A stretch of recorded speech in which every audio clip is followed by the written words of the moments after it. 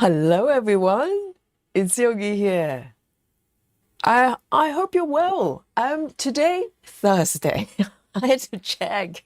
Yes, happy Thursday. In fact, happy every day, doesn't matter which day it is. And how great to see you, my lovely stitchers. And I hope you're ready for a spot of yogi time, okay? Give yourself a little bit of yogi time every day, every day. Okay, it's mandatory. It's mandatory. It's the key to happiness. Okay, and I'm so happy to see you today. And Thursday, what does that mean? It means only two more days, barely, to our marathon on Saturday, guys. Are you ready? Seriously, have you been doing warm up and special trainings and get your sports gear ready? And I am ready. Okay, I'm really looking forward to our marathon here. And so it's going to be on Saturday, okay, guys. And today, for a little bit of a training session, I'm doing this piece. This is one of my 14 counts stitching kits. I've got 4 of them, and I love them all. And 14 count, you know by now, is kind of my go-to comfort stitching. Okay, it's a little bit like comfort food. This is my comfort food. Okay, when it comes to stitching, and this piece is called Grandma's craft shed. Okay, I think previously known to me as Granny's craft room, something like that, but it's pretty much the same. I'm just following the kind of official title for this piece of artwork by, is it Chris Reed? I should know. I need to double check. I have not mentioned the artist's name for a little bit, okay? I think it's craft, no, dear, oh dear. Brain is scrambled. Yes, I think it's Chris Reed, something like that. Okay, and this piece is, look at this beautiful craft room here, as it says on the tin. And of course, most pieces I've got probably have a cat or 2 in it. And this one is no exception. And there's a sleeping little kitten there, right in the middle there. And I just love the color of the desk, that beautiful blue there, and the shelf as well. I cannot wait to get to those areas. And this piece is one of my 14 counts, as I said, and so everything comes to me as a kit. Okay, I got this pattern maybe 3 years ago, maybe a little bit more, and I didn't stitch it right away. I think I got this piece maybe during COVID, and then maybe I parked it for a few months before I actually sort of officially started it. So let me show you my progress here, okay? And today, oh dear, I'm really excited because have a look at this. Today, I'm gonna do minimum to max, okay? There's a little hint on the title of the stream here. And I'm going to focus on this area you're looking at. And if you've been following me with this piece, you probably remember I've been sort of, steadily stitching from the minimum number of colors and building up. And now I only have 2 more colors to go, seriously. And I cannot wait, okay? I would love to finish this blog by today, but who knows, because there are quite a few stitches. Okay, let me show you what's happening here. So this piece, currently I'm on 12.35%. Okay, so way over 10%. I'm very, very pleased. But you know me by now. I don't really care about numbers that much, but it's fun to know. It's fun to know. And the great thing about stitch count and percentage is that it's always going up, unless you have to frog. Okay, hopefully no frogging today, but otherwise these numbers they're always going up, so no biggie. Right, so number of colors here. 52 solid colors plus 3 blended colors. So this piece has got 3 blended colors. So a lot of thought has gone into the charting of this piece. And it's always interesting when you have these kind of variation of stitches. And also this piece also comes with back stitching as well. No French knots, but back stitching. So it makes it just, you know, that extra dimension for the piece. And I'm going to start a new sprint right here. I'm doing it, Susan.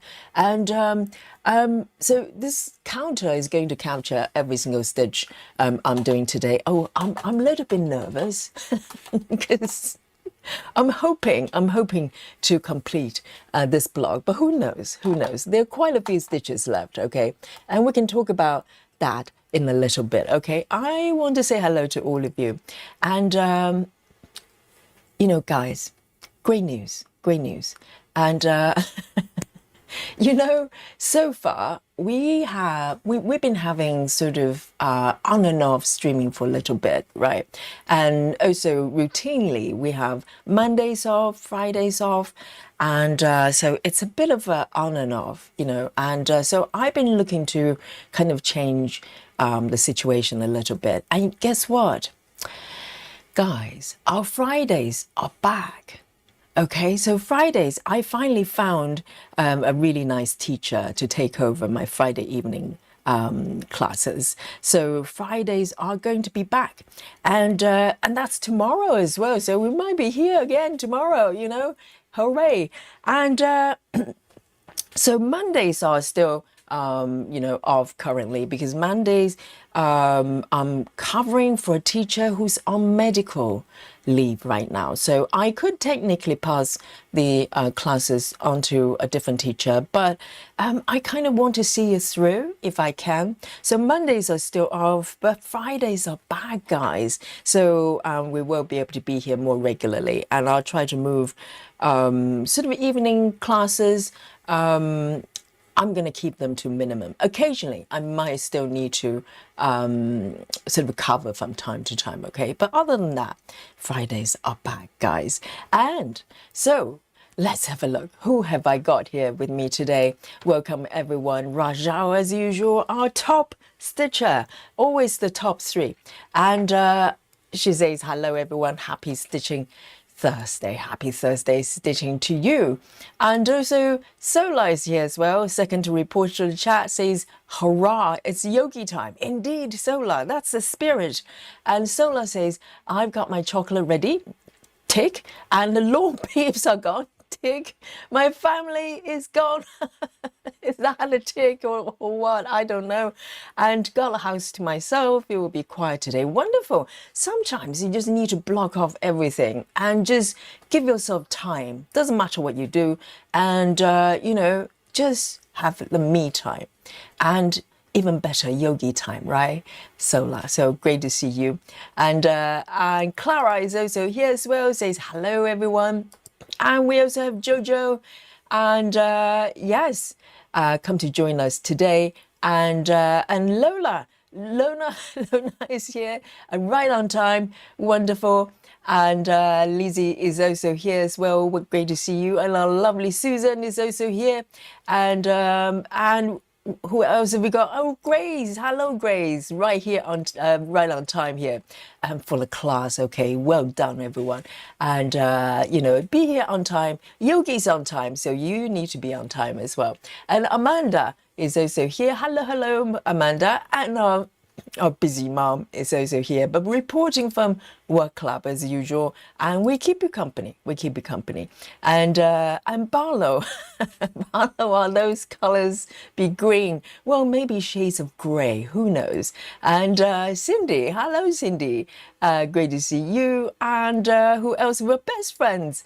And our new member has just joined us. Best friends, hello. And thank you for the support. And who else have we got here? Oh, I'm going to come back. I always forget. I'm going to come back and read through properly, okay? Otherwise, we're going to be here for a little bit. And I want to start stitching, okay? Today, I'm on a mission, okay? Let me show you what's happening here. My plan today, okay? So have a look. So I started this piece from the center, you can probably tell, and this is the entirety of the full piece. And the last few sessions, I've been kind of, can you see this little kitty here? So cute. And last couple of sessions, at least, maybe 3 sessions, I've been focusing on this block here, okay? So I am going to bring on my highlight box. So I have not changed it. It's in the same position. I'm going to lock it. So this area has been my focal point here. And so have a look, okay? So I've been doing minimum to max, and basically stitching from based on the number of stitches from the least number to the biggest number. And I'm down to last 2, okay? Have a look at my thread list here. So both of them are a little bit on the pale side, okay? So today maybe borderline stitching, but it has to be done. It has to be done. This area just happened to have sort of gray colors. This one, 268 stitches. But the thing is, guys, I was probably being a little bit ambitious, okay? Look at the last color, 780, okay? So it doesn't look like that many. It doesn't look like that many, but we're talking about close to 1,000 stitches left, okay? So this is where I am today, and my plan today is to finish as many as I can. But you know, who knows? This method, because essentially there's a very little sort of checking you need to do, particularly when you're on final color. Literally, you don't have to look at the chart, you just fly and complete all the stitches here. And so I you can take a guess, let's see if Yomari is going to visit today, okay? I don't know. I'm feeling positive. I'm feeling positive, and I hope you are as well. So this is my plan today. Let me know what are your plans, and let's stitch. And I cannot wait for the chat as well.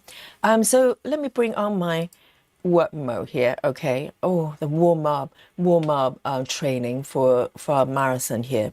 Here we go.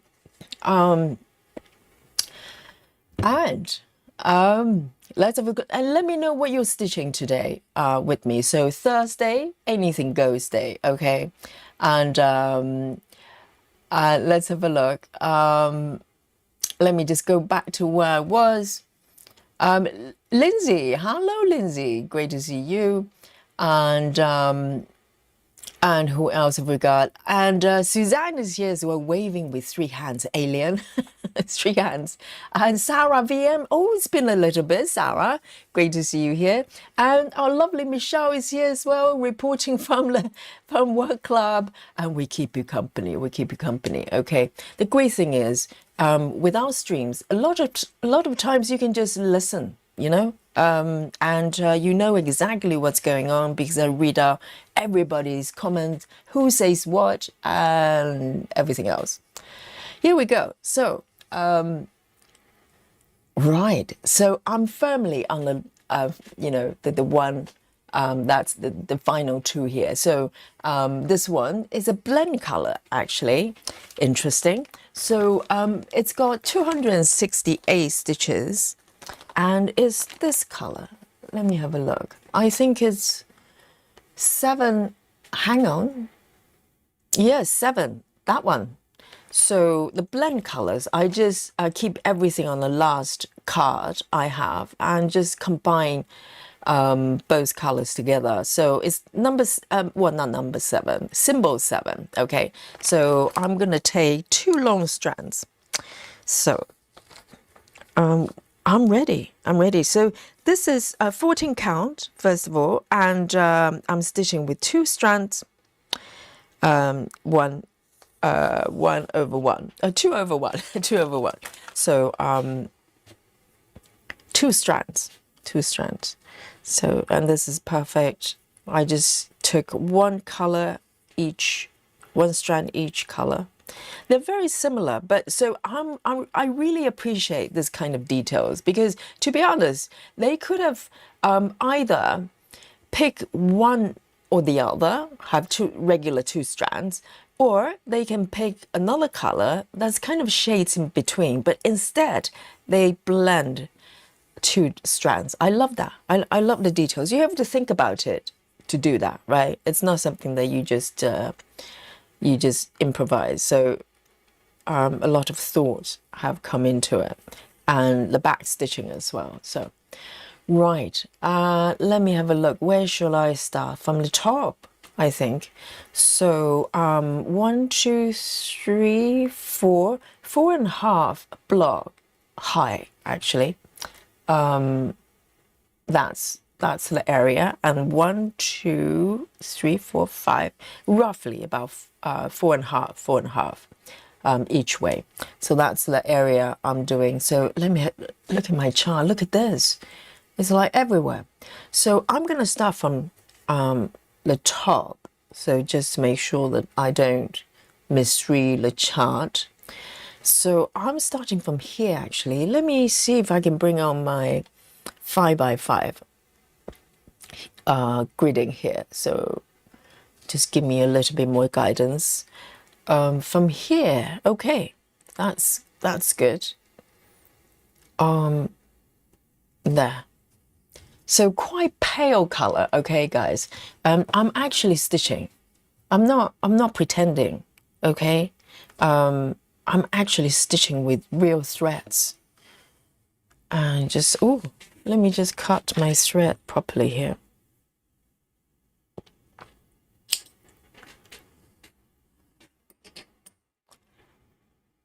And Lindsay says, been winding 50 flossers on bobbins. Wow. So I can start on Once Upon Fairy Tale. 50. So Once Upon Fairy Tale depends on the version you're doing. Probably more than 50 colors, right? We're talking Heaven and Earth and Amy Stewart piece. Minimum 90. So there's a lot of bobbins, Miss Mischief, hello. Great to see you. And Marsha is here as well from Australia, and nice and early. I'm actually stitching, okay, guys? If you have downs, I'm actually stitching with real threads. I know. It's just one of those colors, but it has to be done.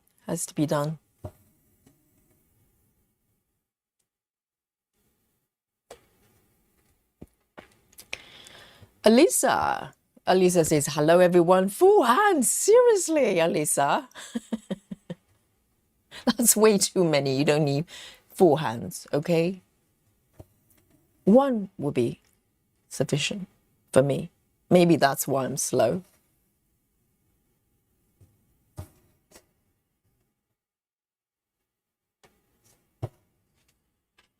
And prior to what is it? Full coverage stitching. And I was pretty much stitching with 1 hand. I didn't even know 2-hand stitching existed until I realized that you could do it 2 hands is a little bit quicker.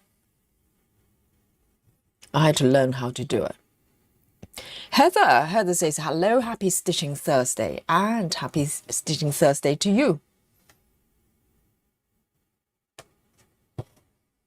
Steve, hello, Steve is alive today, yeah, chilling and stitching with Yogi. Welcome, Steve. Great to see you. And what are you stitching nowadays, Steve? Would love to know. Vaduhi, hello, Vaduhi. And Love Drunk is also here in the chat as well. And Michelle says, Friday was for Mr. Yogi. Yes, so, you know, the plan today. No, Friday was never really for Mr. Yogi, if I'm honest. Fridays have always been a work day, working late day, just like Mondays, okay? And it started there. And because for a while, I was trying to do Friday classes and then come home and then do a later stream. And I was... It was slightly exhausting. So, you know, Mr. Yogi is like, maybe, you know, Friday, you can just take it easy and and we can have a meal or something. So Friday has been a working late day plus having kind of a meal with Mr. Yogi Day. But it doesn't matter because I think going forward, the rest days will be kind of slightly more spontaneous. It's going to be, depends on the occasion. It's not going to be a fixed day. I think it might work better for me and us as well. So occasionally, if Mr. Yogi says, can we go out for a meal? And we can do that. And I will let you know when that happens. And also, we still have Monday as well. Mondays are still, after the classes, I'm free as well for Mr. Yogi. So that's the situation. So the rest days are going to be, not random, but from time to time. Okay. But I I would love to be able to get back to more regular stitching because it's been on and off, and I talked about this before. Streaming requires a little bit of rhythm, I think for the audience as well, for you guys, but also for me as well. On and off is actually harder to do. It's strange, I know, because if I just do it every day, it feels like it's just one of those things I do every single day. And you don't even think about it. But if it's on and off, I have to check with myself. Is tomorrow on or is it off? Or, that actually takes a lot more effort. So let's, we can flow with this and see how it goes. We can always modify.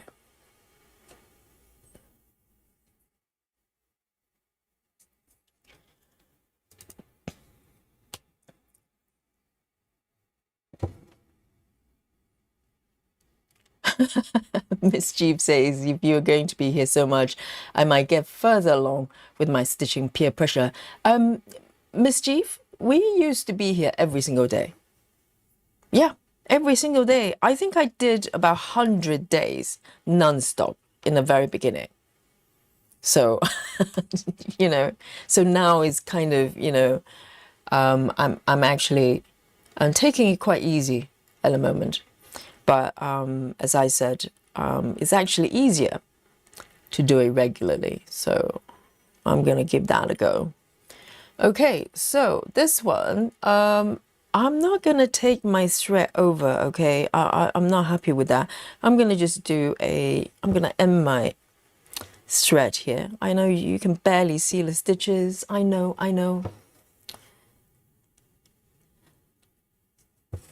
And I'm actually stitching okay. Hi, Joyce. Great to see you, Joyce. And yes, best friend says, I'll watch tomorrow on my road trip. Oh, you're going on a road trip. How nice. Let me restart here. I like to end my thread, and then if I need to take it a little bit further rather than carrying my thread through. It makes me nervous.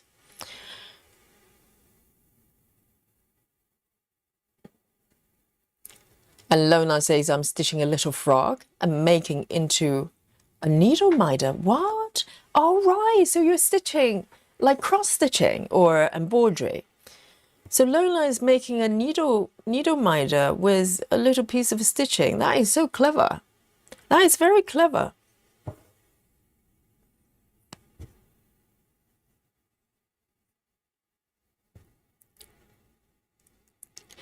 And best friend says, I've got to see your members stream on the 100 Dinky adventure in geometry and ended up getting a pattern. Oh, that's lovely. Yes. So that's the black work sessions we did, and we were fascinated. I discovered what black work was from the chat, actually from one of the members' streams. and it kind of just stuck with me, and I really wanted to try. And I was browsing around for patterns, and there were a lot of free patterns, you know, but for some reason I just fell in love with this one, the 100 little you know, really cute geometry sort of patterns, really, really nice. And from the Etsy shop that I cannot remember the name, but they kind of specialized in this type of patterns. Yes, that pattern is beautiful. I'd love to go back to it and do some work, the black work. I really enjoy it. I really enjoyed black work. I love back stitching, but you know, black work is all about back stitching and runner stitching, double running stitching actually. Solo is working on stitching Tree of Life. Oh, I did not finish best friend's comment. She says, I plan to show off in my geometry classes that I teach. You teach geometry? I didn't know there was this type of classes. Yes, that is beautifully designed, isn't it? There's something about human eyes when things are sort of even and equal and balanced. We find it very, very pleasing. That's why everything pretty much around us are symmetrical. And you rarely see anything lopsided unless it's deliberate, you know, some sort of design thing. And everything's balanced, everything is on stable foundation. And that's why iPhone is weird, because iPhone, if you lay it flat, it wobbles. And that's a huge, huge design flaw that they cannot resolve, you know. And nothing should be wobbling, because if you look around any object, man-made or nature-made, nothing wobbles unless it's there, you know, unless it serves a kind of special purpose. Everything is balanced, stable, and symmetrical. Everything. Because it's pleasing. Best friend says, I'll be stitching over my Zelda one here shortly. Best friend, I saw your post on Facebook, and there are two versions. You're quite smart to choose the small one, because the larger one looks like an epic journey. It would take years to finish, but I like the smaller one as well. It's quite sweet. Let me just 1, 2, 1, 2, 1, 2, 3. I'm actually stitching, okay? I'm not doing air stitching. Well, kind of air stitching, but I'm actually stitching. It's not like air guitar.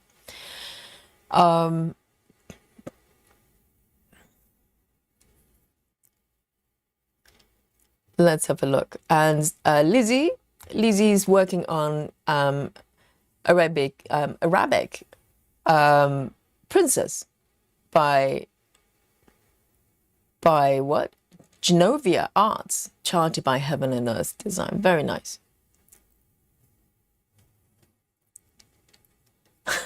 Grace says, Yomaru is waiting in the wings. Who knows? Who knows?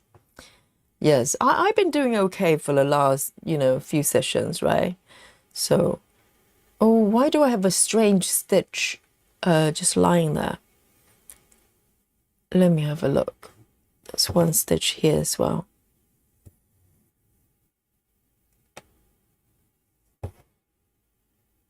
And, you know, this fabric, this Ada, actually has a slight blue tint, would you believe? You can't see it, and because of the lighting, but it's actually slightly blue. But it doesn't really help that much when it comes to this kind of color. Susan is doing Christmas truck. Yes, Christmas all the way for Susan.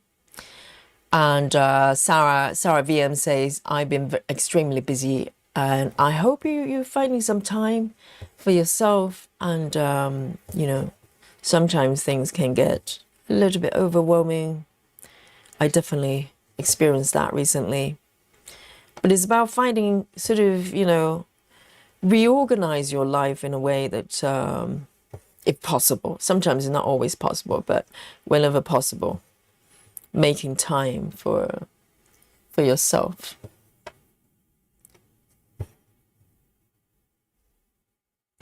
Monique, hello, Monique. And Lucy is here as well. Great to see you, Lucy. Says, hi, Yogi and everyone. I watch your web parade one. And you spoke about Charles Wysocki and a great kit you were working on. So I went to eBay and bought a few full coverage Charles Wysocki pieces. Oh, are they from Dimensions? Or maybe they're charged by other companies as well. Absolutely fascinating artist, isn't it? I mean, he's got very different style. The pieces I've got, Maggie and Max, they're very colorful and they're very specific in that style. But he's got something, other pieces. They're so different. I'd love to see your selection. I mean, Lucy, you're going to be very busy, okay? Lucy's got some new projects coming up. All right, let me find this one. You seriously cannot see the stitches, okay? You're not imagining it. Yogi is stitching, okay? And I've got 240 of this color to go.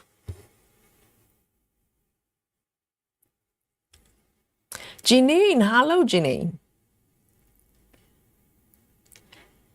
And Janine says, I'll be lurking while I drive home. Yes, safe driving, safe driving. If you need to, text anything, you need to stop the car, okay, Janine? Suzanne says, waved and then fell asleep in my chair. Yes. It happens.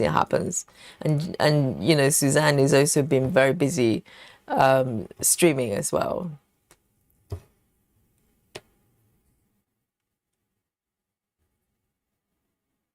Maddie, hello, welcome back. Maddie says, I did 308 stitches on Fierce Mini Beauty today, just hit 8K. See, this is the Maddie I remember, not the Maddie that had not stitched for 3 months. Yes, Maddie says back to working on custom beaded keychain orders now. Oh, so I think Maddie's got a craft business going on there. That's why. It's work and play balance, right? And it's great to see you sounding so enthusiastic and happy stitching.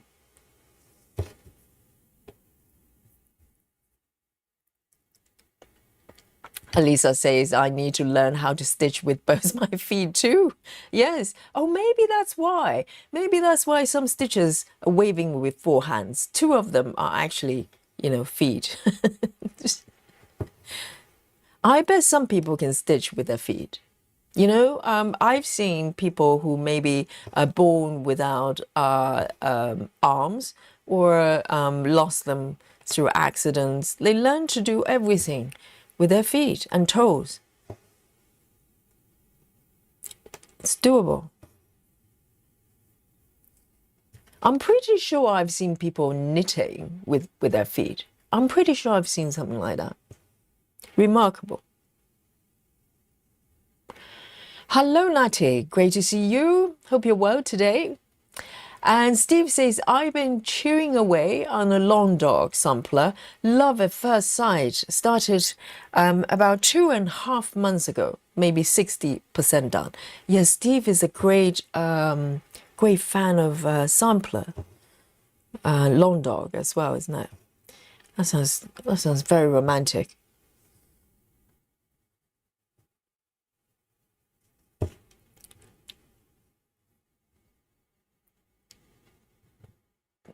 And Lona for the needle minder, Lona is cross-stitching the frog.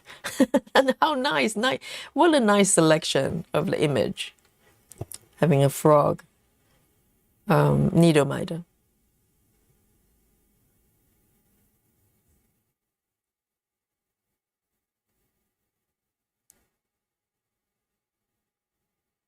Wow. So best friend is teaching geometry and algebra. So are you teaching school kids? What age are the students? Fascinating. And Natty's working on winter perch. It's snow out. Yes, now it's gradually moving to everybody starts stitching Christmas kind of themed patterns. And there's a lot of Halloween, I notice. A lot of Halloween patterns going on there.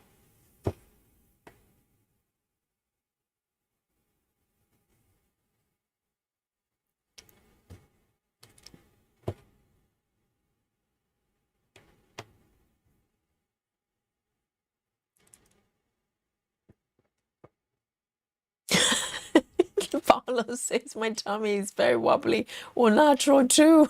Yes, but I bet, your tummy is probably symmetrical, right? It's nothing, it's not lopsided, I hope, not Paolo. Too much information, you don't have to share. But I think nature is designed in a way that is pleasing and also balanced. It's just the way it is because we're happiest when everything is in balance.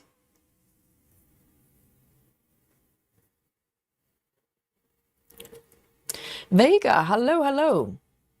And Renee is here as well. Walk away, Renee says, hello, I'm starting my new stitch today. Right now, set up my Lowry stand. Yes, Walkaway has a new project after finishing the Sad Girl. Really beautiful piece. I hope this piece is not as sad for a change. It was a very emotional piece.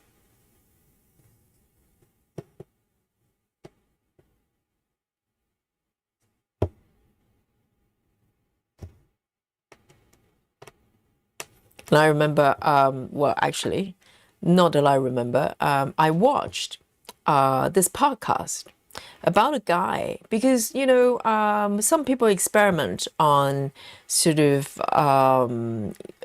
DMT and stuff like that. I know nothing about, okay? I'm just quoting what I learned. And there's this guy, I think he's more like a psychologist of some kind or behavioral kind of expert or something. I'm going to take another piece. I already finished 2 long strands.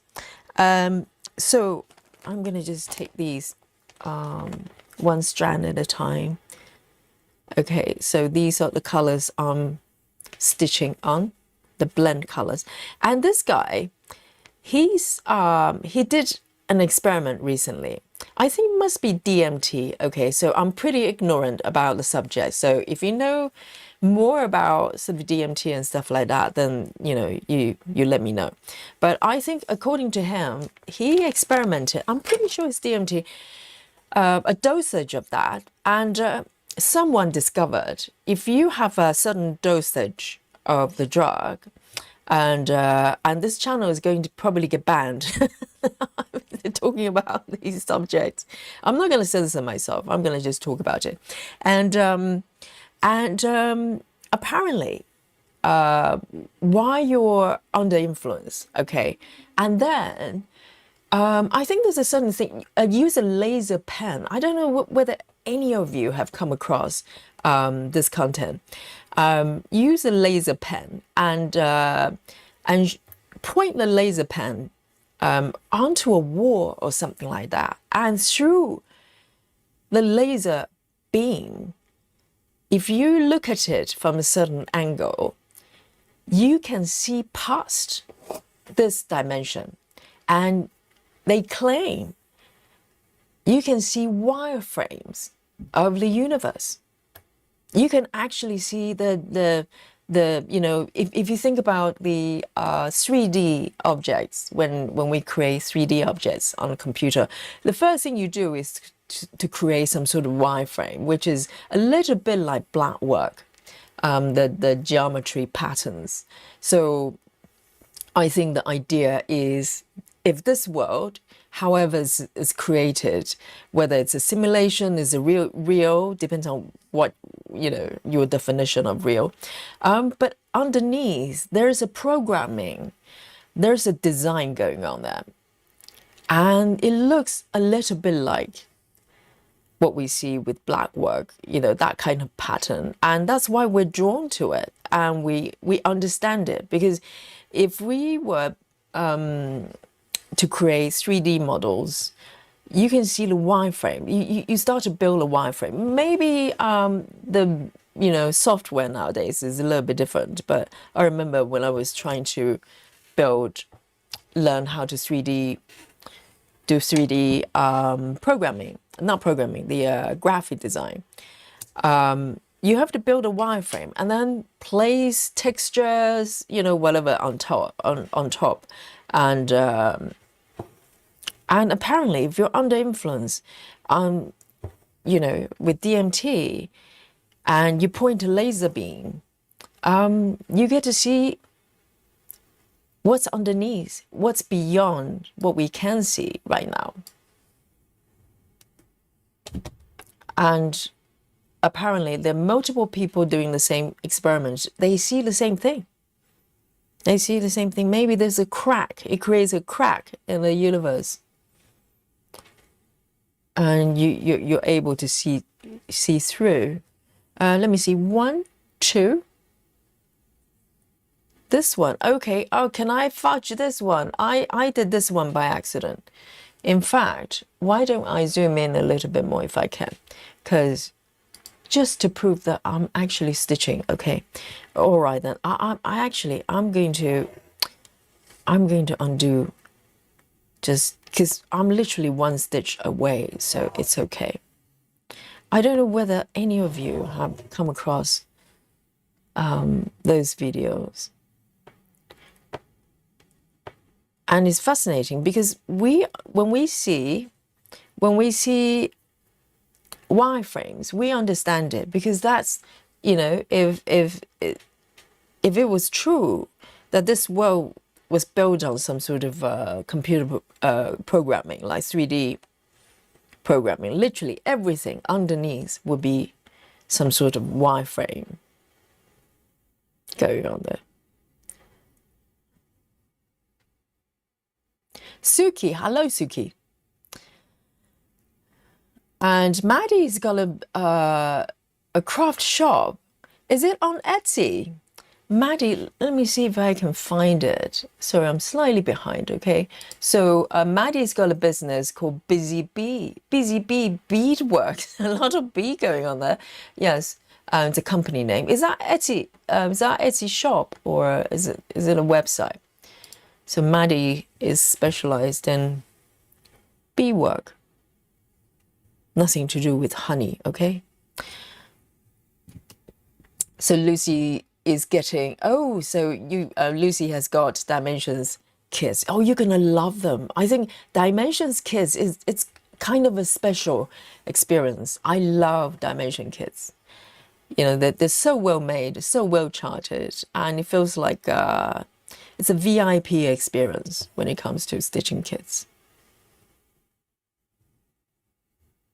Hey, Gayla. Gayla says, happy summer days, everyone. Well, luckily, London has been cooling a little bit. I think UK in general. Oh, a couple of weeks ago, it was impossible.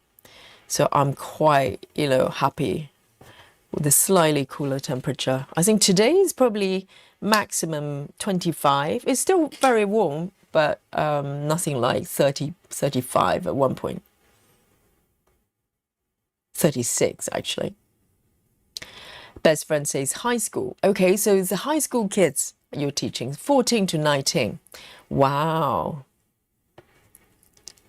The attention span isn't great with that age. So well done you. I teach grown-ups, when I teach yoga. I can't imagine teaching children. So for yoga teachers, if you want to teach kids, you have to get special training, because there are, you're dealing with very young human beings. But I don't think I've got it for that. I don't think, it's for me. You need a lot of patience. Alison, hello. Says evening everyone, working on Sugar Skull shelves, which I started yesterday. Hey, new release. Oh, Sugar Skull. Well, I like the sugar bit. I'm not sure about the skull. Skull. Is that Halloween themed? Is it slightly scary? It's always exciting to have a new project.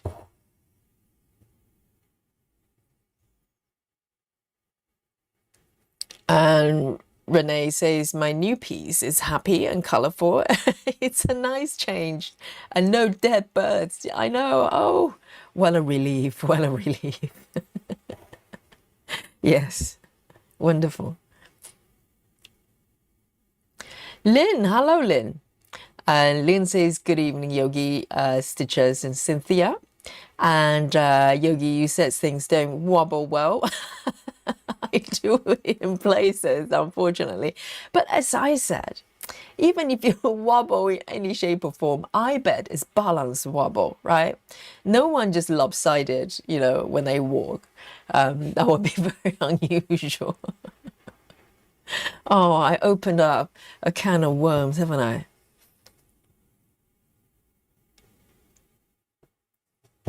Now everybody's claiming they're wobbly. Sarah, hello. Great to see you, Sarah. I hope you're well. Everything has front and back. Everything, we have night and day. Everything's got the opposite, but also balance at the same time. We have two legs, two arms, two eyes. Okay, one nose, but two nostrils, right? And either if you have something that's right in the middle. So our nose is right in the middle of the face. The nose is not on the side. And we have two ears and two eyebrows, etc. Everything has that symmetry and balance to it. And it's like that for very good reasons. Very good reasons.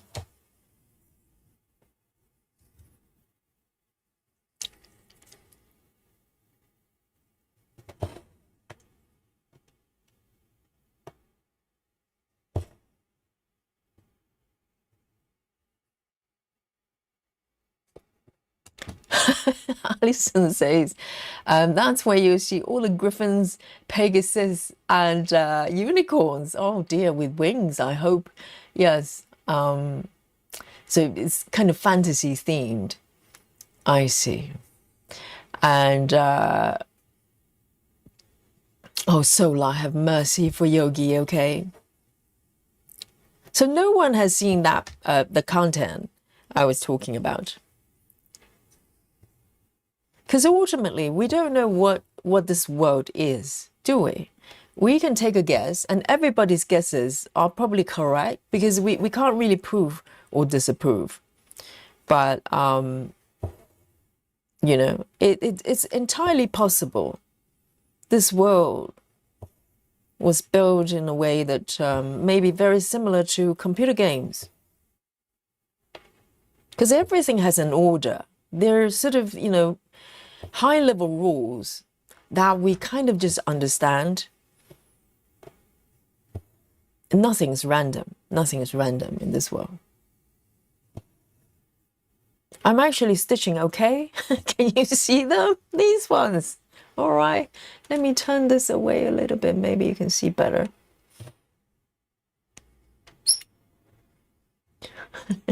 I can zoom in a little bit more, but I don't think that's going to help.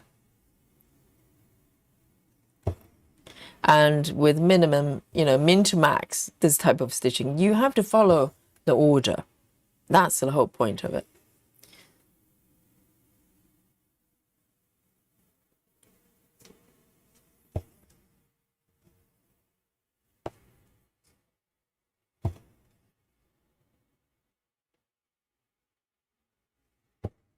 I'm really enjoying this, actually.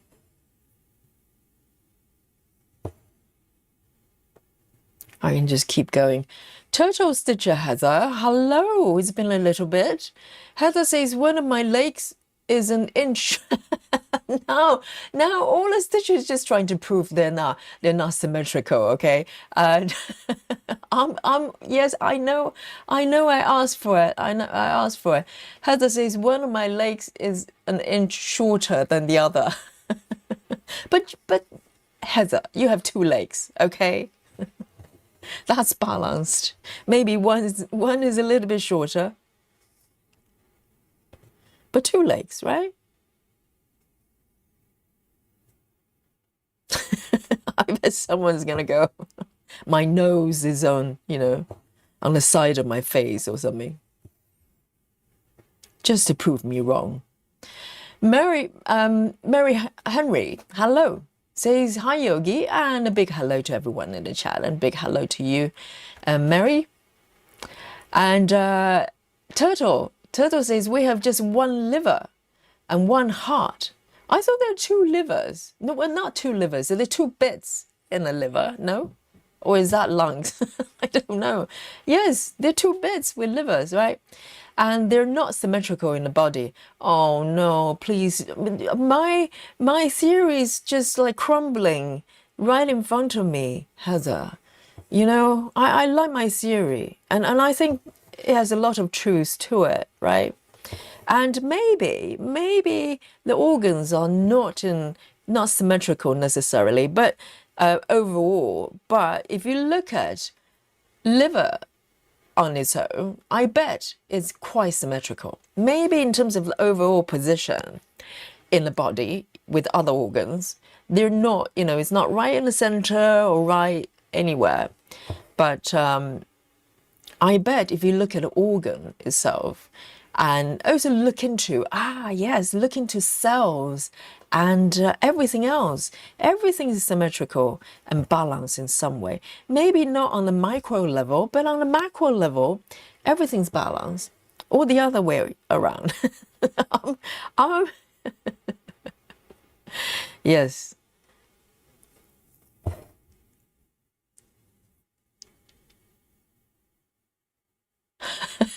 Lucy says, Yogi. Now, Lucy, very, very naughty.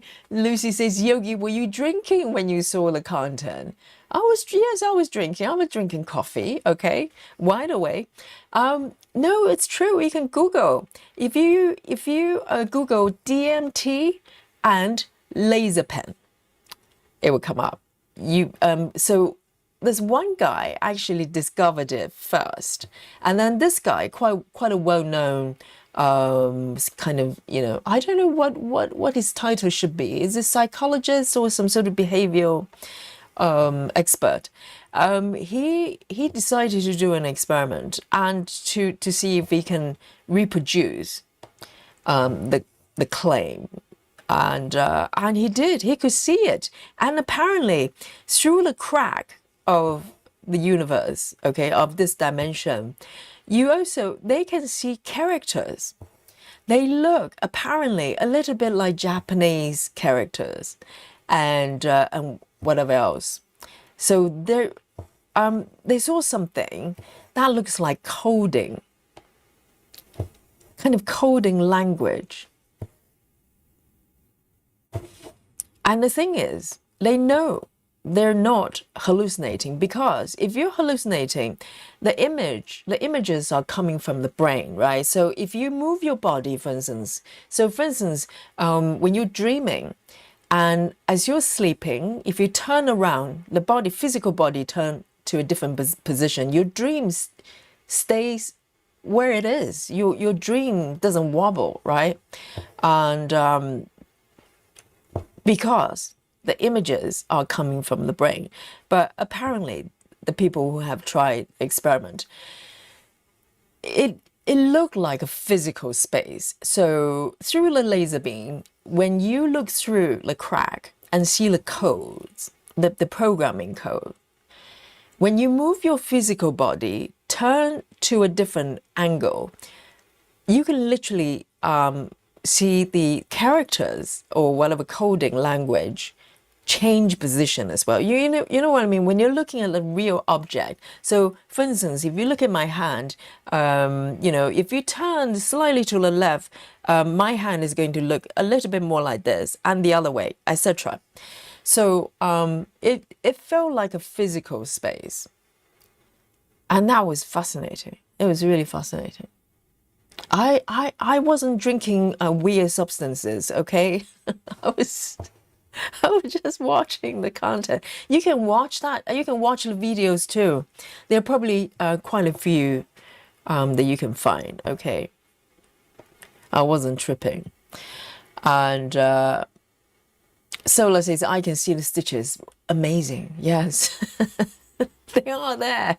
They are there.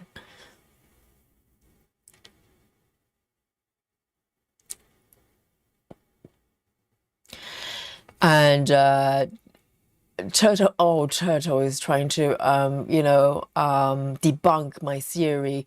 Turtle Heather says the liver is not symmetrical, neither is the heart. Well, I'm sure there's some sort of reason for that, you know, because those organs are essentially kind of functioning tools, aren't they? They're designed to perform certain things like pumping blood for the heart, going through the veins, etc., to circulate the blood, a little oxygen around the body. And liver as well is performing a very specific action. So maybe they need to be in a very, specific way in order to do those things.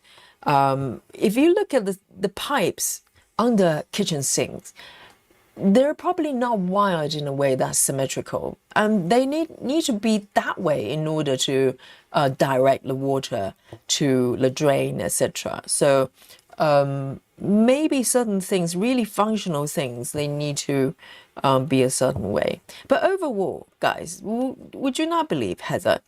Do you not agree? If you look around, let's say any man-made object you can see with your own eyes around you, anything, there's a balance to it. May or may not be symmetrical, dead on, but most things, if you place it on a flat surface, it's stable.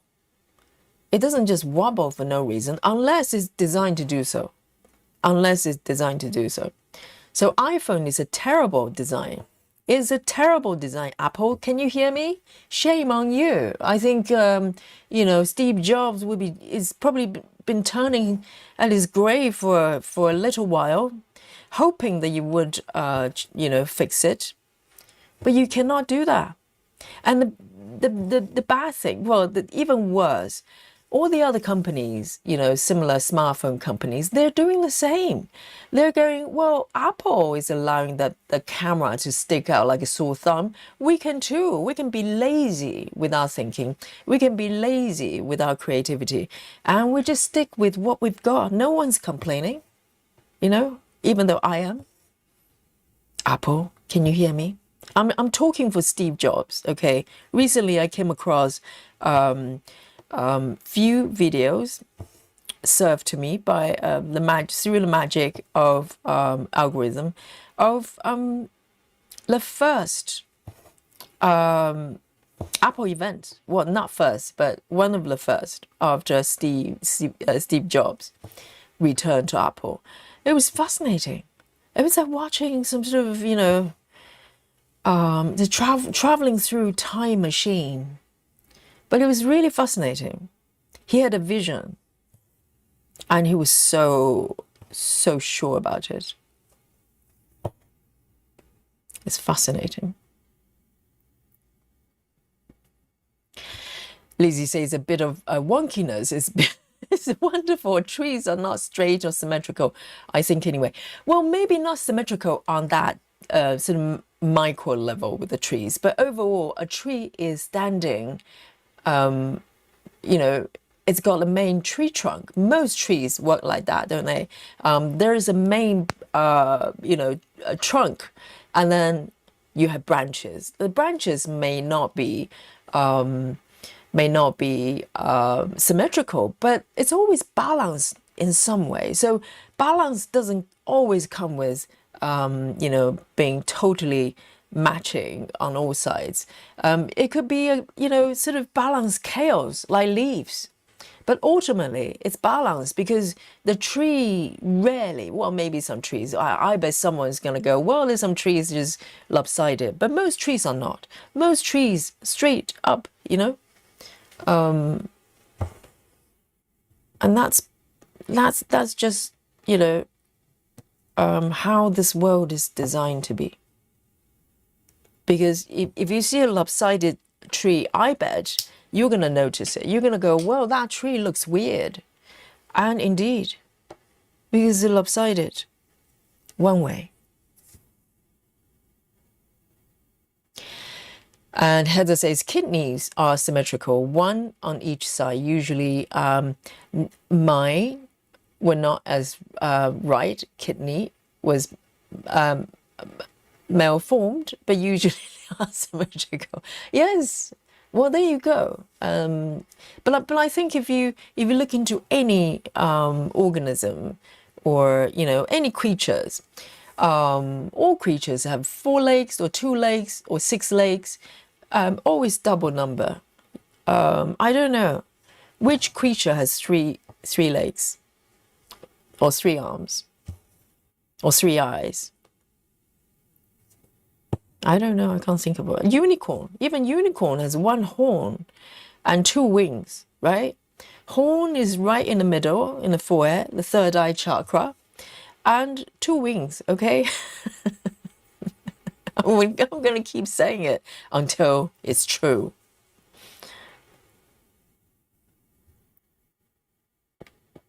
Oh, Sarah, I knew it. I knew it. Sarah says my mum was born with 3 kidneys. Is it true? Serious? Well, but then it's rare. If it's 3 kidneys, you're probably going to notice. It's oddity. I'm sure it's still working really well, but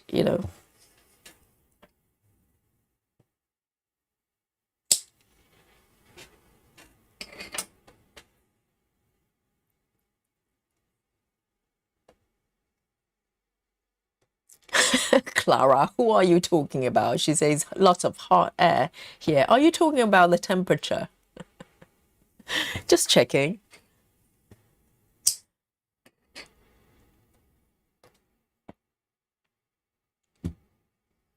Lucy says, I think our bodies work like a well-oiled machine, definitely balanced. Yes, but the body is really well designed. Really well designed. Everything is there for a reason. And everything's connected with everything else. That's why it doesn't make sense when you go to a doctor and they kind of break apart human bodies to different departments. Everything's connected with each other, but if it goes beyond their specialized area, they go, well, I'll refer you to another person, and you start again. But the whole thing is working together.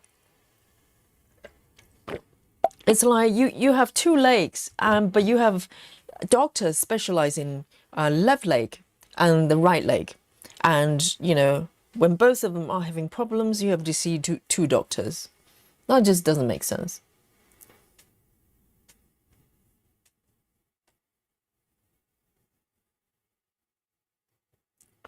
And I've got a few more here in the middle.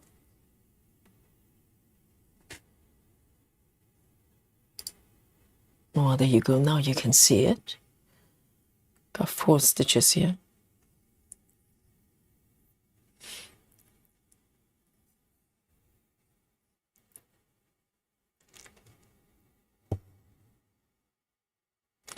Lizzie says, I knew the Japanese makes everything. Why not the Earth? This will be some Doctor Who episode. Well, they didn't say it was Japanese. They looked like, I think they did, because they didn't know what they were. So they just tried to describe it, kind of looking like those symbols,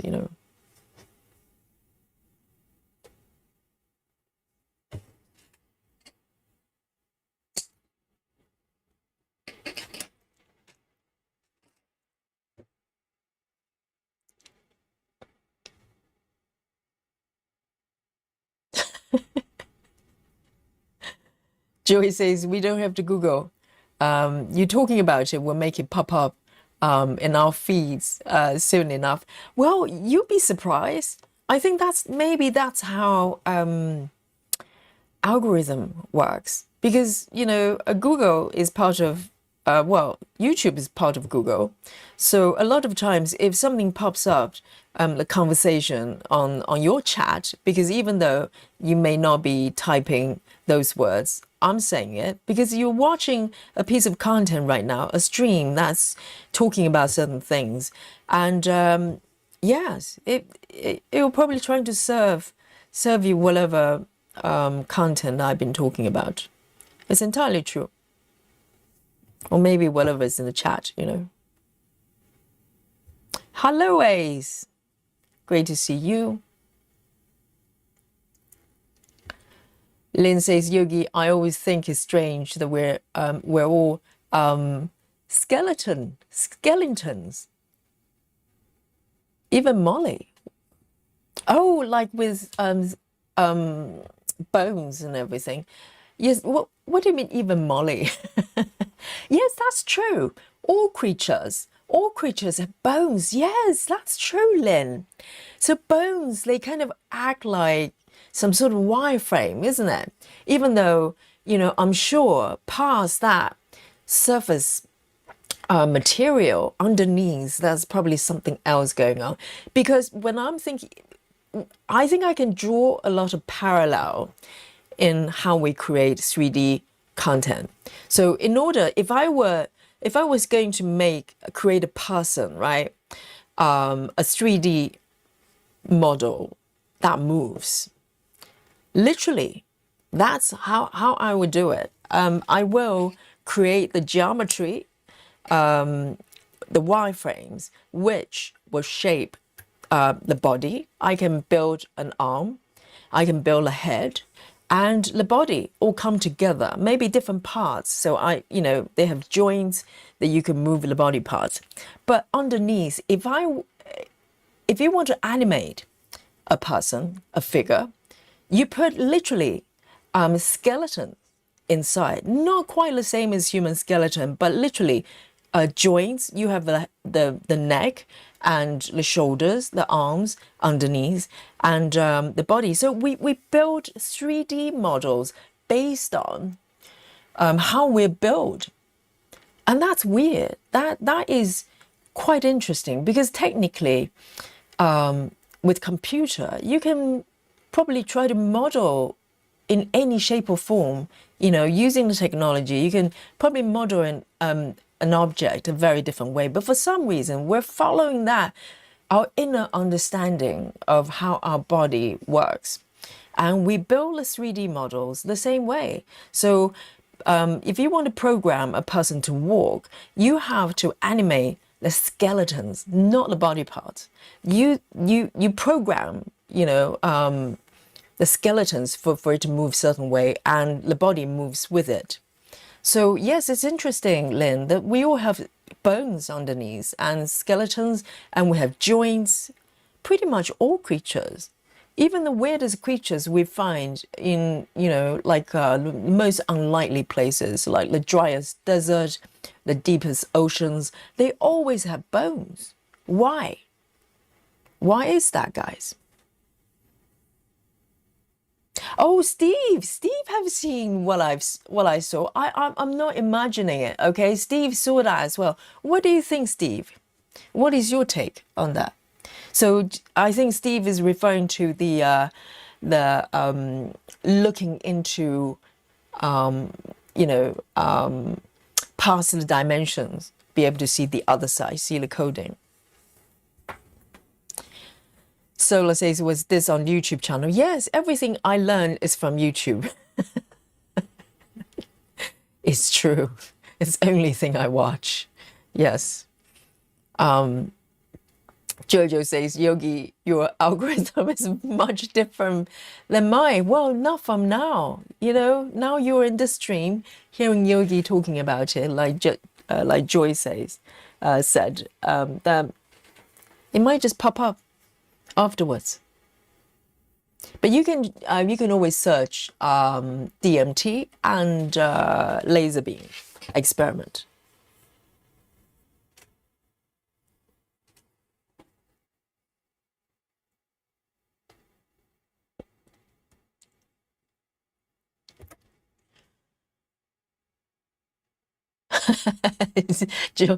Suzanne says, this is why we don't use Apple. My phone lays flat. Really? But I saw there are a couple of other phones, smartphones. They start having protruding camera as well. That is so bad. No designer is going to go, hey, that's fantastic. Let's just, create this piece of beautiful product that wobbles, that doesn't lie flat on the table. I mean, who does that? Seriously. And I will never stop complaining until they change it, because I'm doing it for Steve Jobs, okay? Steve Jobs, rest in peace. I will fight for you. Steve Jobs is like going, what are you playing at? I've only been gone for like, how long has it been gone? 15 years, not even. This is what you're doing. You're destroying my legacy.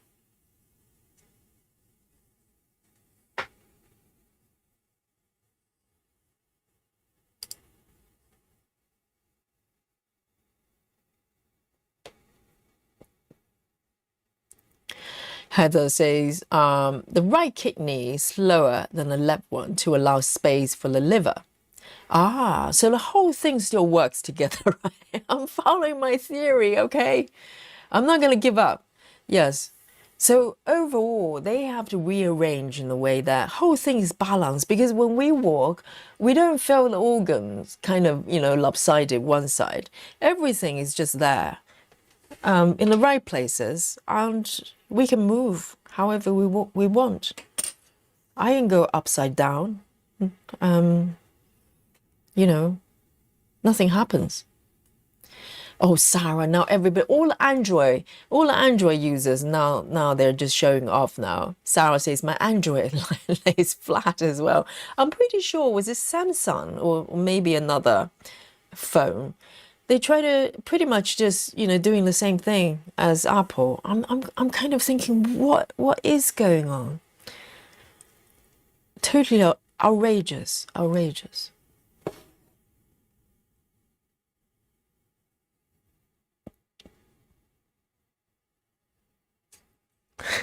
So is the temperature Clara is talking about.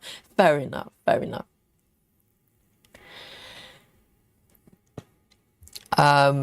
Renee says, I thought I needed a doctor for the hand department, but my doctor said it might be my neck.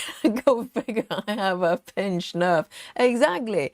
So, you might have a pinched nerve in your around, maybe back of the neck, but sometimes it manifests on a different parts of the body. I remember I had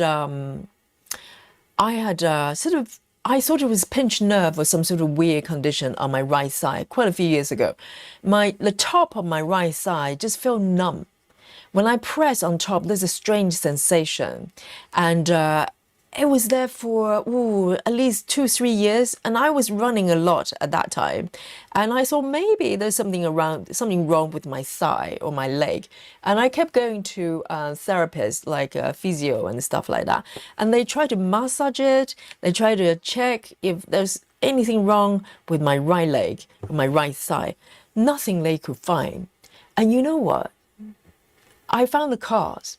I saw a YouTube video, I'm pretty sure it was a YouTube video, someone talking about nerve kind of, not damages as such, but kind of pinched nerve sometimes in the back of the spine can create problems for legs, for kind of weird sensation on the thighs or other parts of the body.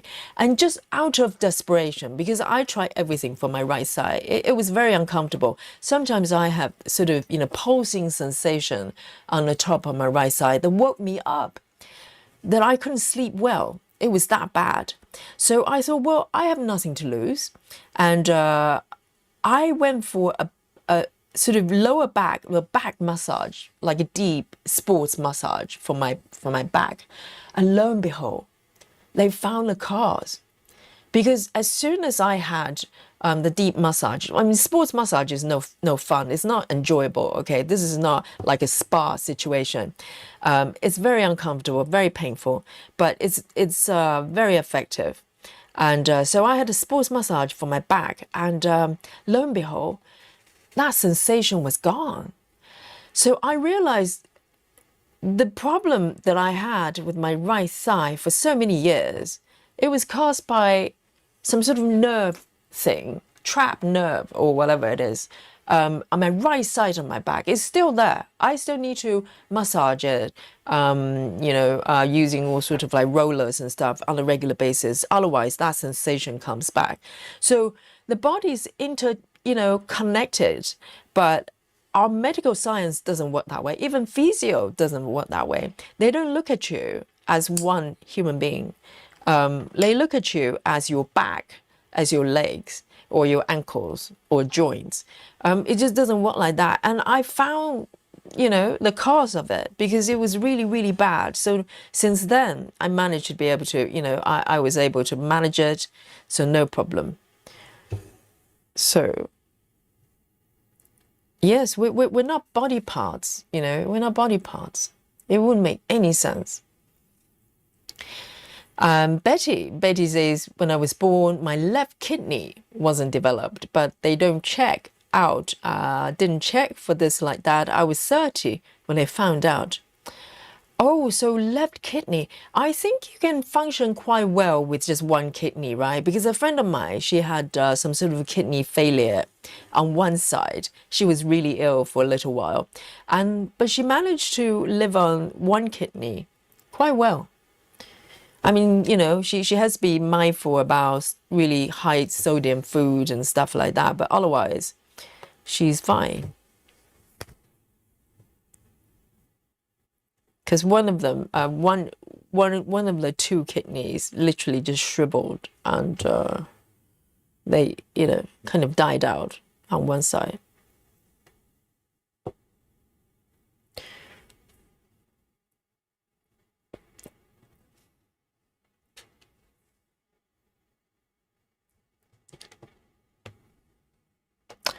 Sola is saying the same thing to Renee.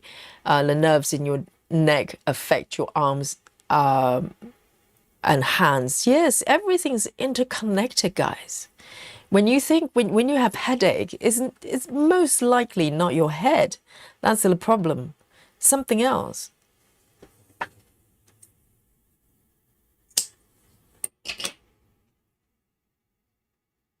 And I don't know when the doctors are going to realize that, because they're trained in a very specific way, based on a certain way of looking at human body, and it's very difficult until the medical education changes. We're a little bit stuck.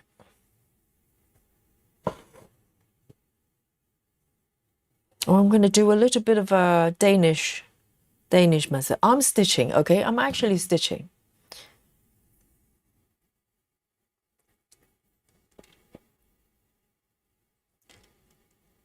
Betty says, yes, my husband has something going on with a couple of his fingers.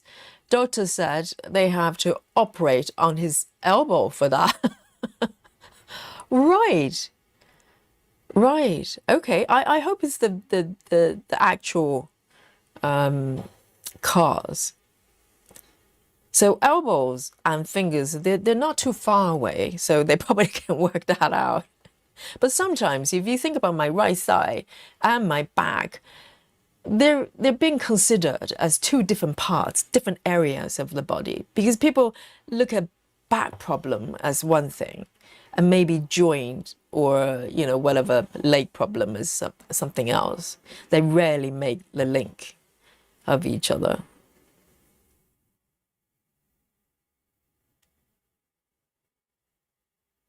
Clara says insects don't have bones. Do they not have bones? But do they have some sort of skeletal thingy, some sort of inner structure?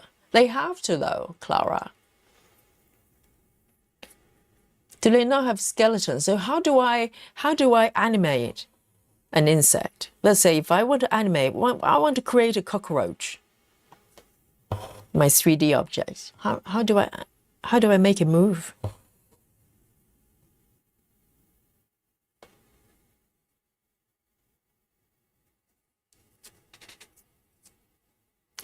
Best friend says, odd question, but does anyone do anything with the nipped threads?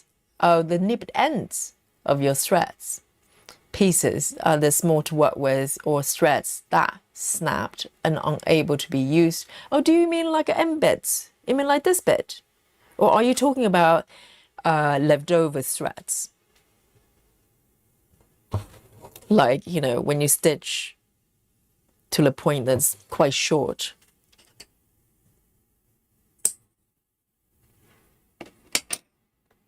Good evening, Rachel.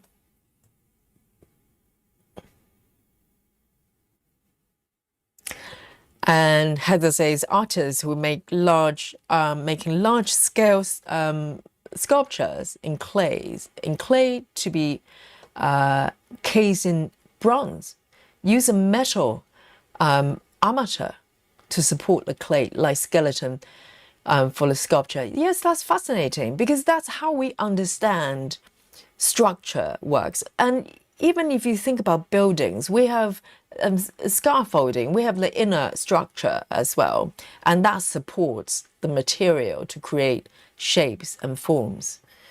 So we have the deep understanding that's, you know, instinctive that we have. And where does that come from? You know, it's coming from maybe there's a deeper understanding of how the universe is structured without actually knowing. It's kind of beyond knowing. That's instinctive, you know, kind of knowledge.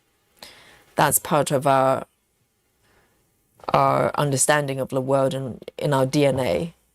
You know, when creatures they're born with DNA with what is it called? Genetic memories, and that's built in, and it helps them to navigate the world. You just instinctively know how things work without having to learn how to do it.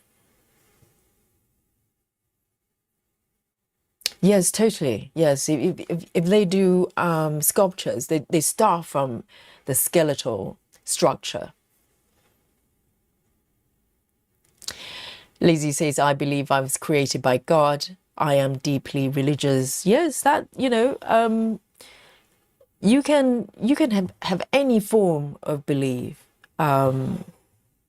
because that is, I think religions ultimately is the outer layer of what it is that we believe in, because there are different forms of religions, and they can't all be correct, but maybe they all are. They're all coming back to the same place, and we just give them different labels, give them different interpretations, but ultimately they're coming from the same place. Any form of beliefs.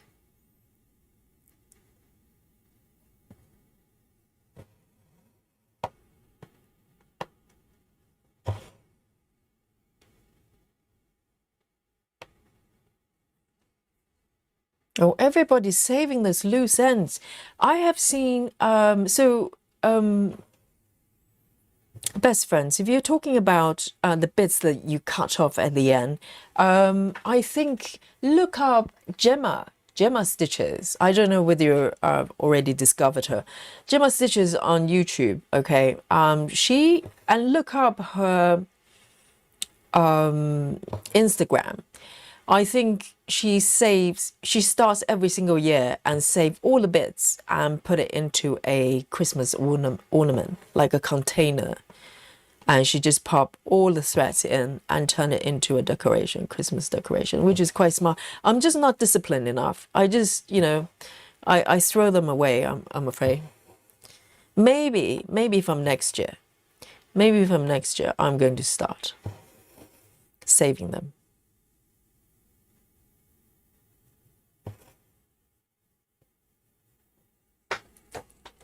Let me take a sip of my coffee.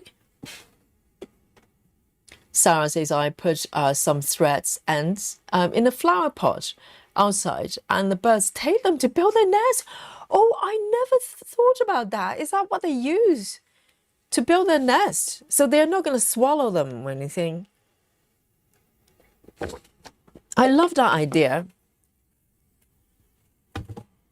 Because I have seen another video on YouTube. Okay, I'm sure somebody left cotton wool, kind of, bits and pieces on the window for their local squirrels to take home and to build their nest. I wasn't too sure about that. I was worried that because it's kind of artificial material, I was worried that they might swallow it or something. But otherwise, it sounds like a very nice idea.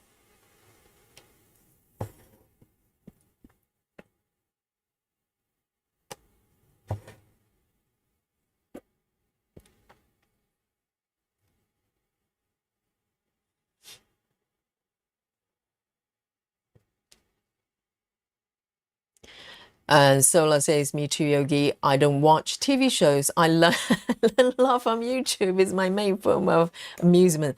Yes, it's my main form of amusement, information, and everything. Because to be honest, I talked about this before. I stopped watching news and everything, about it.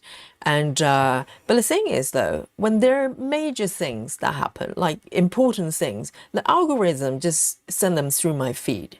So it's unlikely I'm going to miss anything, but I can filter out a lot of garbage, like repetition of political news or whatever thingy they want to brainwash you in. So I have that choice. I think if there's like an alien invading the world situation, then I'll probably know about it. It would just naturally come through my feed. And there's so many things you can learn from YouTube. And the other day, well, a couple of weeks ago actually, because the Mr. Yogi was playing with the PlayStation 4. I can't remember which game he was playing, but the controllers, sometimes it traps dust and everything, like particularly if you have cats. The cat hair and fluffs can go into the controller, and it can cause the controller to behave funny, like you start to drift and stuff like that when you're not moving, etc. So I was looking up sort of maybe there are ways you can fix it, etc. And I came across a really good video on how to open up the controller completely, take it apart, and then clean from the inside out. And I did it. I was so proud.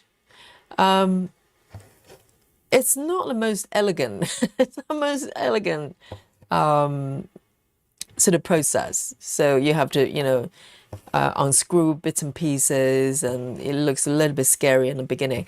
But I managed to fix it for Mr. Yogi. Oh, I was so proud of it.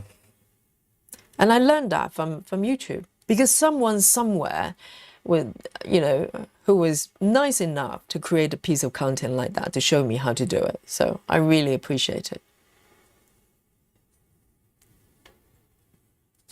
And particularly during COVID, I remember, we were learning so many things, how to fix things, just by watching YouTube videos. It was, godsend. Best friend says, my 13-year-old was making fun of me for putting them into clear glass Christmas ball ornaments and putting the date on them, adding them to my Christmas tree. Not at all. How dare him? Bring him in front of me. I'll talk to him. It's beautiful. It's like a whole year of stitching, right? It's the, basically evidence of you been stitching. It's lovely. Yes, that's precisely what Gemma from Gemma Stitches she did, and I thought it was so lovely. And also you get to look at sort of different colors as well, because she had been stitching pretty much the same piece, and you can see the color palette just through the bits as well. And I think if I were to do it, maybe from next year, the colors are going to be so diverse because I've got a lot of colorful pieces.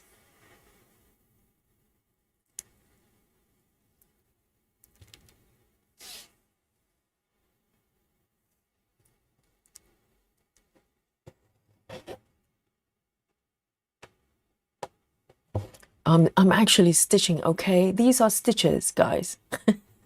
It's true.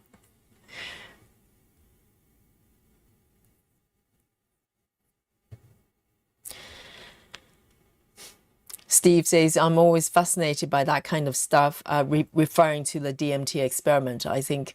And he says, but don't really know what to make of it.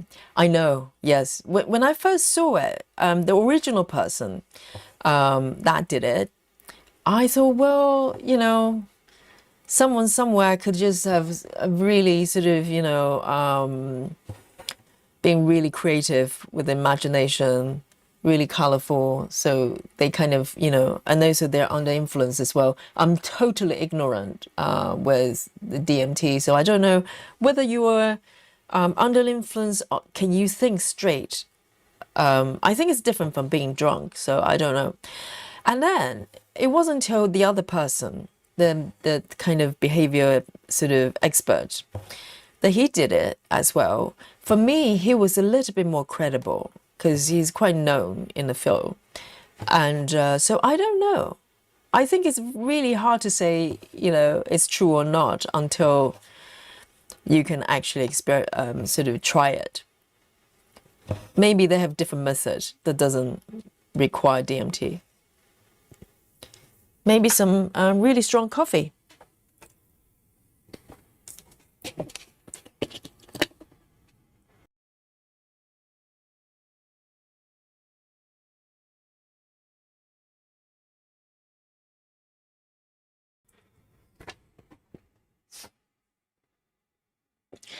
And Sola says, I will always be grateful to Apple for coming out with the first smartphone, but Samsung came out with S5. I was hooked on that one. Really? Why is it so good? I've never had a Samsung phone, but I do have my current tablet that I am doing artwork with. It's a Wacom, but it's Android based. So I had to learn a few things about Android. I did have an Android tablet, but I really only use Pattern Keeper for it. So I didn't really play with it that much.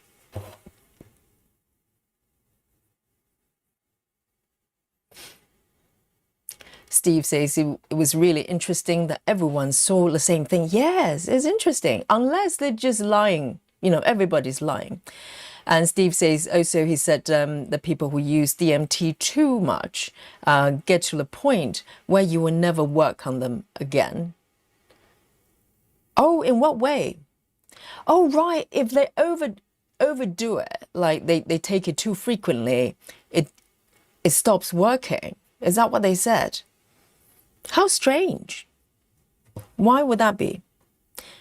Maybe your body just get too accustomed to it. Maybe you just need to be at, you need to be at that kind of sweet spot.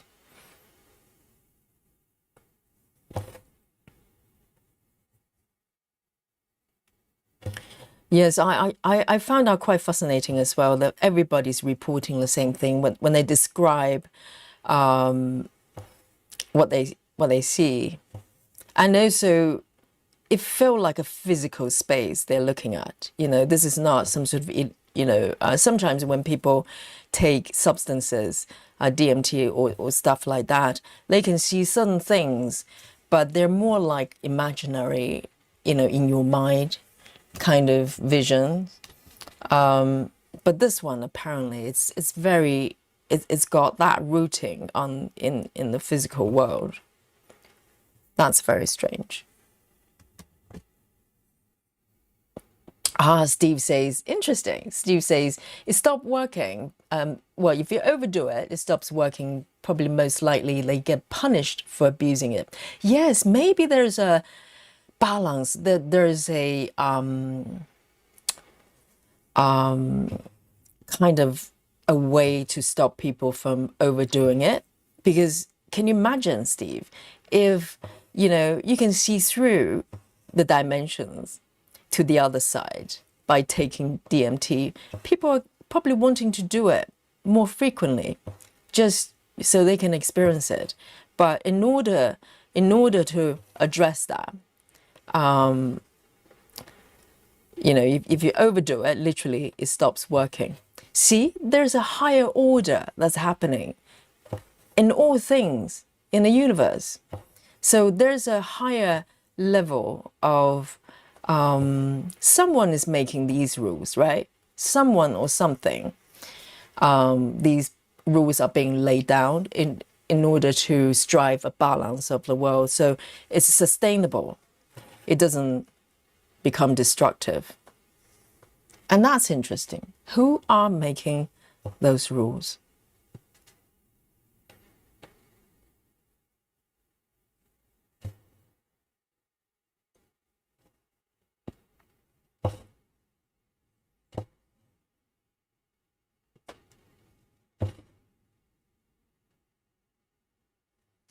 Yes, I know. These are stitches. Can you see that? Seeing is believing.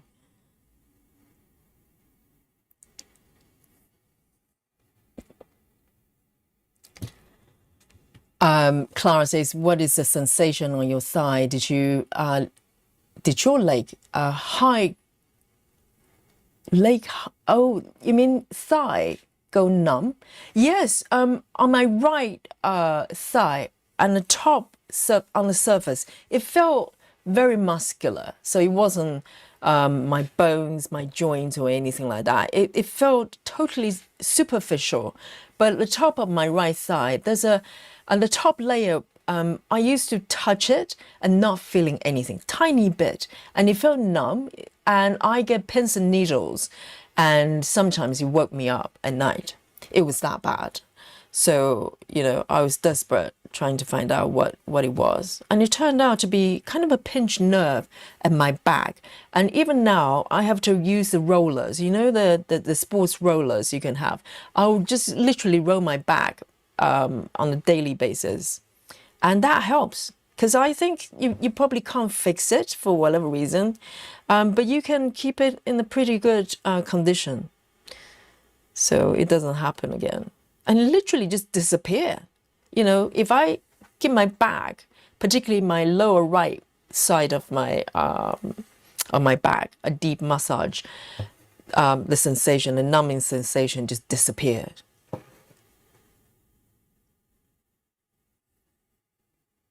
And no doctors could figure that out.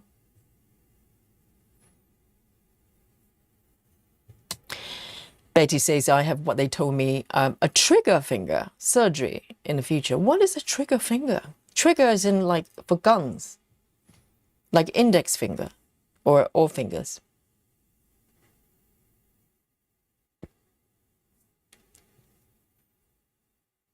So I like the way you describe it. Sola says, I had a friend, brackets, really cute guy. That's an important bit of information. Sola says he had to be careful or his kidney could start hurting too much coffee. Oh, with too much coffee? How much does he drink? That's hurting his kidney.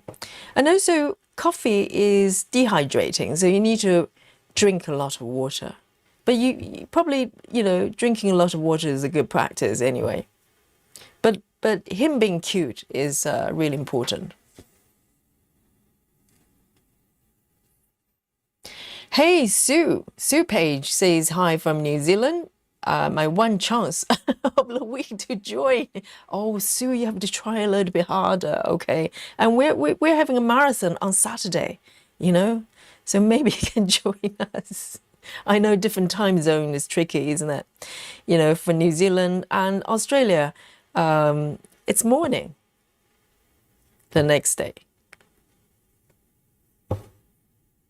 But we have many Aussie and Kiwi stitchers here in the chat.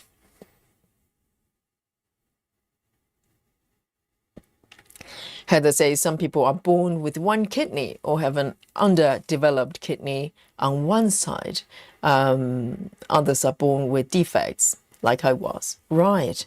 Yes, but human body is amazing, isn't it? It doesn't matter what we're born with most of the time, not always, but we find a way to work with it. Like I said before, the people literally are born with no arms. They can use their feet, their legs to do many things.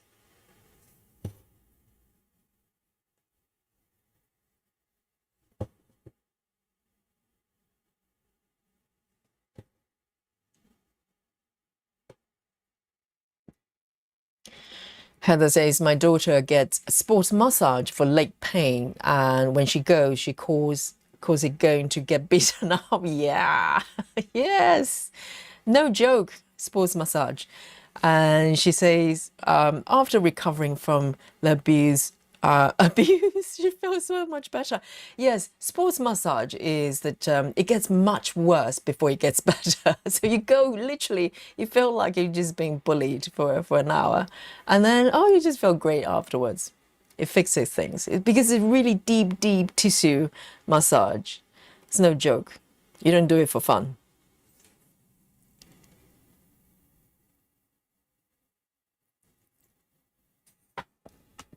Fractal. Okay, Rachel. Yes, that's the word. That's the word. It's like, I'm whatever you call it, it's a little bit like wireframes, right? Rachel says fractals, Yogi, or fractals, smaller patterns with larger ones. I know.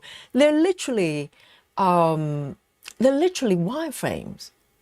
Wireframes. That if you look at a computer model, I keep drawing the parallel to computer modeling because there are a lot of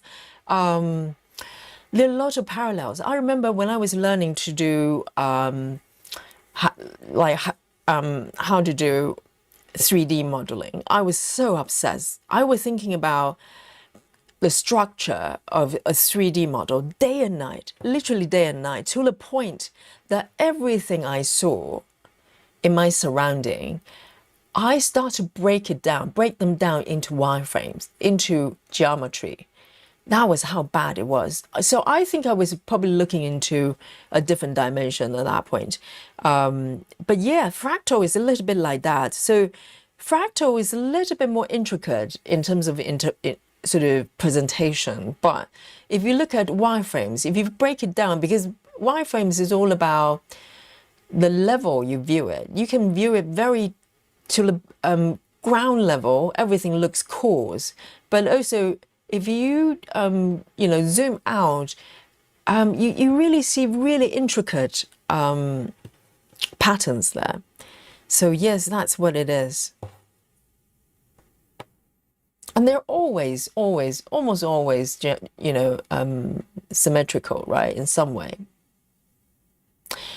And Heather says insects have exoskeletons. They're skeletons or shells outside the body. Okay, so some sort of structure to, hold the whole thing together.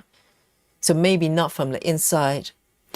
And Heather says jellyfish don't have bones. Oh, I kind of know what you mean, but at the same time, I bet if there's an ocean creature expert in the chat here, they're probably going to tell you there's an equivalent of skeletons for jellyfish because something is holding jellyfish together. Maybe very soft bones of some kind. I wouldn't be surprised because everything is being held together with some sort of structural thingy, like bones or something.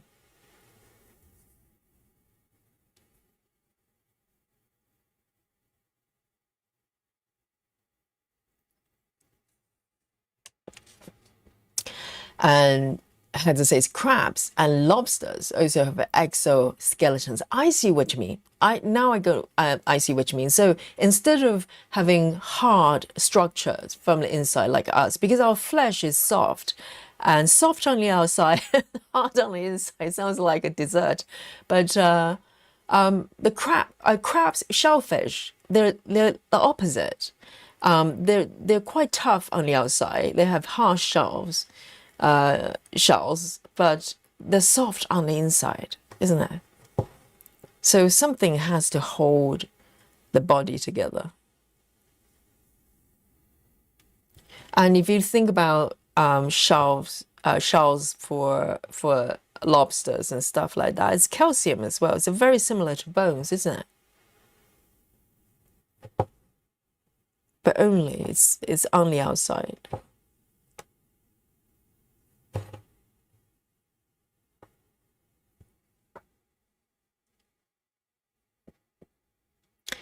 Lizzie has done 105 stitches. Well done.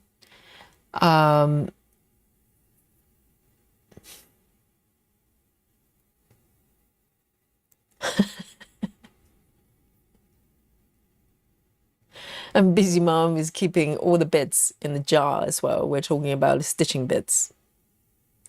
I'm going to start doing that next year because I feel like I have to start from the top of the year for it to feel like a thing, right? I don't want to randomly just start now. So I'm going to start next year, okay? Guys, remind me, okay? I'm going to be starting collecting my bits.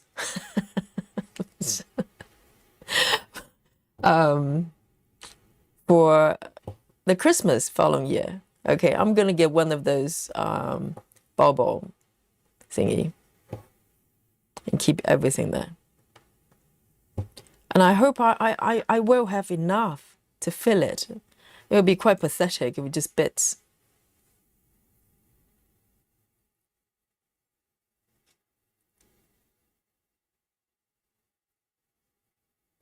Okay, I'm playing thread chicken. So not a lot left over. Oh dear. It's kind of short. So this is what we're talking about when there are bits that you like to stitch a little bit more, but just too short.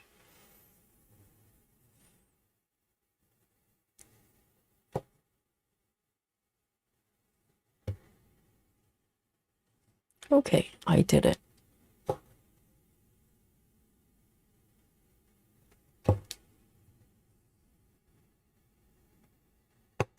Hi, Lefty. Lefty says just peeping to say hi. Hi. Great to see you.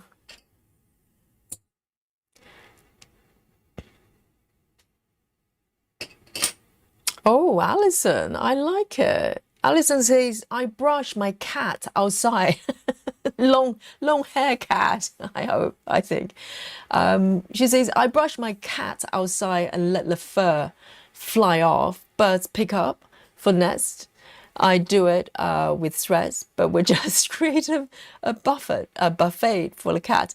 Interesting. Yes, yes, it would be. Yes, it would be. It's like a trap. The cat, the birds are going to feel really resentful. You know, they come here to collect some stuff to build home, and lo and behold, they never go home. Yes, but I love the idea.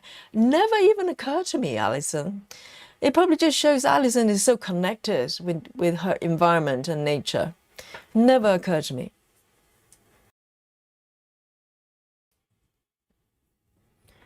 And to be honest, Dolly, she's her hair is not that fluffy, a little bit, but she's not happy for me to groom her most of the time. So I tend not to do it, just so she doesn't get upset. But she's doing a pretty good job for herself. So her fur is nice and smooth.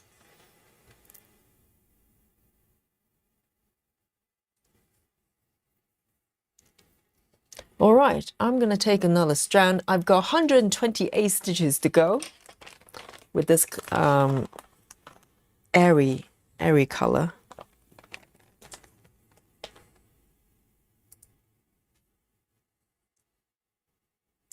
So I know my organizer's getting a little bit, you know, a little bit unruly here.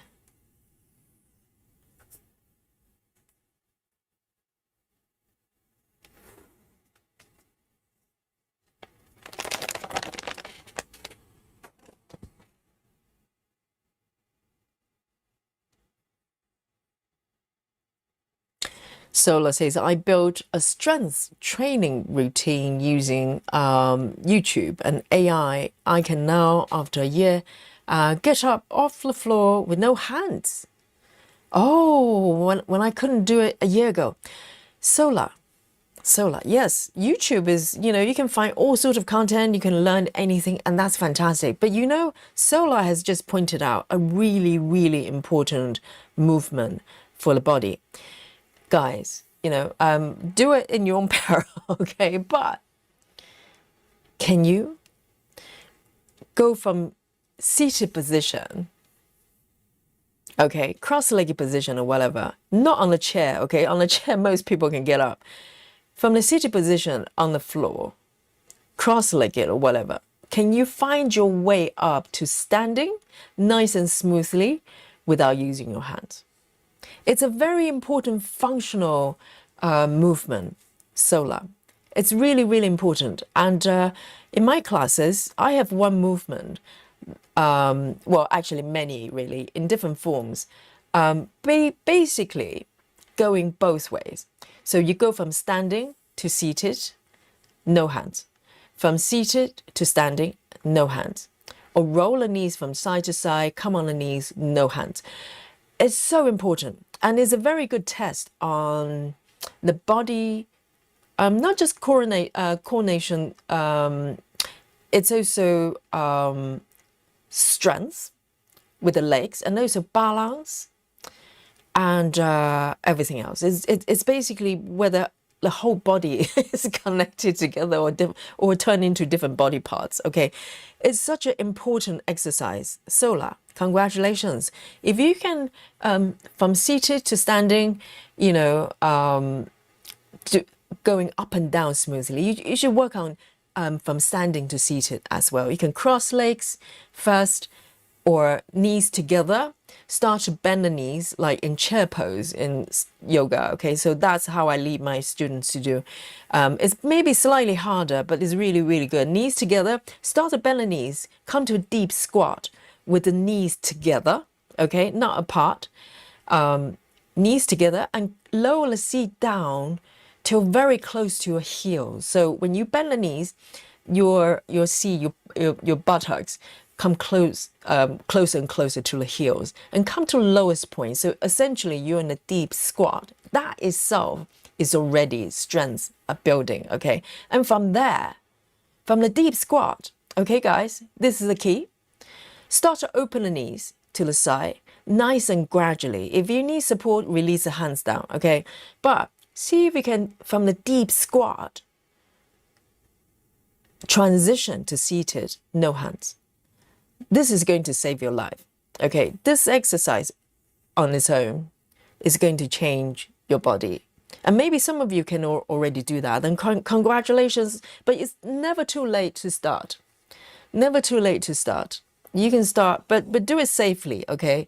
Maybe start off with somewhere that you can hold on.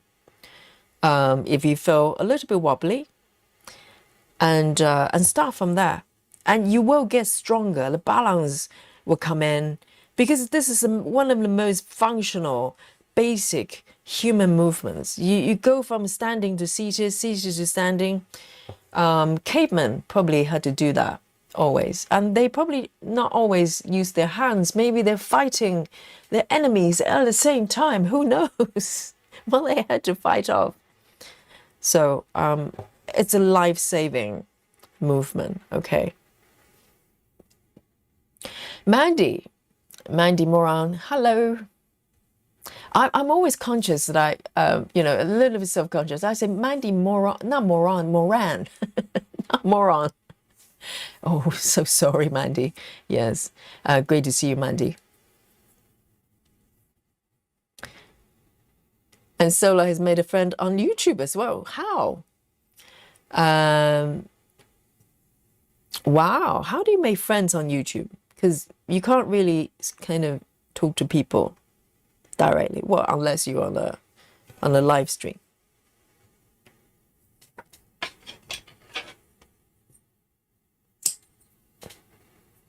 I know. So when people sometimes go, oh, YouTube's such a waste of time. No, you're watching the wrong things. Just like books. There's some books, they're just wasting your time. They're rubbish. Not all books are great.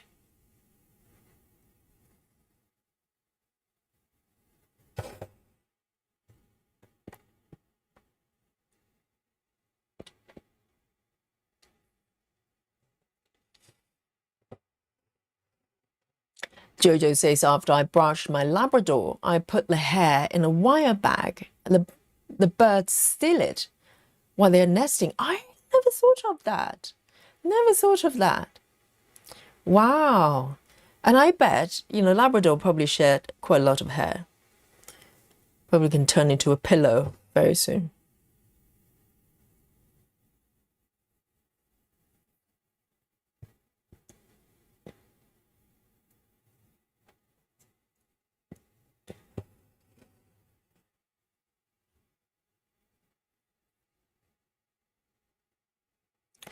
Okay, that one I've done. 2 over here. I'm stitching, okay? It's true. It's true.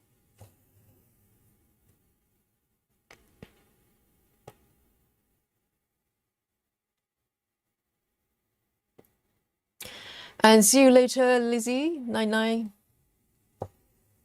Best friend says, I'm big with the Apple products, iPhone, iPad, and MacBook. I have tried Android before, but keeps switching back. Well, I have to confess, as much as I criticize iPhone's design, yes, iPhone is still a lot easier to use. And probably because I've been an Apple girl from day one. So that's probably that. But Android, in terms of usability, and it's more of the user experience, isn't it?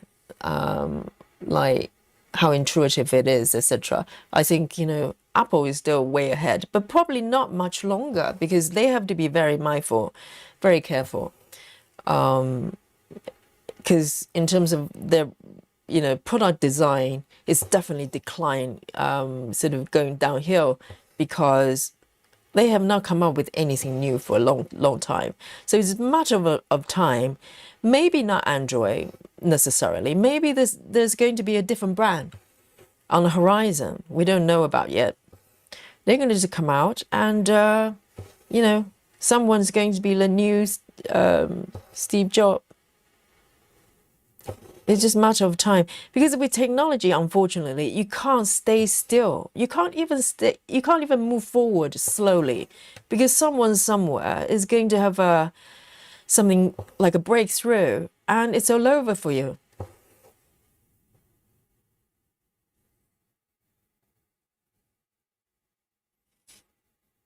Clara says, I had that, Yogi, exactly what I still have. Oh, the numbness. And Clara says, I have several leg pain and lower back pain. Clara, look into the back. And in my case, it's not spinal, it's not bones, okay? It's muscular, but some sort of trapped nerve on my lower right side of my back. And just by massaging, even just with my, sometimes I just have my knuckles just pressing into the area, it creates a lot of relief. So look into what you can do, Clara. You can get one of those foam rollers that you see very often at gyms and stuff. Those are great. Get a really firm one, okay? And you just roll your back on top of it and start slow. You get really, really good quality deep massage, even just that. You don't have to go to a masseuse. And as you roll your back on different parts, you probably figure out where the problem, spot is, and be very mindful because it's really important to fix it because the quality of life as well. I was so troubled by it. I couldn't sleep well.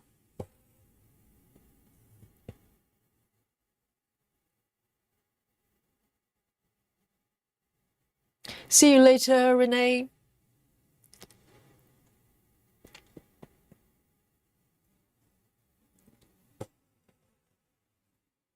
Oh, so Clara says I went to ER. I couldn't find out find anything out.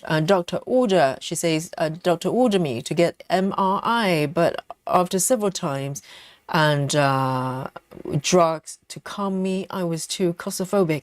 Oh no, yes, MRI is major. You have to go into a tube. I can't do that either. So I would be in the same situation.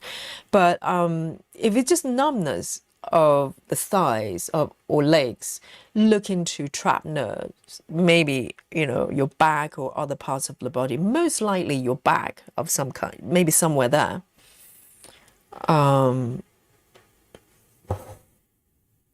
I think, I went to so many physiotherapies. They couldn't figure out. No one ever mentioned. No one bothered to look at my back. They just look at my legs to go, oh, can you move it like this, that way, and try to massage it. And just nothing worked.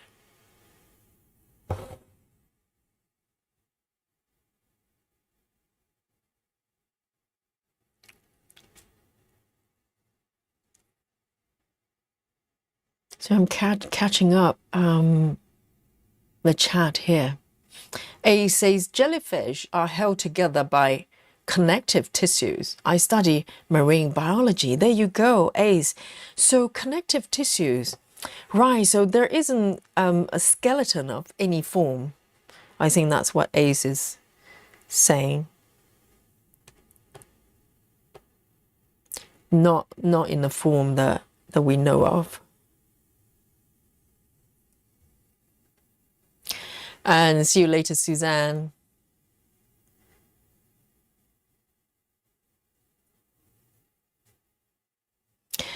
Sola says, I can't do that with knees together, working on it. Yes, work on it. So when you, the important thing is keeping the knees together, okay? So when you lower the seat down, come to a deep squat, maybe in the beginning, you're going to stay fairly high up. So you don't want to force the knees to do, it's not what it's not ready to do. You can just bend knees and release the hands down. And from there, you can just transition to seated. That could be the starting point. Use hands because your seat is still quite high up. So you don't want to drop the bottom, on the floor. That's not safe. So in the beginning, you probably just come to a deeper squat that you can, and then use the hands to help you to transition to sitting down. And gradually, as you can bend the knees further, you can come to the lowest point, and then you can open the knees apart and come to a cross-legged position. It works wonders. It works everything of the body.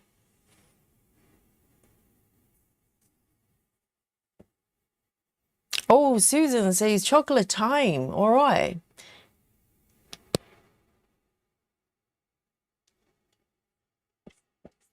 So let's say squats and lunges done on a regular basis help you as well. Yes, because the quads, they're so important. The support, the strength of our legs, and so it's really important. And also the flexibility of the joints as well. So squat is really, really good. It builds everything, and also the core is connected as well. So there's some really important movement that for human body that you want to make sure that the body can do it. We're not talking about like ultra marathon or even jumping around doing whatever backflip. We're talking about functioning movement, really functional movement for the body. That's most fundamental. All right, we can have a little bit of a chocolate here. I'm glad I've caught up with the chat.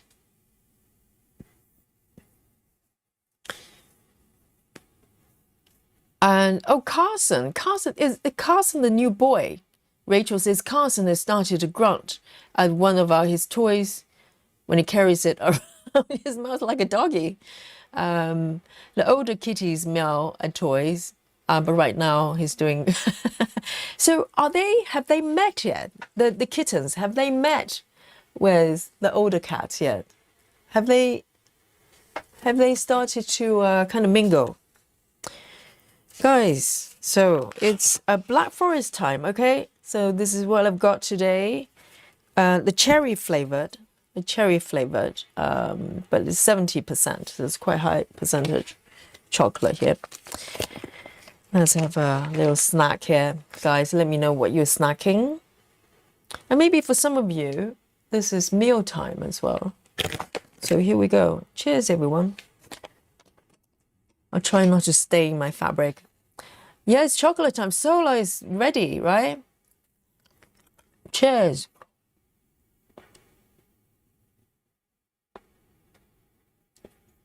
Oh, interesting question. Solar is asking Ace, who's a marine biologist, are jellyfish a single animal, or are they a colony? Oh, interesting.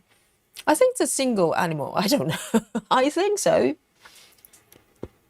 But it's not unusual, particularly for sea creatures. A lot of them, they kind of work together as a group. But on the surface, if you look at them, it looks like one individual creature. It's so weird, isn't it? Maybe this is what we are. Do you remember, guys, for those of you who have seen the movie, which one is it? Men in Black? I think maybe the first one, because sequels, I can't remember. Maybe the first one. The last scene, no spoiler, okay? The last scene of Men in Black. Do you remember what it is? Anybody? The last image before the movie ends. Men in Black, the first one, years ago, I know. These are stitches, guys. I've been stitching. I'm not lying to you. All these ones, okay? The last image of Men in Black, the first one, okay, is the camera zooming out from what we're seeing in terms of, the Men in Black world, zooming out, way out and out and out and out until it turns into an image of a marble. Guys, do you remember? Am I imagining it? And basically, what is suggesting is basically maybe we are a part of something that's ultimately very small. Maybe we are, this universe, this planet or whatever it is a cell of an organism, somebody's body, or organism of some kind. But it's all about perspective, because we're looking at it from this level, so everything looks big. But ultimately, maybe that's all we are. We're part of, maybe we are just part of a cell that is a mini universe. And that scene really stuck with me. I remember thinking, oh, okay, what we think we are may not be. So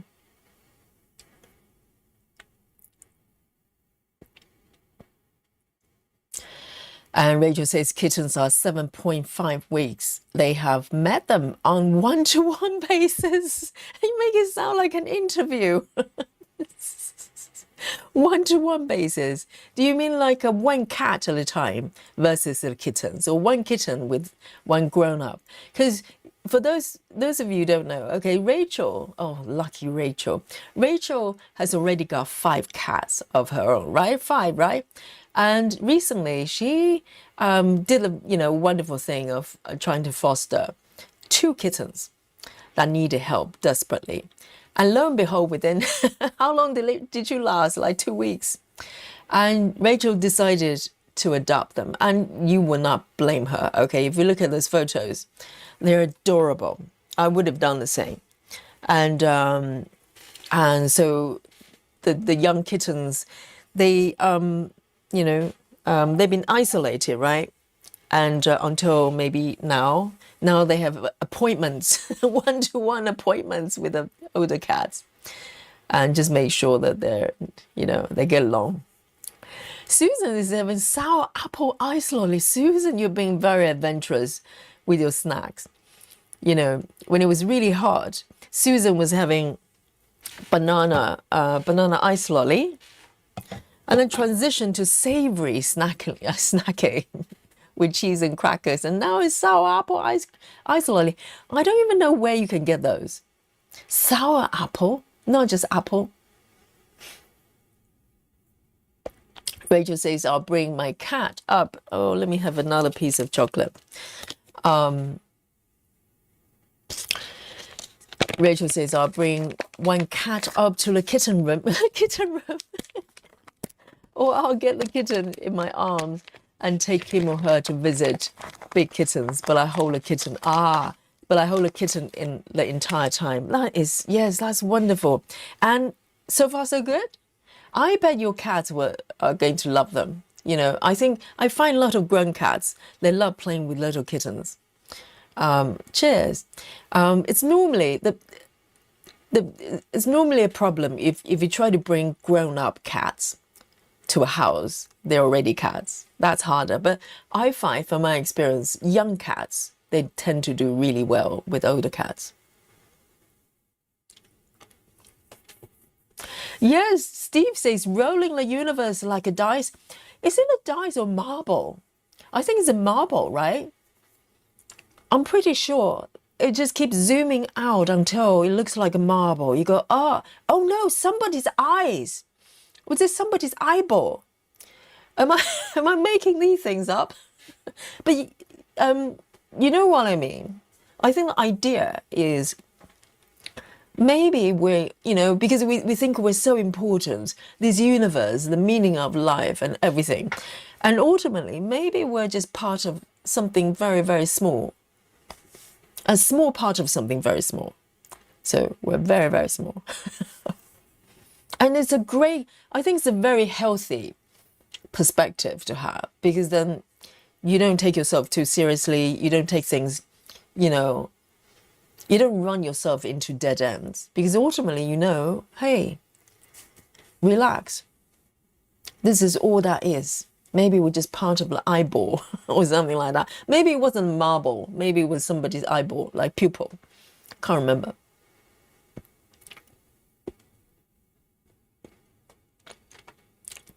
Very good. Heather says, to massage spots in your back, put a tennis ball between your back and the wall and roll it around against the wall. Yes, very similar principle. And a lot of ballet dancers, they use tennis balls to massage their feet, to make them stronger and to get the circulation going as well. But the roller, sports roller, very similar in principle. You can do it lying down. And also it's a roller, so it's got, let me see if I can grab it. Hang on, I've got one lying around all the time. Or maybe it's downstairs. Maybe it's downstairs. Let me have a look. If it's in the living room, I can show you what it looks like. No, it's downstairs in the bedroom. But I can Google it. I can show you what it is, because it's really good to have one at home. Let me Google it. Let me show you the image. It's quite cheap to get, and they last forever. The one I've got, let me just type in. It's called massage foam roller. It does wonders, because it feels like, like these ones. Let me show you. Guys, these are great tips, okay? So these ones, that's what I'm talking about. They're firmer ones. You want to get firm ones, good quality one. They're not expensive like these ones. The one I have is very similar to this one. Oh, maybe the same brand as well, Forza, I think. And it's got sort of knobbly bits on the surface. And you just roll your back, your legs, anywhere of the body. And it feels like deep tissue massage. And you can adjust the pressure. So it's not like if you go to sports massage, you just get beaten up for an hour. But, you know, with this, you can adjust the pressure that you want. And gradually, your body is going to get stronger. You can, press it down deeper. And the great thing is, you can do it lying down. So you don't have to, you just let gravity do the work. And you get a really, really good massage. I do it before I go to bed, sometimes before a class. If I go to a gym or, studio, they always have a few lying around. And it's really good, just loosen the muscles. And if you have like trapped nerves and stuff like that, it's perfect because it allows you to explore and work out where the problem area is. Because if you go to like a massage, you can go, oh, can you go, move up or down, whatever, a little bit. And sometimes even masseuse, the pressure just not firm enough. And with rollers like this, definitely get one. Okay, guys, it's going to change your life if you haven't got one already. It sounds like a QVC, right? I don't get commissions. But it's just such a great thing. I probably had the same roller for 10 years, who knows? And me and Mr. Yogi, we just, we both use it. And also, we're quite lucky. We have access to gyms and studios, so we have a lot of equipment. But if you have one like this at home, yeah, your back will be sorted. Daria, hello. Ginny says, just came back and looked to see what you've done. Ginny. Ginny says, I just came back to see what you've done and I see nothing. Have you just been talking the whole time? Ginny, just for Janine, okay? I am going to zoom way in. Let's see how far I can go with the camera technology here, okay? I'm going to zoom in and maybe more, just in case Janine just come back. The eyes are not working properly yet. All right, and get your torch out, okay, Janine? Let me see if we can zoom in more. Can you see anything yet? Can you at all? Do I need to point? Maybe I need to point. Maybe I need a laser pen. Like these ones? Anything at all, Ginny? Yeah. These are stitches. And a little bit over here as well. A little bit over here. So I work from the top. And yes, I've been stitching, guys. It's true. I'm not making it up. I'm not doing air guitar, okay? I'm not pretending to play guitar.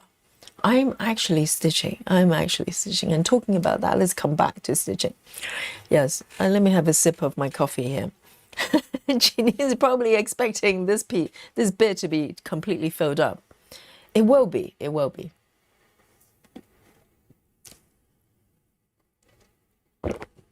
So Rachel, they're hissing a little bit in the beginning, but I'm sure that the older ones, I think for kittens, they're fine, right? The kittens just love everybody. It's the older ones. They're going to come around. Denise said, that's stitching, good job. Yes, I've got another 100 stitches of the air stitching going, okay? So I am stitching. It's true. I know it's not illusion. This is not, David Blaine. This is actually a real stitching, okay? Have a look.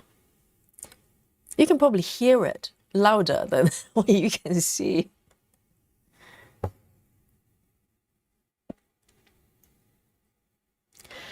Rachel says the adult boys have been more curious than my adult females, which is opposite of what I expected. Oh, you probably thought the female ones will have sort of maternal instinct. Yes, not always.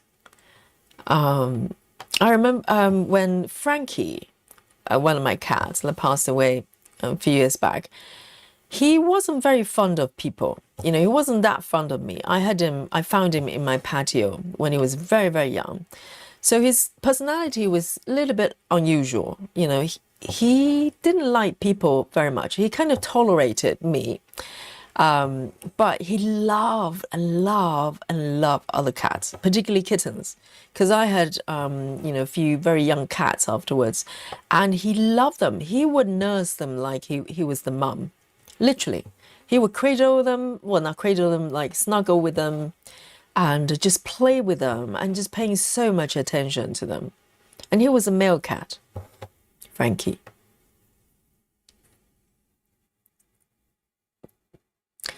A says jellyfish is a single animal. However, there's some animals that we consider as jellyfish, like a Portuguese man of war, a colonial organism. Portuguese man. Oh, so is it a name of a creature?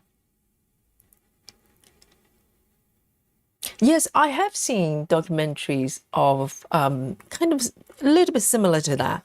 In sea creatures that kind of moving in unity as one. But when you look close, it's just a whole bunch of smaller fish working together. And there's a higher order, higher intelligence that's guiding them to move one way or the other, a little bit like birds. Like, when you get birds, like kind of, they know exactly when to turn together, that kind of stuff.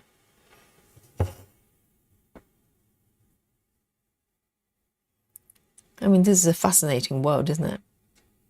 And Alison is going to bed. Alison's in Scotland. And she says, posted my new whip to the group. And well done, Alison. And I hope you enjoy your stitching. Night night. Sweet dreams.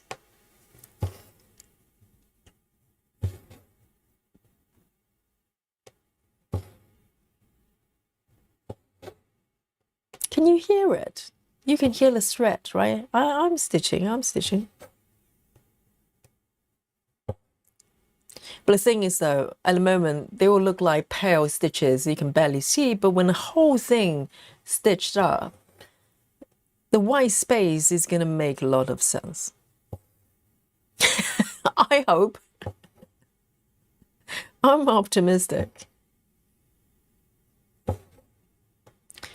And this method is actually really good because normally if I'm doing cross country or if I have options in terms of what colors, I choose to stitch, I'll probably always go for the darker ones.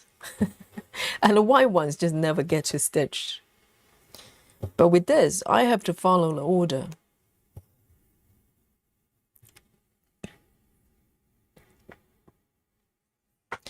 So let's say Ace is answering my question. I was taught in school the jellyfish were not a single creature, but I think it was remembering the wrong.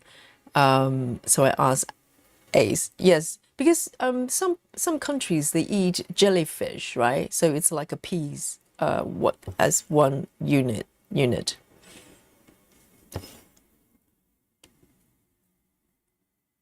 But in some way, I think human society is getting everybody to work together, performing different functions. Maybe not visually moving as one, as one unit, but in some way there's a structure to it.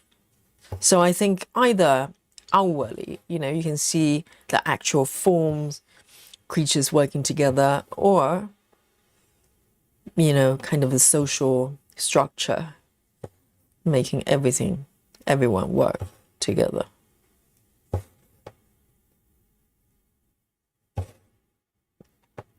And I remember there's an experiment being done in Germany.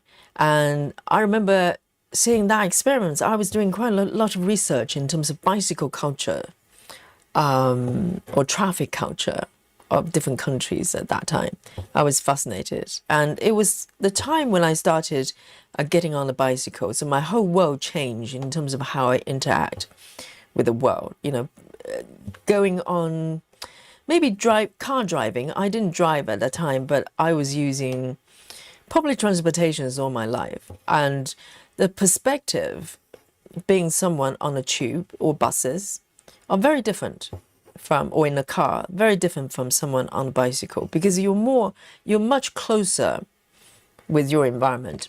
And I remember reading this research, because traffic, we have traffic laws and regulations, and you have to pass, you need to pass the exams because you need to know the rules and what to do, etc. And without that, you're not allowed to drive, right? So Germany, they did an experiment. They basically created, on the street, we have the white paint in the middle of the road. So, cars going one way here and the incoming car coming from the other.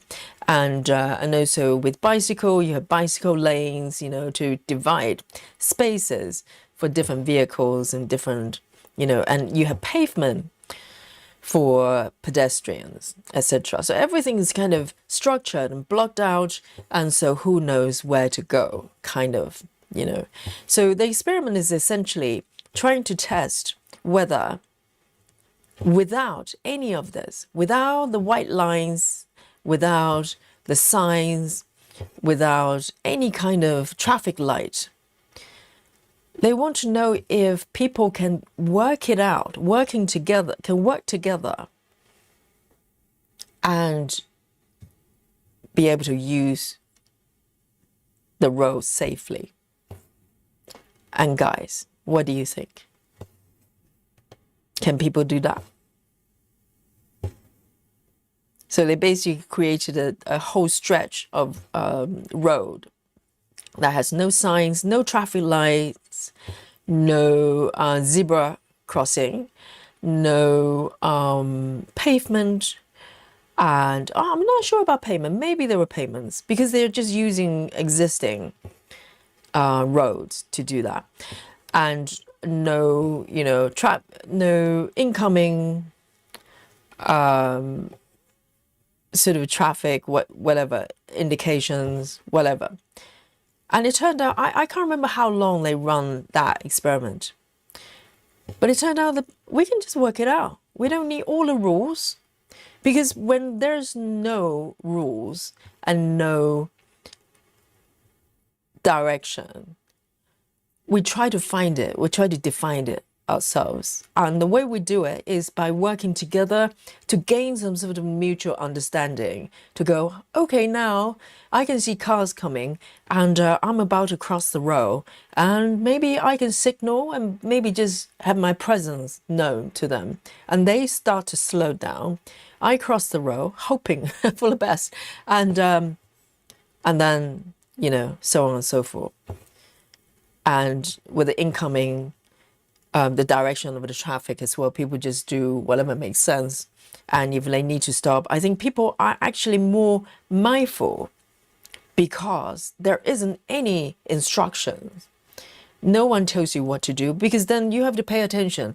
If there are signs and rules, traffic lights, we just follow the traffic lights. So if someone runs the traffic lights, we're in trouble because someone is breaking that agreement. A green light for the pedestrians, you cross the road, but someone is not observing the rules and they run over. And that's a problem. That happens a lot, isn't it? And people run red lights or not following rules, and it creates accidents. But when you have no rules, you have to watch moment by moment and work out the most sensible thing to do. And in a way, it's probably safer, because if you have rules and signs, it takes the thinking away. And we tend to think, we've been taught that if we follow the rules, we're safe. But it's not true, is it?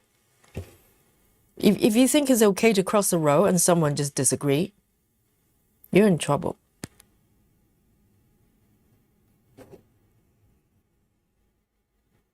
I just did one extra leg there. You can't see anyway, so I can just improvise. Janine can't see. No one can tell. Janine says, Janine has faith in humankind.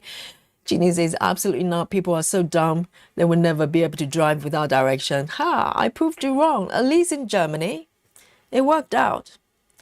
It turned out everybody they're more mindful with what they do. Ginny says maybe the English people have much more driver etiquette. This was in Germany, okay? This was in Germany, and she said maybe they have more driver etiquette than us in America. Here, people would just go wild. I think it's the opposite, Ginny, because just put your mind into that situation. Let's say you're confronted, you're on a long stretch of the street where there's no traffic lights. Sometimes it happens, right? Sometimes when the traffic lights break down, sometimes you come across roads, the traffic light is broken temporarily, and people have to figure out how to cross the road. That's kind of a form of that experiment, because people have to watch where they're going. They need to make sure that incoming cars can see them, and so they can cross the road safely. Think it's a little bit like that. And I think people just become more mindful, and they know, because if there are no rules, you can't point to someone and go, you're supposed to be doing this and that. So, you simply have to find a way to work together and make sure there's a mutual understanding so everybody can be safe. And I thought it was fascinating. As a society as we are, we probably do not have courage to actually do something like that, to basically lose all the rules. But in a small way, we know, we get a glimpse of what's possible. Because if there are no rules, you can't just blame others for being wrong, right? A lot of the traffic issues is about thinking someone else is being wrong, or they try to violate your space in some way.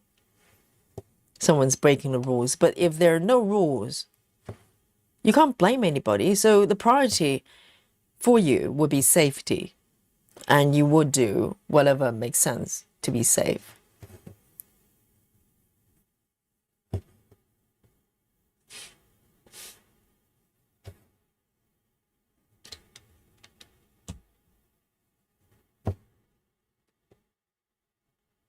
I've got 63 stitches. It sounds like a lot, but it's gonna be done in no time, from my experience with this type of method. 63 is like half a block. Look at this.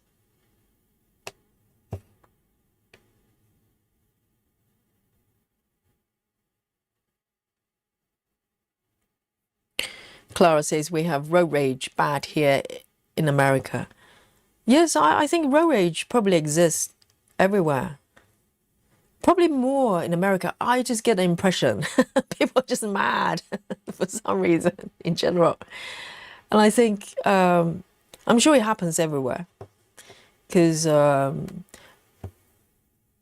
it's a phenomenon, isn't it? When you sit in a car, it feels like it's your space. So if someone does something that it's out of the norm, it feels like it's a violation of your space. You take it very personally. I mean, it happens with bicycles as well. I think it's getting better. I remember when bicycles started to get more popular, when Boris Johnson was putting in all the bicycle lanes. I remember, some particularly taxi drivers, the black cab drivers, they were very unhappy about it, because, they used to be able to just drive just cars, and lo and behold, a whole bunch of people on bicycles, and some people probably had not been on bicycles for ages, and they're clumsy, and probably wobbling as well. But it took a little bit of time for them to come to terms with it. let me just take another strand. So at that time, it's not unusual because I cycle, commute on bicycles since then, and it wasn't unusual to witness clashes, verbal clashes. Luckily, not traffic clashes, but verbal clashes between motorists and people on bicycle. Because basically, suddenly, there are just so many bicycles appear, which is good thing, great thing for the city and pollution and traffic.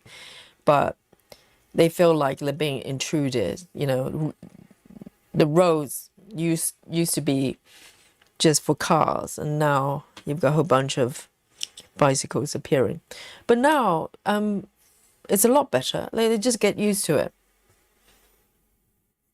Now it's just, it's quite common to see people on bicycle.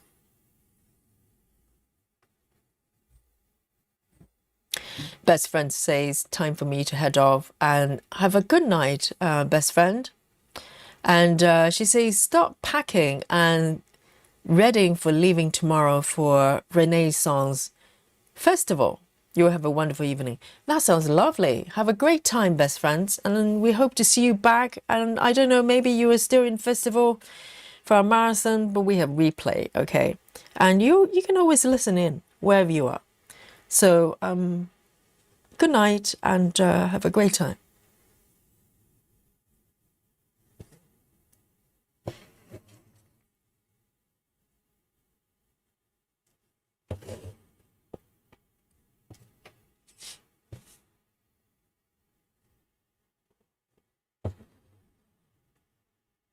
I've got 58 stitches to go on this one. And I think the final color is a little bit darker, so it's maybe a little bit more visible. But the thing is though, if my fabric was pure white, this color probably show off a little bit more. But my fabric is actually a little bit blue, so it probably blends in with this color a little bit more. So I don't know how to describe this color. It's kind of a slightly greenish beige. That's the best way I can describe it. So it kind of blends with everything. Whoops.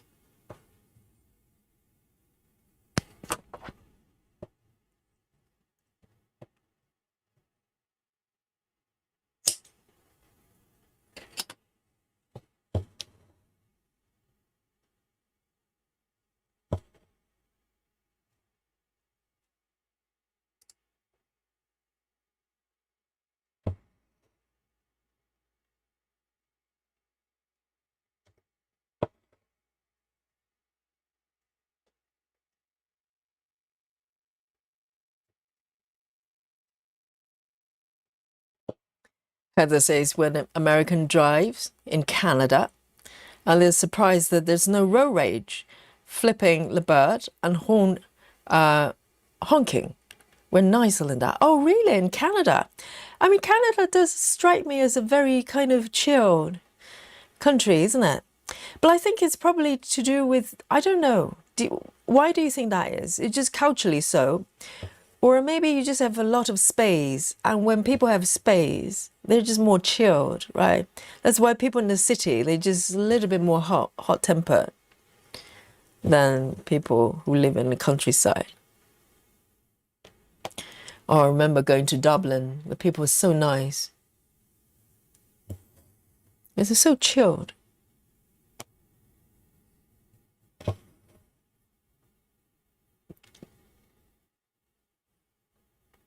Let me do a little bit of a Danish method.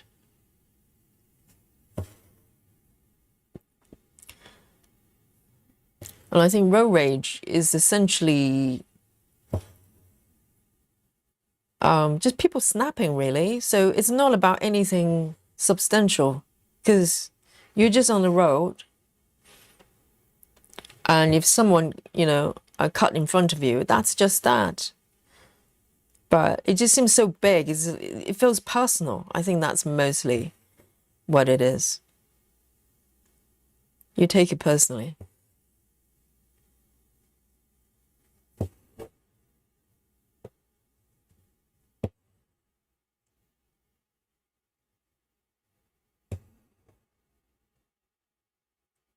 But then if you think about it, it's so trivial. So trivial.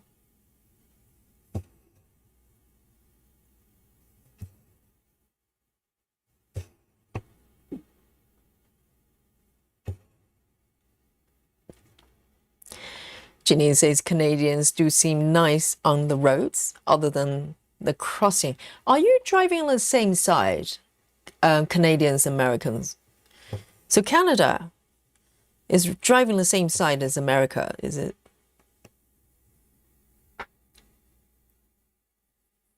And Janine says, I've never been to Canada. I haven't been to Canada in several years. We're just talking about going there again.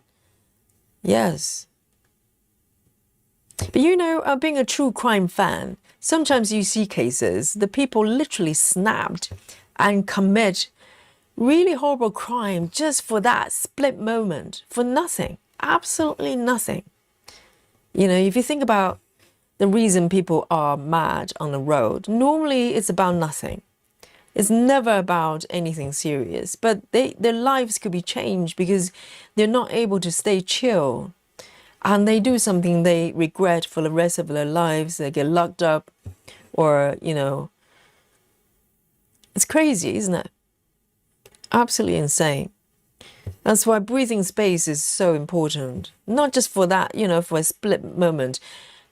The kind of breathing space has to happen like all the time. That's why stitching is so good, because it gives you time to gain perspective. You know, and also it makes you feel good and better about yourself. And I think the rage is coming from not being happy about yourself. And it's simmering until that moment. It can be triggered by very small things. So it's about not, you know, creating that situation. Just by looking after yourself, looking after your mind, really.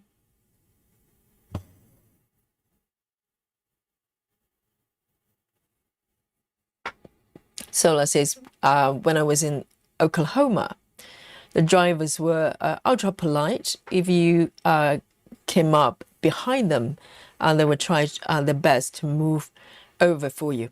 Yes, and also, you know, being on bicycle every day on the road, and I really think, you know, it sounds really, really basic. It's really, you know, it goes both ways. If you're nice, if you just a little smile or a little wave, if someone, you know, is kind of behind you, because with my Brompton, my little bike, sometimes I cycle you know, well, not sometimes, all the time. I'm cycling slowly, right? Not very fast. And I'm not on sort of, you know, race bike or anything like that. I cycle moderate speed and, you know, mindfully. But sometimes when you're in the road, most of the times I'm able to stay on the side so cars can just, you know, drive by, no problem. But sometimes when the more narrow streets or lanes, they literally have to stay behind me while I'm paddling like crazy forward. And I could just do that and keep them waiting behind, unless they're psychopaths. They're probably not going to run over me. They just have to wait, right? But sometimes I'll turn around and smile at them and wave, just say thank you. And 9 times out of 10, they will smile back and they'll wave back, like saying, no problem, you take your time. Little things like that, really, because whether you're on a car, in a car or not, or whatever vehicle that you're on, you're essentially a human being versus a human being, right? So that kind of politeness and care is just as important as if you go to a dinner party or some sort of, you know, meeting someone for the first time. That kind of, you know, just basic etiquette, and not even etiquette, because etiquette sounds like a rule you have to follow. No, it's just the kindness and compassion for people on the road, because people sitting in the car, sometimes the traffic jam, they're not happy. Me on a bicycle, I can just skip, forward and or go on the pavement and walk if I choose to. I have many options. But if you're in a car, you're stuck sometimes for ages, and people are not happy. So it's really just, a little bit of just a little bit of compassion for everyone. And things are a lot easier. I never have any problems on the road, and no one ever had problems with me. Even though I cycle very, very slowly most of the time, probably slowing a lot of people down.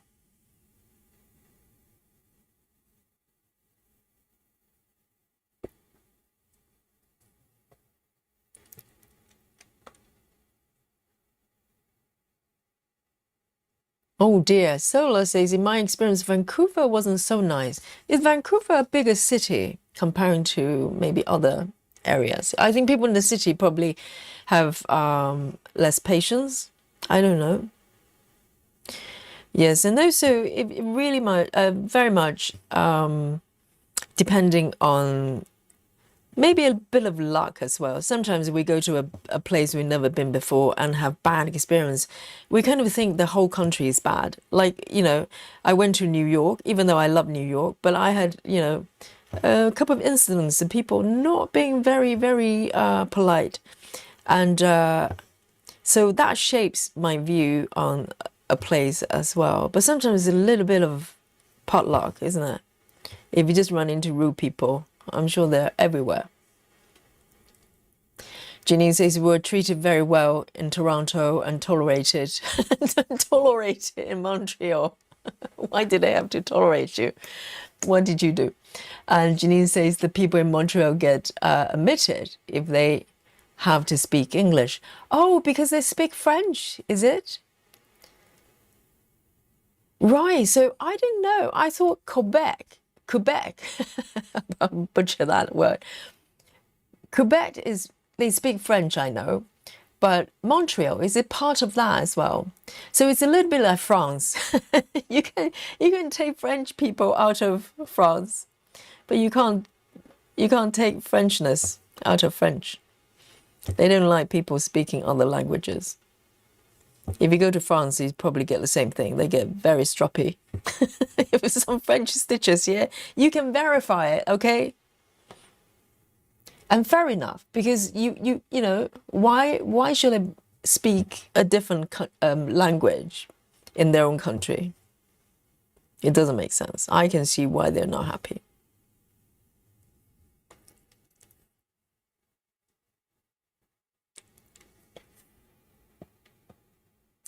Michelle says, we had a wonderful vacation in Canada. The people were so nice and countryside was so beautiful.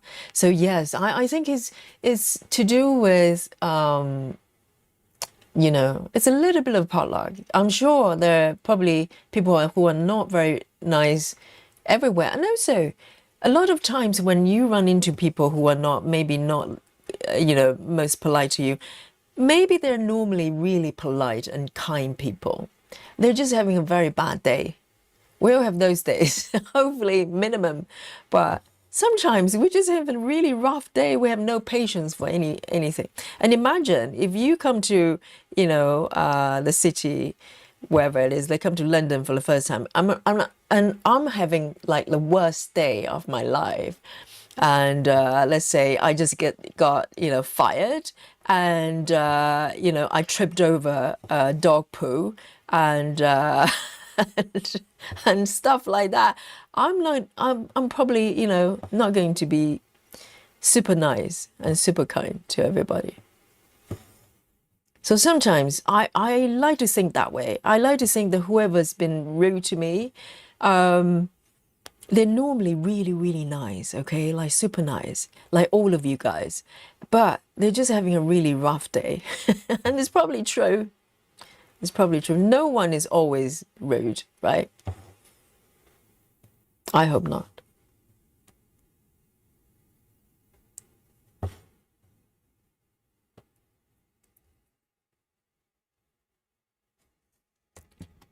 Ah, okay, Janine.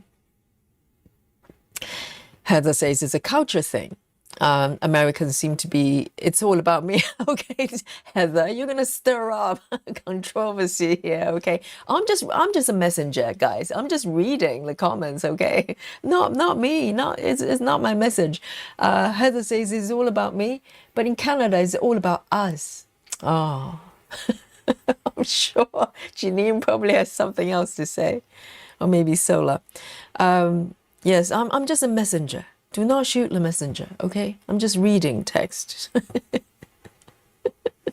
Run, Yogi, run.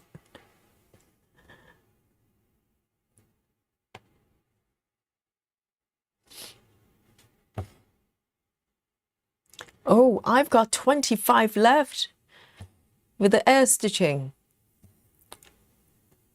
I can't believe it. Sola says Vancouver is an island. They were so mean. Oh, Sola. So Vancouver is an island, and I'm a messenger. Okay, I'm just reading for your entertainment, for your information. Okay, it's not whatever our stitchers express has nothing to do with the channel. Okay, it's a third party opinion. Solar says they're so mean, they will refuse to give us directions or give wrong directions intentionally. Why would they do that? Maybe they just didn't know. Why would they give you wrong directions? Like guiding you to a ditch or something. That's Google Map. That's what Google Map does. It just guides you to run into a ditch.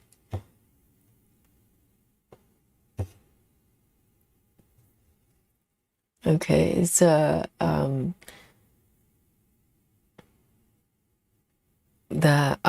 sentiment expressed by our stitchers here are just purely from unique individuals, okay? They do not represent the channel's opinion about Canada at all. And disclaimer. Heather says people in Montreal tolerate everyone, including other Canadians. Oh, there you go. There's a bit of a self-deprecating humor there. I like that. I like that. Yes.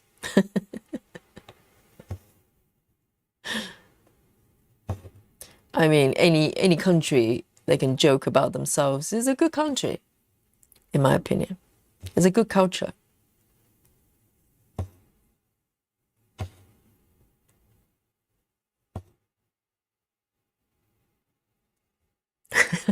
Betty, hello. Help, Betty.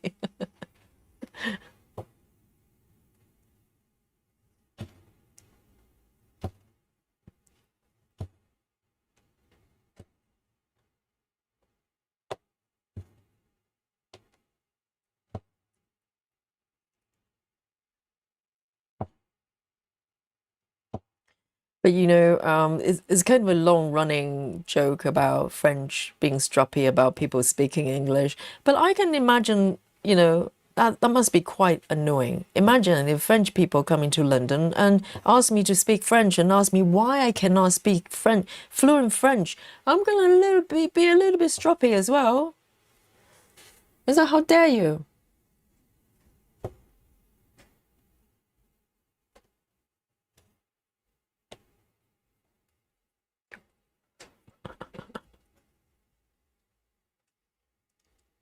Oh, I love it, Heather. That's why Heather is so wise. Heather says, just because you're having a bad day, you don't need to ruin someone else's day.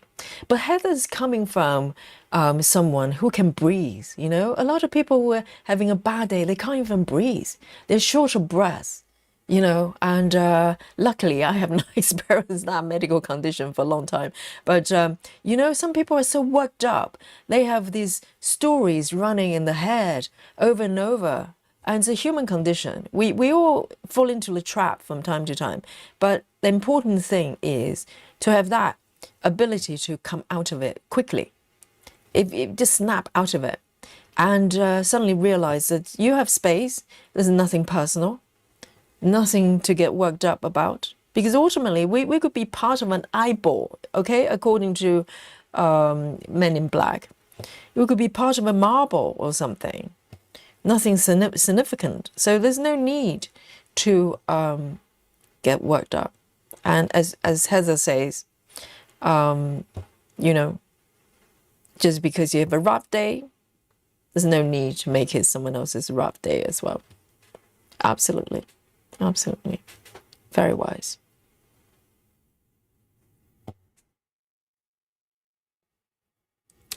Bex, hello. Bex says, I missed you. Whoa, we missed you too. Where have you been? Bex.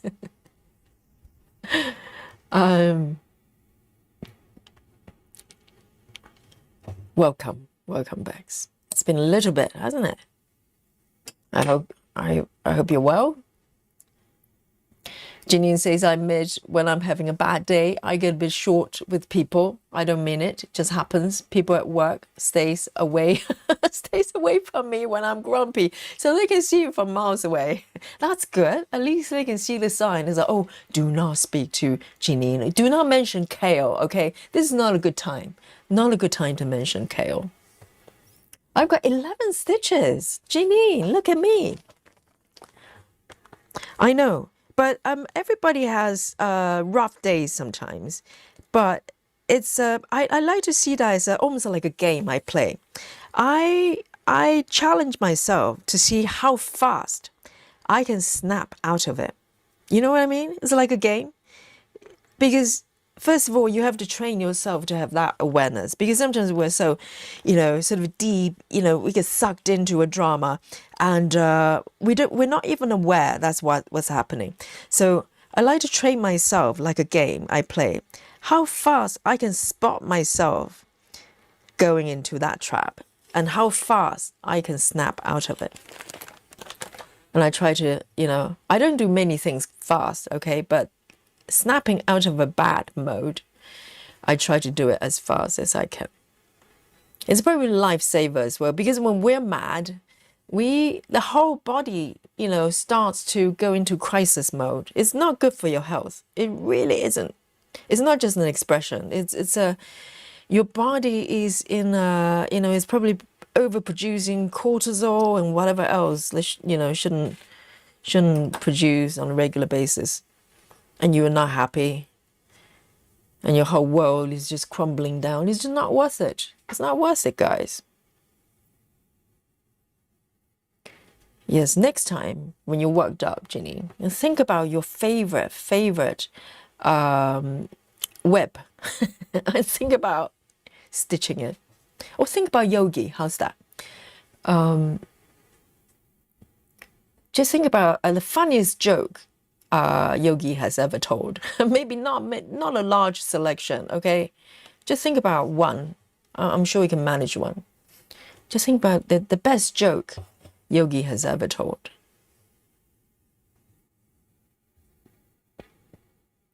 Jojo says Vancouver is the largest city in British Columbia.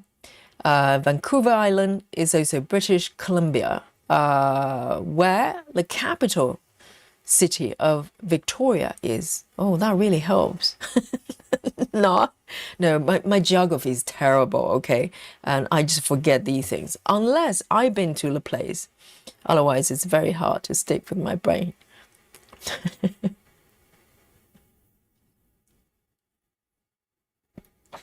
Clara says, that's how a lot of people from Mexico are like. They expect us to understand Spanish. Again, third-party opinion, okay? They expect us to understand Spanish and get frustrated when they have to speak English. So in some way, so Clara, so if you ever go to France and get, like long face from French, you know how it works. Then you have empathy for their frustration, particularly in French. France, well, depends. Okay, it's quite weird because I have limited experience, so I can only speak from my own experience. It's probably the worst. Okay, French stitches, bear with Yogi, okay? Individual opinion only, okay? Does not represent the chat, okay? The other way. I think Paris is probably the worst because Paris has probably the highest number of tourists, right? So they get bothered quite a lot, particularly if you work in the city area, the central area.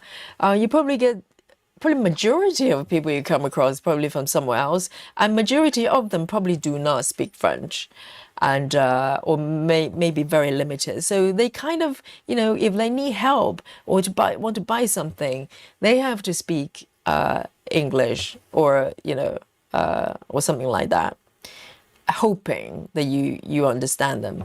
And so from my experience, I think Paris is probably, they look most unhappy if you try to speak English, which I understand. I understand. It must be so annoying. And I've got 6 more to do. But if you go to more countryside, like south of France, everybody was so nice. They actually actively try to, speak English to help you to understand. If you go to shops, I think if you go to countryside like Provence, that kind of stuff, I've been many times. They're so nice. They're so nice. So, they just have more patience. And also, it's a beautiful area, open, small town, and a lot of tourists, but probably not as intense as Paris. Paris is getting, a little bit, I wouldn't say rough, but, throughout the years, it's become less and less safe place, unfortunately. Okay, these 3 are done, and I have 3 more. I have to find them. Where are they? But I have to say, south of France is just lovely.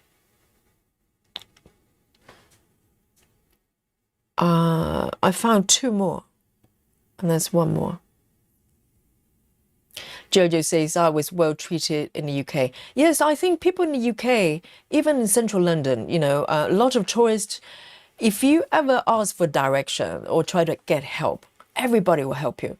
And if you, particularly if you go to London Underground, the metro system in London, if you're carrying heavy things like suitcase, a lot of tourists, they're not aware that it's actually quite difficult if you're carrying, big suitcases, trying to go up and down, because it's a very old system, the underground here.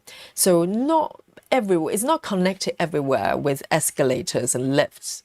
So a lot of times you have to climb stairs. A lot of people don't know that. So they come in, they try to travel with London Underground and expect to have, escalators, very few steps to go through.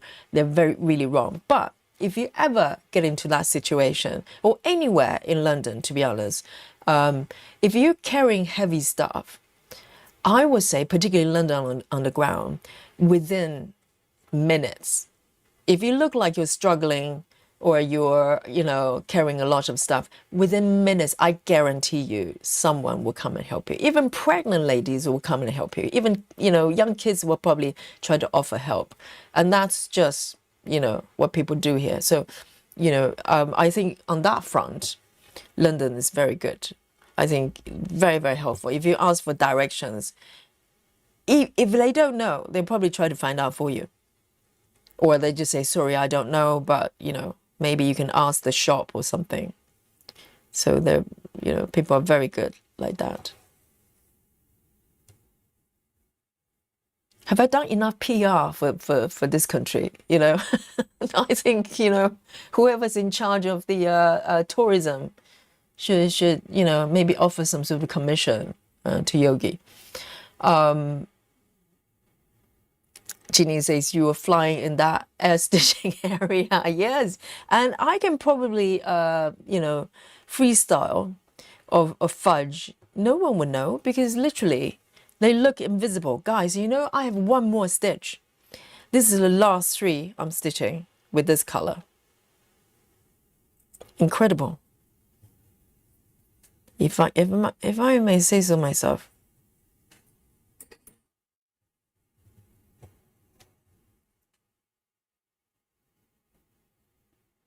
And there's one more after this one. And that's it. There's air stitching done.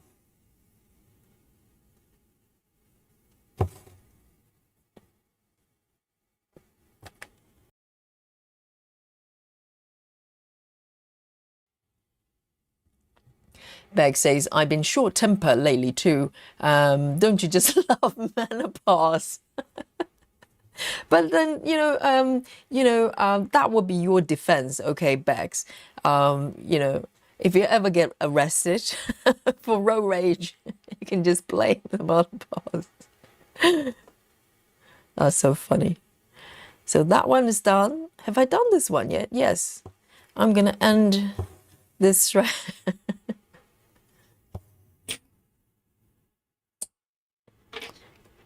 But I think the menopause rage is real because I remember when my mom first went through it. My mom is such a peaceful person. She loved everybody. She was all peaceful. I remember when she first, because she was trying to decide whether to go on HRT or not. So she wasn't getting any kind of, hormonal help at that time. And so it was all natural and it was just natural temper, just flaring up. And she was so bothered about everything, because physically she was probably felt really rubbish. And I actually witnessed my mom. We actually went on a trip. Where was it? Was it France? Maybe it was France. This poor restaurant. Okay. I can't remember what happened, the reason for it. My mom was literally, like tearing down one of the waitresses. I've never seen my mom like that. And we talked about, and to the point I can't even remember why it happened. Maybe they just didn't do something that to my mom's liking. And normally my mom would actually, I was worse. I probably go, well, I need to go and speak to the restaurant or whatever. My mom would go, no, it's okay. Let's just, take it easy. But in that occasion, it only happened once. My mom was literally tearing this poor girl down. And, they looked terrified. And I couldn't stop my mom. And later on, we talked about it. We didn't talk about it immediately. But my mom confessed to me. It was totally the menopause. She was just on fire. She didn't know what to do with herself. So it's real. And there are helps you can get. Because later on, she got, hormonal replacement, and everything just calmed down. So you don't have to suffer, and I know it's a choice you have to make, but you can live peacefully and happily, for sure. And I never see my mom like that again. Never again. And I'm looking for the final stitch. I can't find it. Where is it? It's always the last one. The last one that's a problem. Let me have a look. Where are you? There's just one stitch left, guys. Oh, I forgot to bring on my, can you see this? It's literally just one stitch left and I can't find it. Where is it, guys? Let me zoom out. Maybe you can find it for me. Where is it? So the symbol is 7. 7? There's just one left. Let me see if I can use the auto. Because sometimes it doesn't really do it. Oh, it moves me to the bottom. But I can't see where it is. Anybody? I can't find it. It's supposed to be in the bottom area. Can you see a 7 anywhere?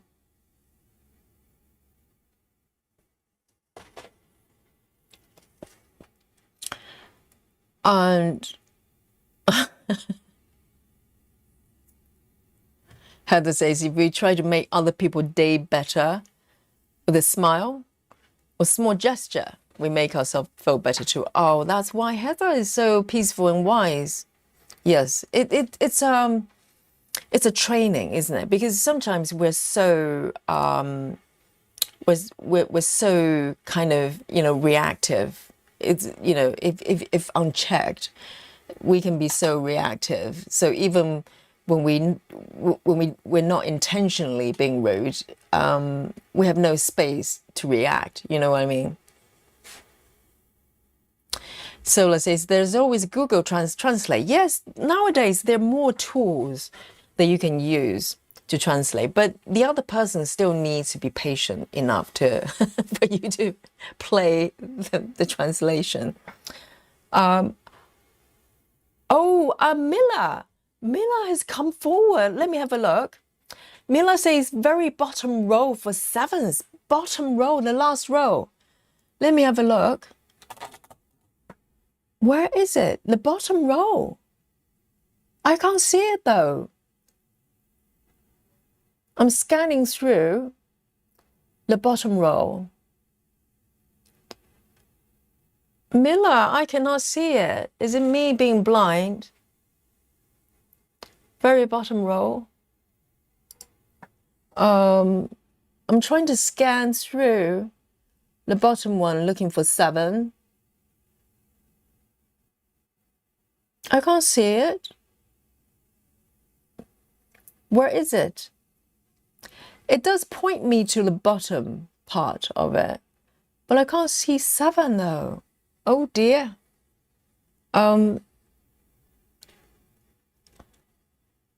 Jojo says, sorry, Yogi, Vancouver is not an island.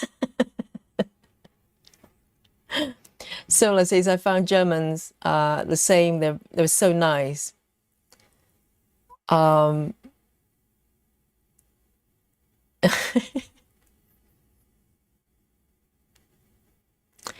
And Betty says, yes, a smile mostly turns a person grow upside down. Oh, as in, oh, very clever. Play with words, as in frown. Like in gray area, Mila says, in gray area. How strange. How come I can't see it? So are we talking about the bottom row? Like the very bottom one? I'm probably blind. All I see is symbol Z. This is like, this part actually takes more time than the entire stitching portion of it. Should I just leave it? Because I can't see it.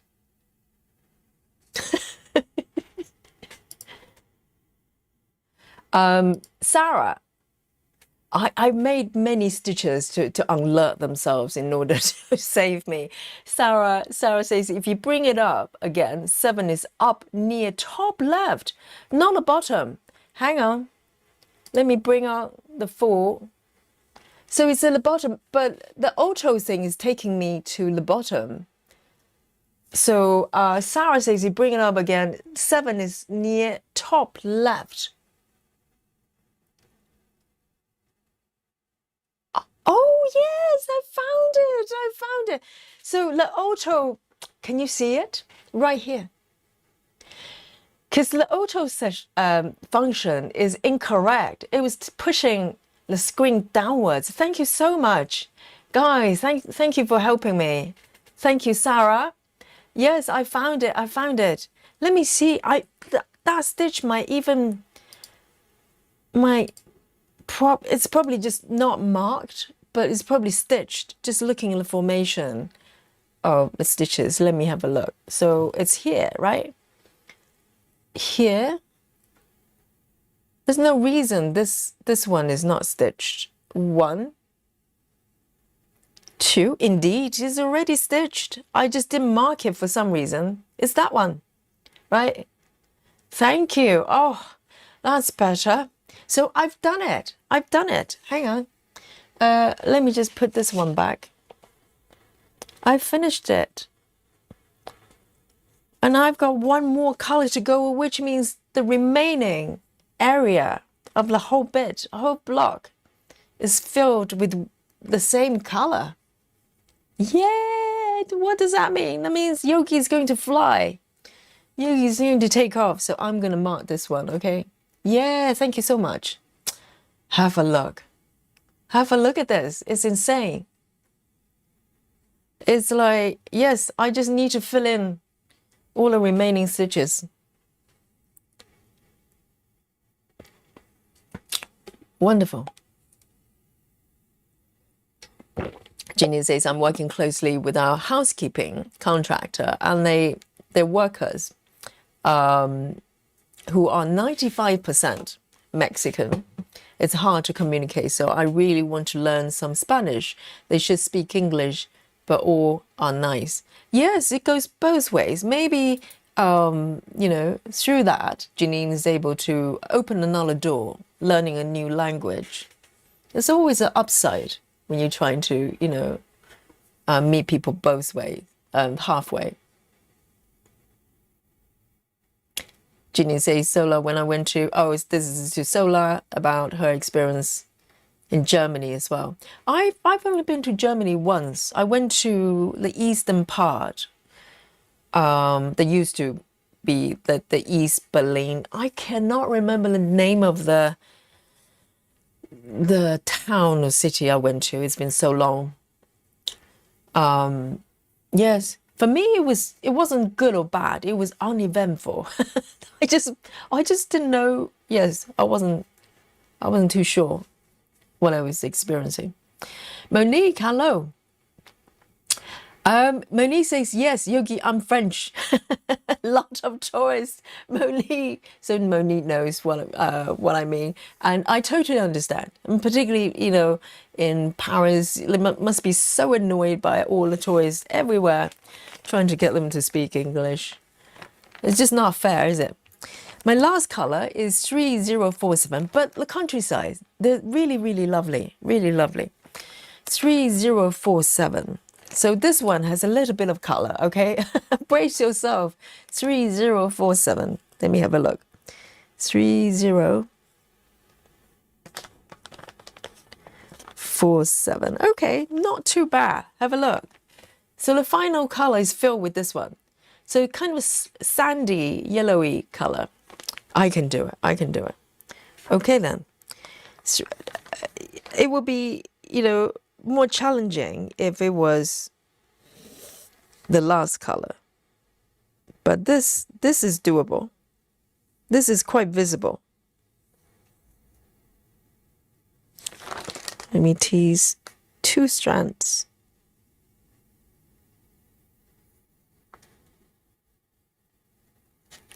So 3047.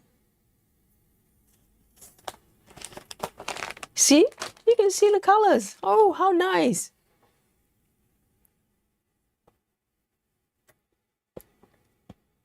But Monique is in America with family. So you don't have to put up with all the tourists.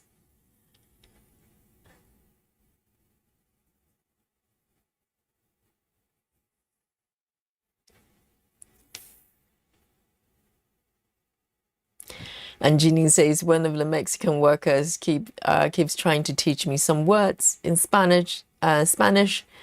She's sweetie, but doesn't know a lot of English. Yeah, some of them probably just, you know, they want to get a job and, you know, language. I think it takes time. And Miller, formal hello here from Miller, says, hello, fellow stitchers. Home with bag. Oh, dear. From a rear end car accident. Oh no, Miller. You need to look after yourself. I need your help when I can't find stitches. Yes. I hope everything's okay now. Oh dear, Miller. All right then. And can you stitch still, or do you have to rest? If you can still stitching, there probably is a little bit of consolation. At least you get to do something fun.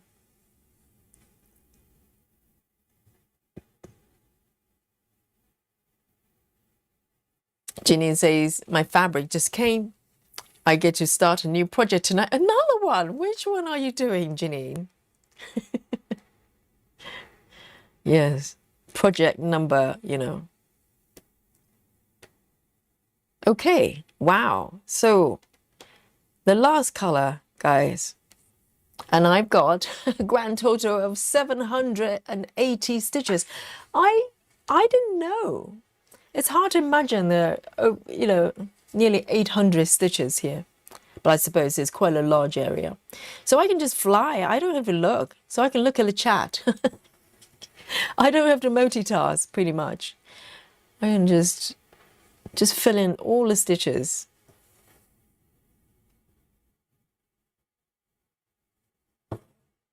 But I need to have a strategy because there's so many stitches. I need to know where to take the stitches.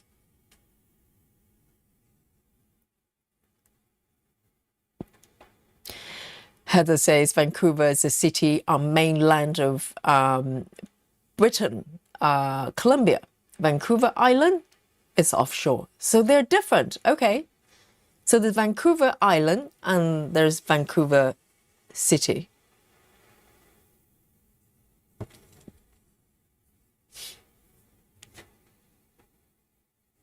Yes, Mila, hopefully the chat is going to make you feel better. The stream is going to make you feel a little bit, more relaxed.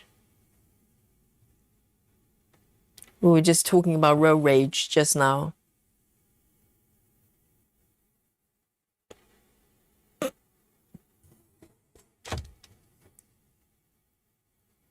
Oh, that's good, Mila. So you get to take lots of breaks. Yes, I hope you can stitch still, because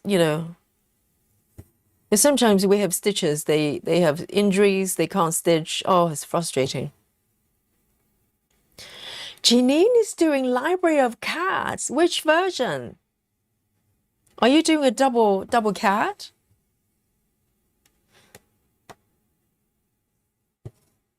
And why do you say I think? It's like you're not sure yet.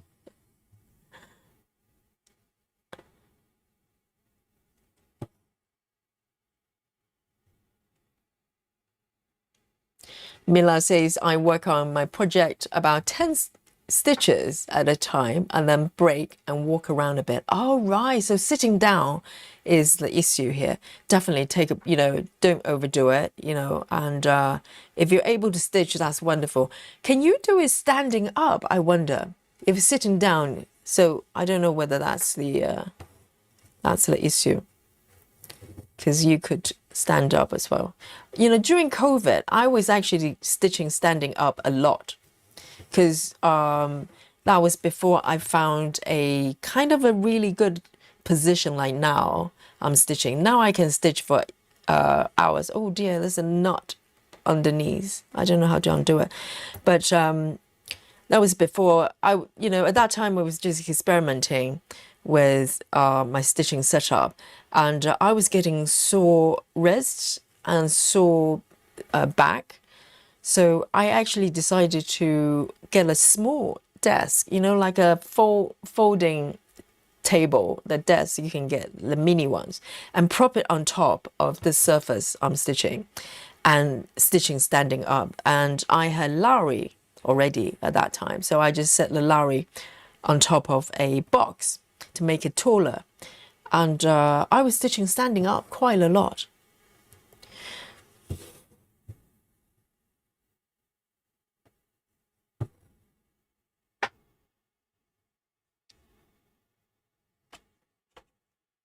See if I can zoom in a little bit more. So this one, guys, you can see, right? I'm not making it up. I'm stitching. This one's kind of cream yellow, thank God.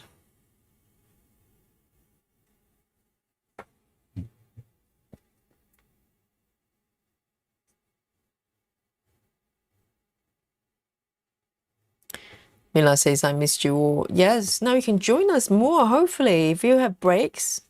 And Mila, do you know we're having a marathon on Saturday? 10-hour marathon. Okay, Mila, it's probably not great for your injury, but hopefully you can come into, stitch a little bit.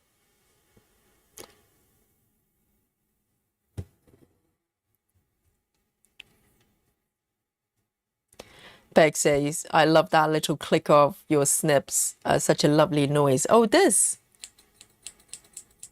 Just for you, Bex. And I love the sound of the threads going through Ada as well. And I think with Ada, you can hear it really clear, particularly with 14 counts, 2 strands, I love this noise. And I love the sensation of the thread going through the fabric as well. That's why, I can never do what Komari does. Komari actually cuts her threads quite short in order to be efficient, because then she doesn't have to pull her threads too far away off the fabric. And I'm the opposite. I enjoy the sensation like this. I love it. I love pulling the threads like that. This is my enjoyment. And with this area, I can literally just keep stitching without having to check the chart, pretty much. The work mode is redundant right now because I don't have to look at it.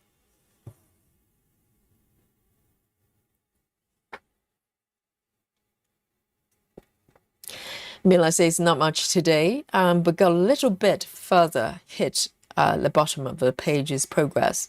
Oh, in terms of stitching, I wonder what you're stitching. I'd love to know which project you're doing. A little bit at a time. It's not about doing tons of stitches. It's enjoying the moment, and also give the time to yourself as well. It's so important. It will reduce a lot of row rage,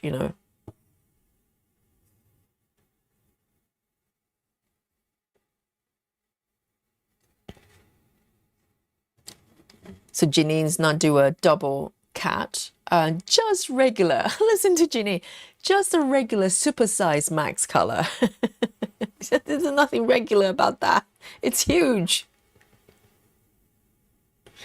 Well, I think we just got spoiled because now we have double supersize. The regular supersize just seems like a mini. Just go, oh wait, well, I'm just doing a regular normal super size double max color. It's very worrying. And I don't know what's next, How big can it be eventually? I love the fact that I don't have to look at the chart. I probably won't mark. Oh, should I mark as I go? Oh, let's do that. Just in case. Otherwise, it's going to get very messy. And yes, I'm going to mark as I go. And this is such a pretty color as well. It's like stitching cream.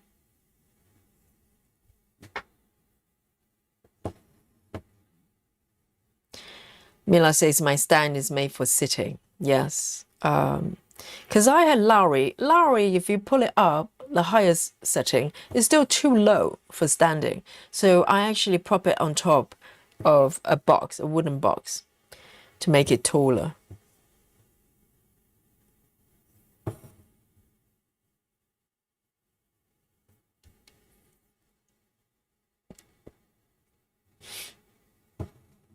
And Mila is stitching Golden Reflections by Lee Bogo.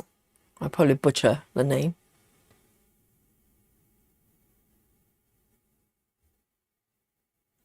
Susan is having low battery.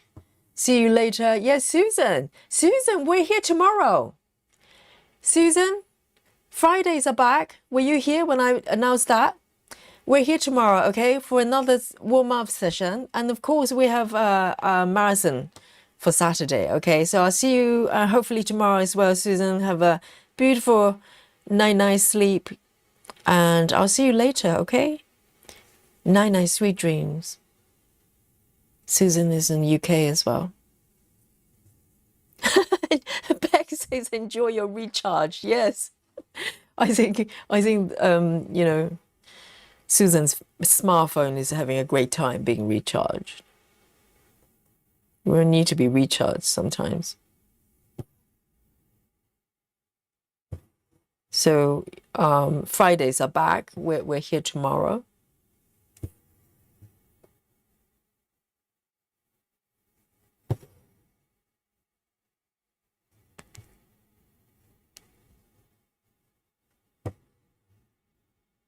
Oh, this is so great.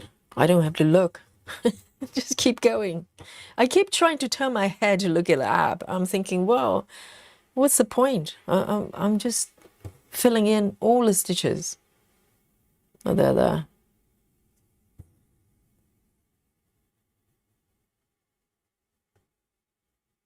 Michelle says, have we talked about food yet? Oh, today everybody has been very restrained when it comes to food. Who knows? Someone's going to kick off.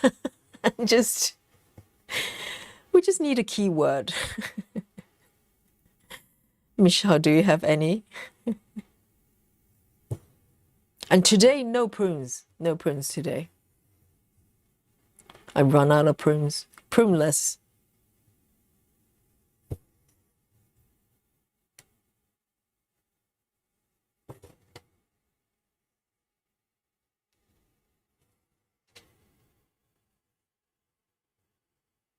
And I think the previous session, the day before yesterday, I think at the end, there are a few things kind of mentioned. I can't remember what they were. I was just thinking, I was gutted that I had to end the conversation because I had so many questions.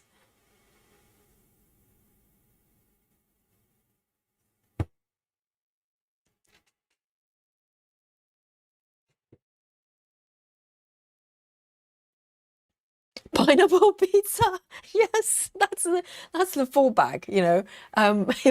If there isn't anything at all, just mention the P word, a double P, pineapple pizza.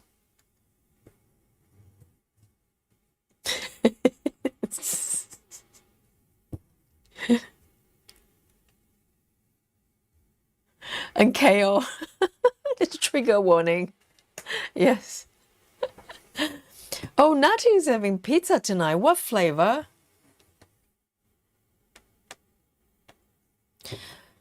Yes, I love my favorite topping. I'm trying to think of my favorite. I think anything. I like having rocket, but not baked. Okay, I like to sprinkle rockets on top, the herb, the salad leaves, and but I love what is it? Asparagus. Asparagus on my pizza. So good. And lots of olive oil on top. I like green pizza. And tomatoes, no. And tomatoes as well. Tomatoes default, right? But not so much tomato sauce. A little bit of tomato sauce. But I like fresh tomatoes baked. Like baked tomato, fresh tomato. It tastes very different. Oh, it's so good. That's probably my favorite. Red and green pizza.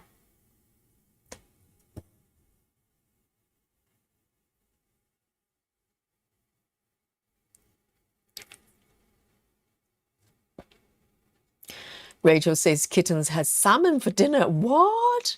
Wow, they're being spoiled. Cooked salmon or kitten food salmon, not actual salmon we'd eat. Okay, yes, can't go wrong with salmon. But Dolly is a little bit strange. Dolly likes white fish. I tried to cook salmon, fresh salmon for her, and she just wouldn't eat it. But she loves haddock, tuna, and cod. She loves white fish. All those kittens are going to be spoiled. Samantha, hello, Samantha, darling. Samantha says, at work yesterday, they had pineapple and ham pizza for grab. That's controversial. That's Hawaiian pizza, isn't it? Or Hawaii pizza.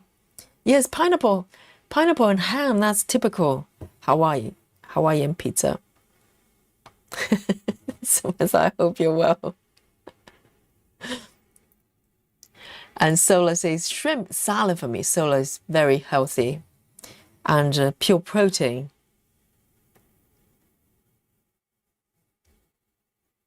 Janine says, I'm having pizza too, jalapeno and onion. I love jalapeno. Yes, I love jalapeno. I like a little bit of I don't put fresh chili on the pizza. A little bit controversial, but jalapeno is lovely. Yes, I like a little bit of a chili action. And onion as well. I wish my body tolerates onion. It used to. But the recent few years, for some reason, my body just stops liking onion. I like the taste, but my body doesn't like it.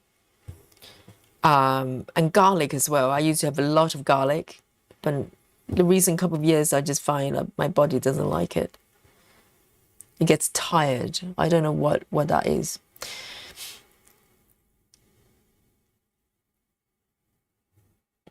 Oh, that's right. Passion. That's correct. We were talking about Welsh cakes on Tuesday, yes, and it kind of spiraled into all sorts of discussion. Yes, we're talking about Welsh cakes, and I don't think you can find it in London. I've never seen. Maybe some Welsh specialty shops. I don't think it's something that you find in a supermarket, but it's very similar to scones without the spread, right? So that's something I learned.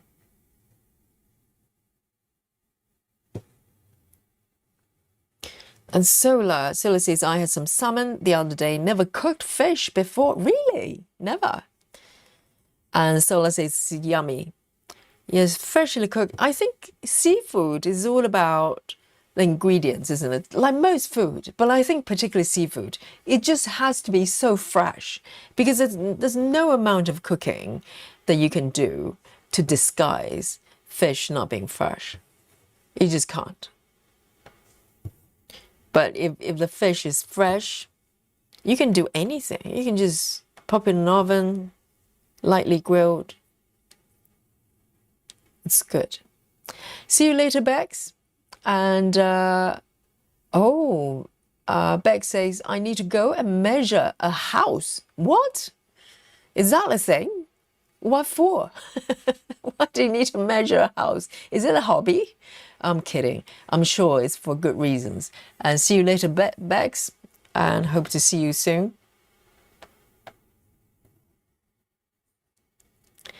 Monique says, I love sausage and pepperoni.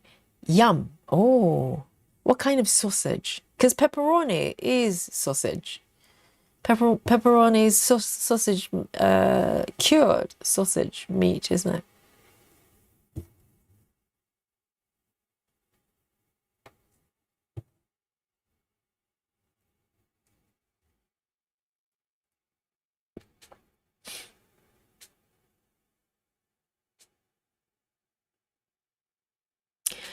And Nati says, I uploaded a video just now. Needles today? Needles today? And Nati. Oh, do you mean needless? What? Maybe I'm misreading it. Nati says, I'm never doing or ordering a Wattle Biz kit again. Is it not good? I'm not familiar with them. I know I've heard it mentioned by a few stitchers. Do they do like the printed thingy? Are they doing printed a stamp kit rather? Are they not good?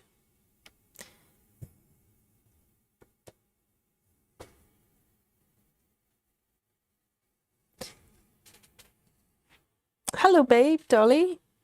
Hey, babe, do you want to speak to stitchers? Do you have messages today, honey? Do you want to try? Should I try to see if I can grab a little bit of a Dolly time? She's already on her belly, guys. Oh, that is just outrageous. She's already on her belly, like a upside down completely, babe. Honey.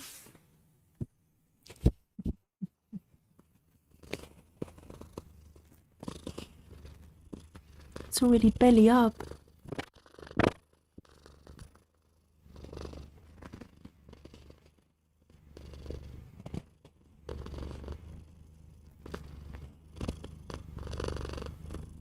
I'm just rubbing her belly.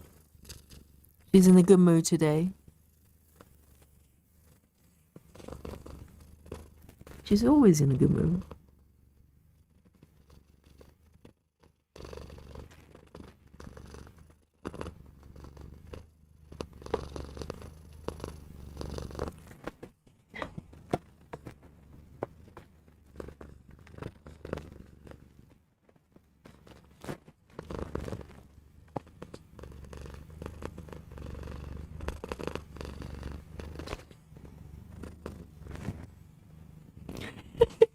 She just totally flipped over.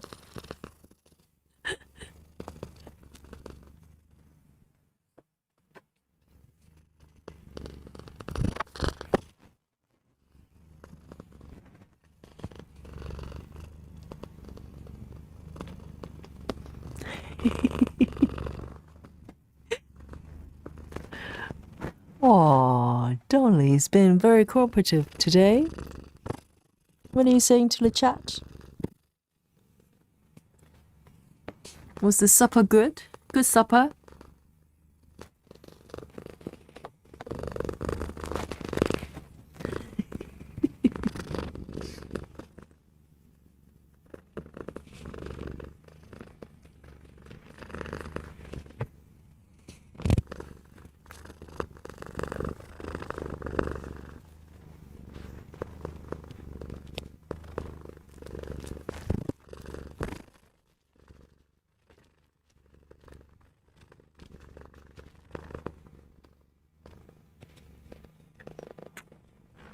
Oh, we had proper Dolly time today.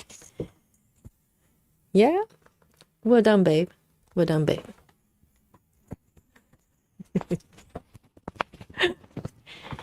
She's done well today. And she's still there. Normally she'll be running, like, had enough and just run away. Oh, there you go.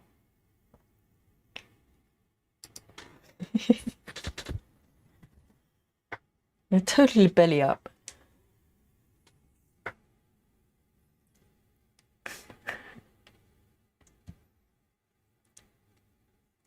Yeah, there's a lot of Dolly emoji. Thank you, everyone. Dolly can see them.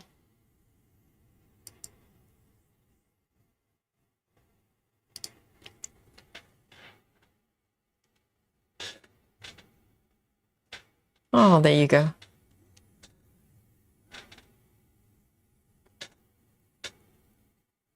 So are they not good wattle beds? If they're not good, definitely, share with the chat because, so we know.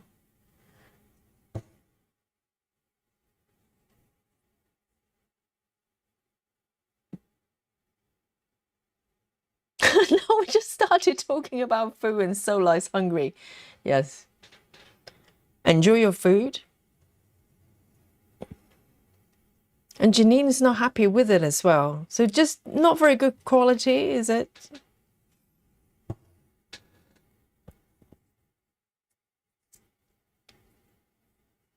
Clara says it's Italian sausage, which look like ground beef. Oh, do you mean sausage versus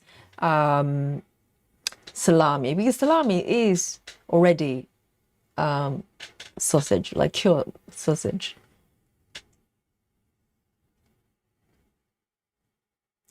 Natty says, yes, it's stamped cross stitch. And I had a few critics. She sent me that kit and I gave my opinion on it. She's now saying I have to pay 60 for the kit. What? What? Natty? Do you mean that they give you a free kit for you to review, like a review item? And now they say you have to pay? What? Why would they do that? Because some companies they give like a review items for stitches for floss tubers. I think no one ever, no one ever offers anything to me. It's all paid for by me. No one wants me to review anything.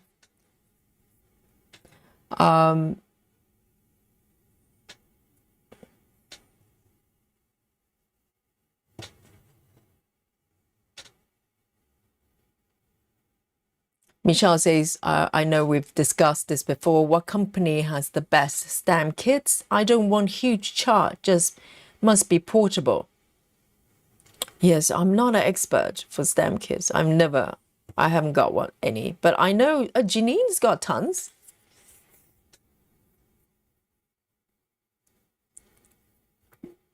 Passion says, Dolly's pearls are so clear tonight. Did she have prawns for dinner?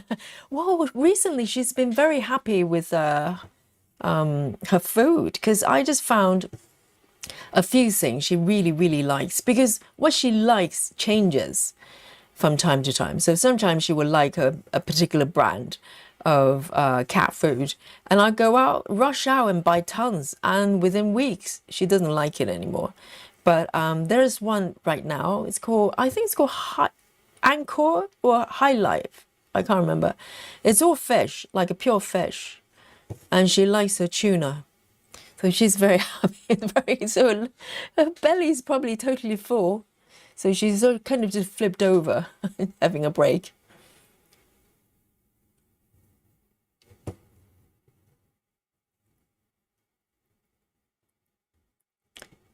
So what's the situation, Natty? So did they offer you a review copy for you to say nice things about them? And did you not say nice things about them and ask you to pay? That is so strange.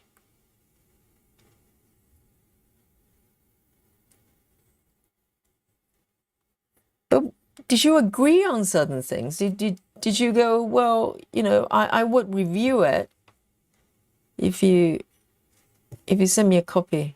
That's very unusual.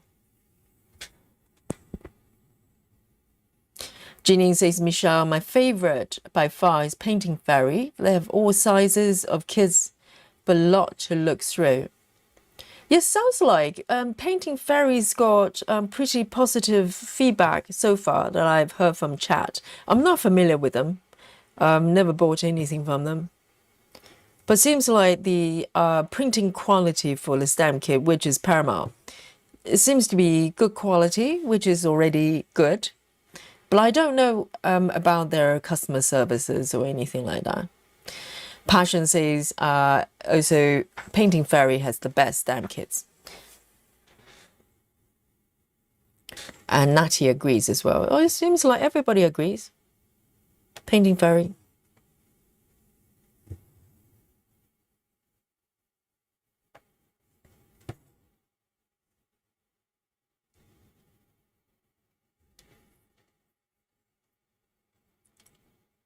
Right, so beware stitchers. I mean, I think the chat is most honest, right? Because we're really diverse with different types of stitchers. Some of you have a lot of experience with stamp kits, which I have no experience about. So if someone says one company is good and the other one is not so good, pay attention. I think it's much better than, those floss tube reviews. Sometimes they are maybe not paid for, but they're given products to review. So maybe they're not so unbiased.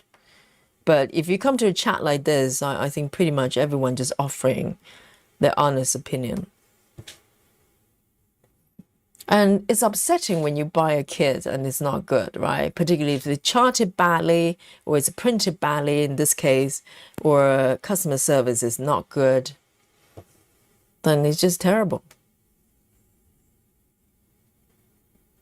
Janine says, bad printing of the markup for the charter and horrible customer service. Well, that's a thumbs down all around. and again, third party, the chat's opinion does not represent. I have no idea, but I trust the chat.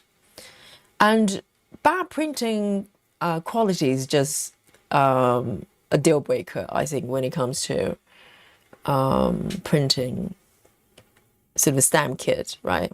Because if you can't see very well,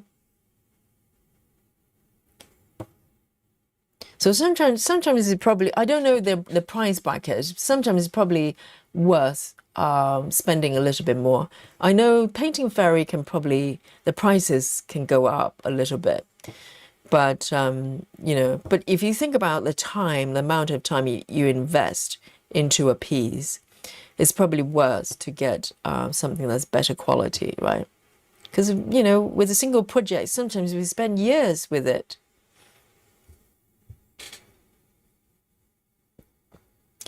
Samantha says, when I went to Riga, Latvia, I had the best margarita pizza. Oh, as in just pure tomato and maybe a bit of basil. And fresh basil and Roma tomatoes. I love pizzas like that. Just so simple. It's completely hinges on the quality of the you know, tomato sauce and ingredients as well. You can't hide it, you know. You know, particularly, I think good pizza only has a little bit of cheese, not too much, because the cheese kind of just drowns everything. And I think good pizza has moderate amount of, you know, cheese, like fresh mozzarella and you know, just good ingredients, fresh ingredients. That sounds delicious. And Michelle is also asking, what's the best fabric count to get on stamp kits? Guys, offer your expert opinion. Janine says, I guess 16, but 14 is good too.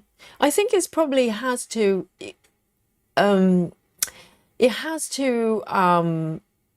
of be readable, the fabric. So I think 18, do they even have 18 counts? Because 18 counts, the stitches are much smaller.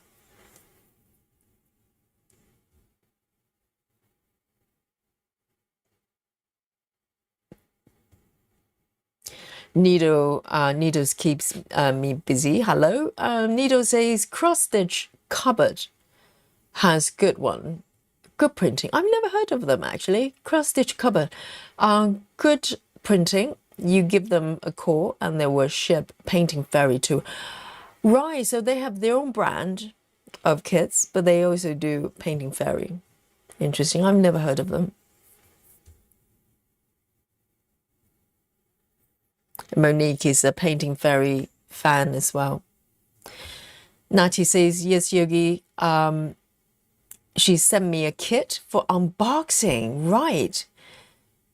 Oh, so listen to this, guys. Nati says, which company was that? What's Her Biz sent her a kit for unboxing. And she says, for review, I don't lie, so I stitched it. And some of the symbols were off center. Oh, making it hard to see. And the floss was not that great. I did an honest review. That's the problem, Nati. That's the problem. I was thinking if you were raving about them, they're not going to ask you to pay, because the whole point for a company to do this kind of practice, okay, to pay, to give people free items for them to review, it happens a lot. There's nothing fundamentally wrong with them. But the problem is they kind of expect you to say nice things, and if you don't, they get stroppy. Most of them probably just go, like, pretend the whole thing never happened. But for them to ask you to pay is a little bit, very, very, what's the word? Petty. Very, very petty. That's not good. That's not good. No, don't pay.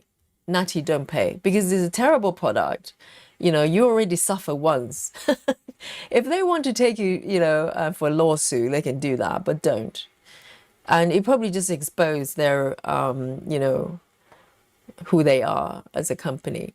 And Michelle has been here for 7 months. Thank you so much, Samantha. Let me see if I can highlight that. Samantha says, I have a confession. Samantha's confession time. She says, I have not. Oh, Samantha. Okay, here's the confession for Samantha, who has been a member supporting Yogi for 7 months. And Samantha said, I have a confession. I haven't stitched in months. Samantha, it's okay. You know, your heart is still here. I can tell. Sometimes things take over, you know, with life. And I know you've been through some difficult time recently. And just give it time. Don't rush it. If you don't feel like stitching, you can just hang out. You can do anything you like. But just make sure you have time for yourself, you know, like things that you do that makes you happy. It doesn't matter what it is. And hang out, you know, have a chat. We can bitch about some companies. And wow, but Natty, do not pay them. It's just really bad form for them to even do something like this. And if you want people to review your product, and I'm not criticizing companies for giving free products for people to review, it's a commonly practice. It's just the fact that if you expect people to review, you have to be open to whatever they say. It's just the way it is. We're grown-ups here. Stop it, you know? Do not get stroppy and ask people to pay. That is just childish. That is childish. I know, Monique, isn't it? And Nati says she saw my video, didn't like what I said, messaged me and says she didn't mean to send it and have to pay for 60. I would love to see that email because that email is not going to make any sense. She clearly sent it to you. Why would she send it to you if you have not paid her? If she didn't agree? That is just ridiculous. Where are they based? Which country are they based? I wonder. I wonder if it's a culture thing. I don't know. I'm just guessing. Because it's strangely petty that most people, most companies probably try to avoid. You know, that is strange.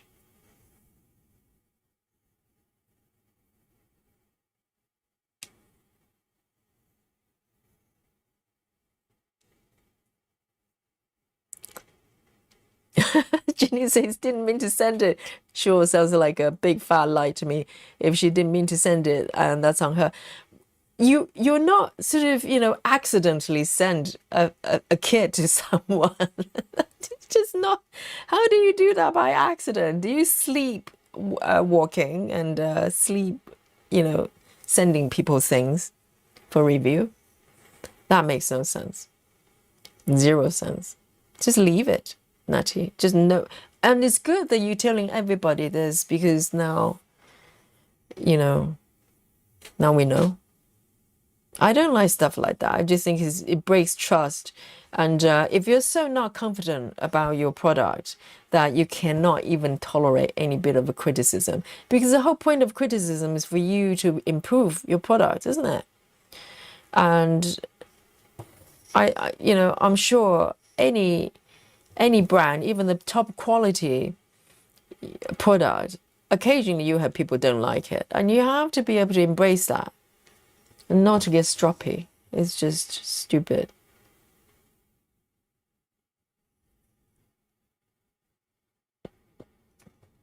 Samantha says, been so busy with my pop-up shop and life, but thrifted a 3 chatelaine patterns and charge for $1 each. What is a pop-up shop? What is it? And is it like an auction thing? Oh, I have no knowledge of that world. Yes, if you have other things that you occupies your life, sometimes it happens. It's perfectly fine. And I'm sure, you know, you'll come back to stitching whenever you're ready. Do not feel guilty because as long as you're enjoying whatever you're doing, it's perfect. Absolutely perfect. But we miss you. We miss you. I have been wondering where Samantha is. And you did pop up the other day, so I know you've gone through some challenges. But I hope you're in a good place, and just give it time, you know. Yes, Natty. Yes, do not have any payment information on that. Maybe just remove your account altogether so they can't use your information. Just run as far away as possible. And they're being really silly about it, because didn't they think that you're gonna tell people about it? You know, you have a channel and you can come to chats like this. You can tell people. You know, people have social media and they're not worried. That is so strange. Sola says, for me, the crust of pizza is what makes or break a pizza. Yes, it can be. Yes, for me, it's definitely a thin crust pizza. The thicker ones I ever had, it just tasted like bread, you know. But thin crust, freshly baked, oh, beautiful. Yes, crust is the key for pizza for sure. Everything, all ingredients. Clara says, Dream Stitch sells the Painting Fairy kits for a lesser price than Painting Fairy sells their kits on their own website. Really? That's interesting. What about shipping though? All of them probably have shipping costs on top of it. So how do they, maybe they both buy from Painting Fairy so they can sell them cheaper. That's good to know.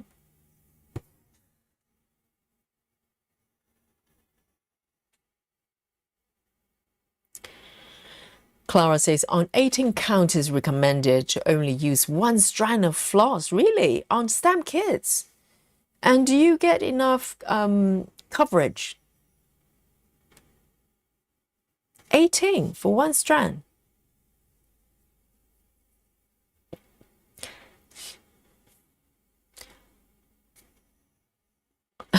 Lona, hang on. Let me find it.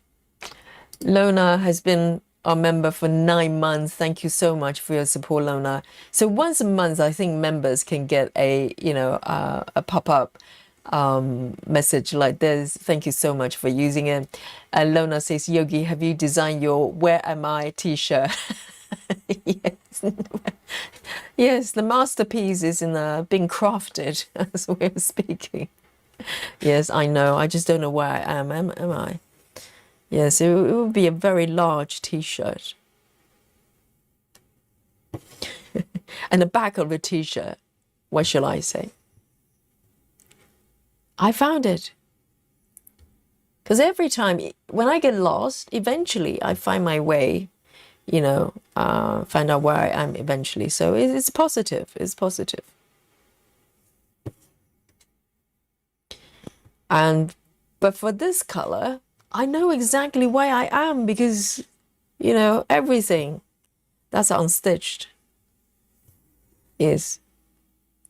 belongs to this color. So it's very easy. I love this bit. And it depends on the pattern and, you know, the area you're stitching. You don't necessarily get so many stitches at the end. You know, the last color tends to have a lot more stitches, but not necessarily this number. This is like really high, over 300, 700. So it really depends.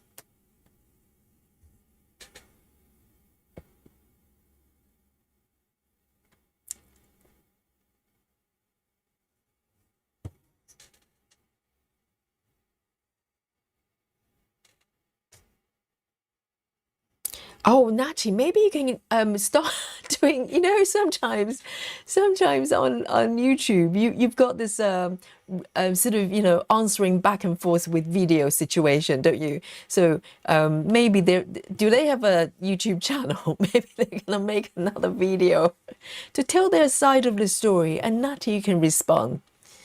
You can respond to them. There's a little bit of a floss chew drama. It might be quite entertaining. for us, maybe not for you. Passion says, Dream Stitch offers great customer service. I've only bought one little pattern from them with very little money, barely, $2 or something like that. But so yes, my very limited experience have a downloadable content and they seem to be fine. The delivery takes a few days. I don't know why with download, but yeah, it's fine. It's a personal service.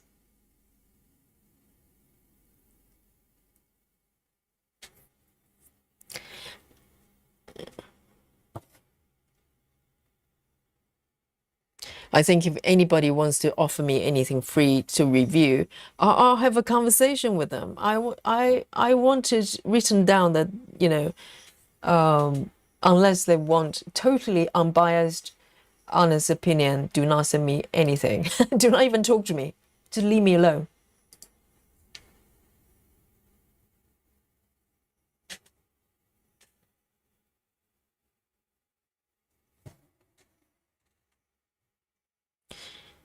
Janine says Painting Fairy has great customer service too. I had a question on a scroll frame I got and they answered right away and gave me suggestions. That's really helpful because sometimes they send you a auto response to say, thank you for your question. We're going to, it's going to take 24 to 48 hours when we reply. Please be patient. Thank you very much. That kind of, and you are sitting there like going, I just need to know this, whatever it is. So this responding time is a key as well.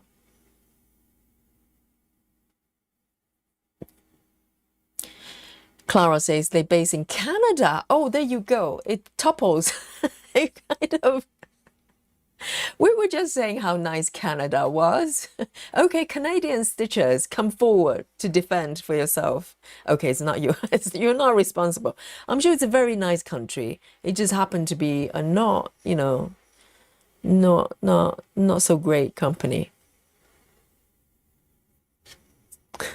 we're just praising Canada to be so peaceful and wonderful.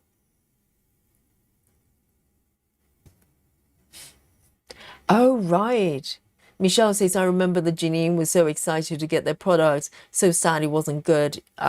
Even worse, they treated Natty. Yes, there are two things I judge a company for. One is their product, right? So for Stamp Kit, if the printing is not up to scratch, forget it, okay? I don't care how nice they are. But if you look, and the second thing I judge them is customer service, not when everything's going well, because when you buy something they go, thank you so much, here's the coupon or whatever is, the discount code that you can use for the future. This sounds so nice, but everybody is nice when things are good, when there's no problem, when you're just buying their product, everybody's nice. It's when things go wrong, you watch them, you watch what they do, how fast they respond. And particularly if you ask for refund, try this, okay? If you want to test a company, ask for refund and give them a reason and see what they do. And that's when they show their true color. Some company just go, I'm so sorry, you are not happy. We'll give you full refund. Plus, here's the discount code for future purchases and whatever. And this is a little,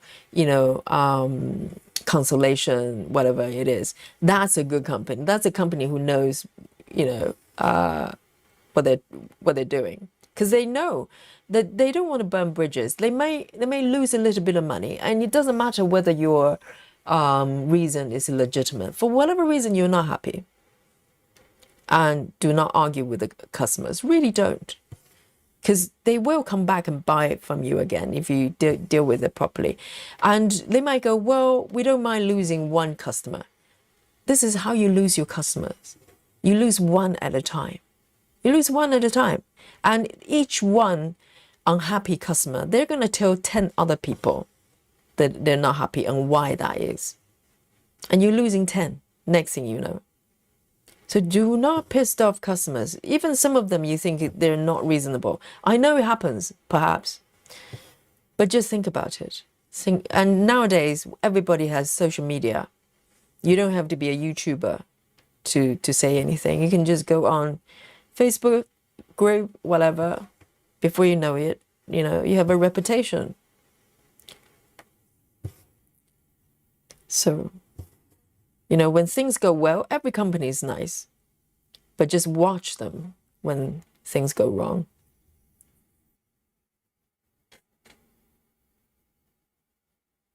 So Janine has bought from them and not happy with the quality. And that's very telling. I mean, there's no escape with that. If the quality is not good, that's the end of it. Bye-bye.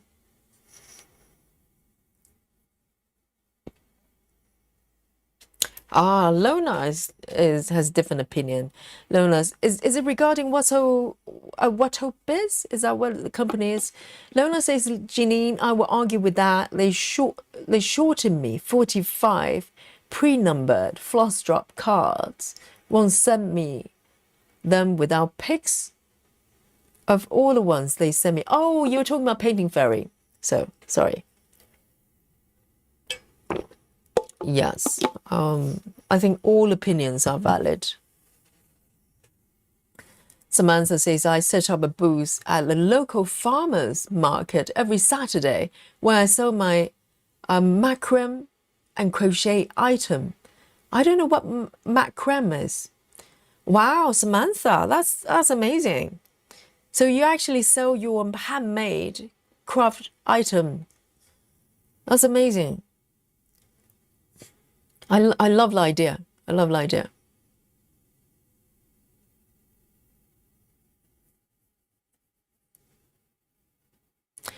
And Nati says, it's upsetting because I have some other ones that I did enjoy stitching from them, but this just spoiled it. And even I wasn't even mean.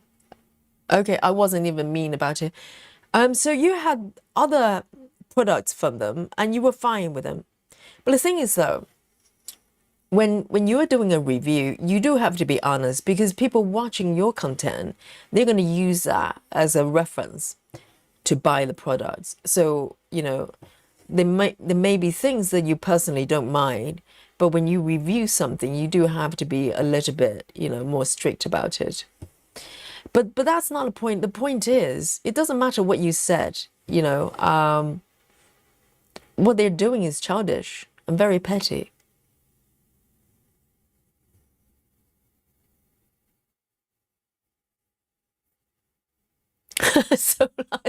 Sola says, for me, the ingredients on pizza is just supporting cars. Oh, okay. Supporting roles.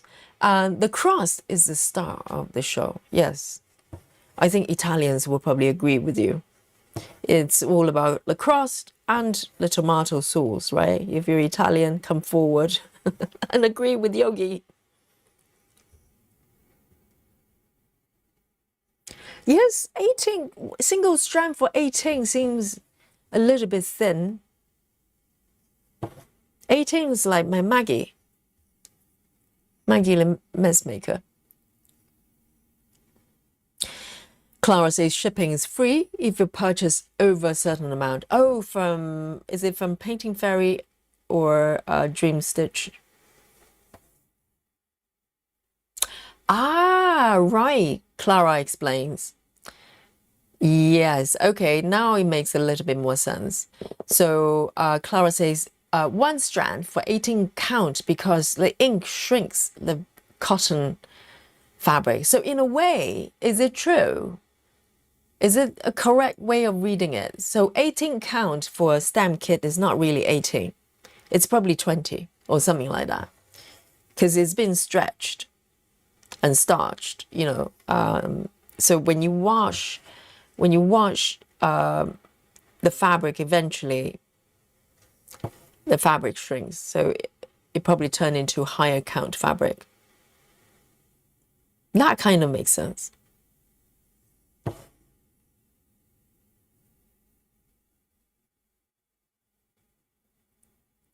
Nido says there's a coupon code too I found for Dream Stitch for Painting Fairy. Those two companies I get mixed up a lot. So they kind of do very similar things, don't they?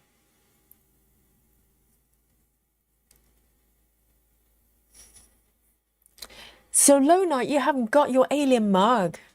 You really need to get hold of them because they probably under the impression they have you have received it. Because if you don't tell them, you need your alien mug because you're alien.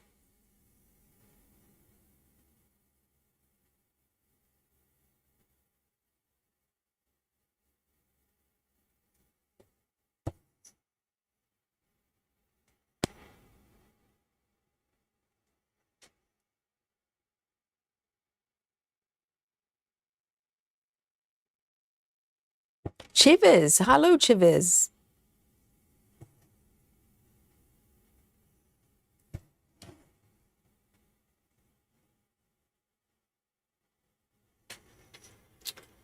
Oh, it's 12 minutes to 1 o'clock. But guys, I'm not sleepy. I'm not sleepy. Oh dear. Yes. Time flies, seriously.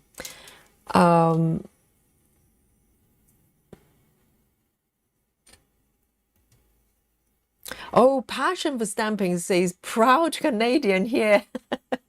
Passion. You need to have a word with this company, you know. Yeah, seriously. Oh, so they're Canadian. Yes, I'm sure. They're all one out. Okay. Like all Canadians are actually really nice and trustworthy.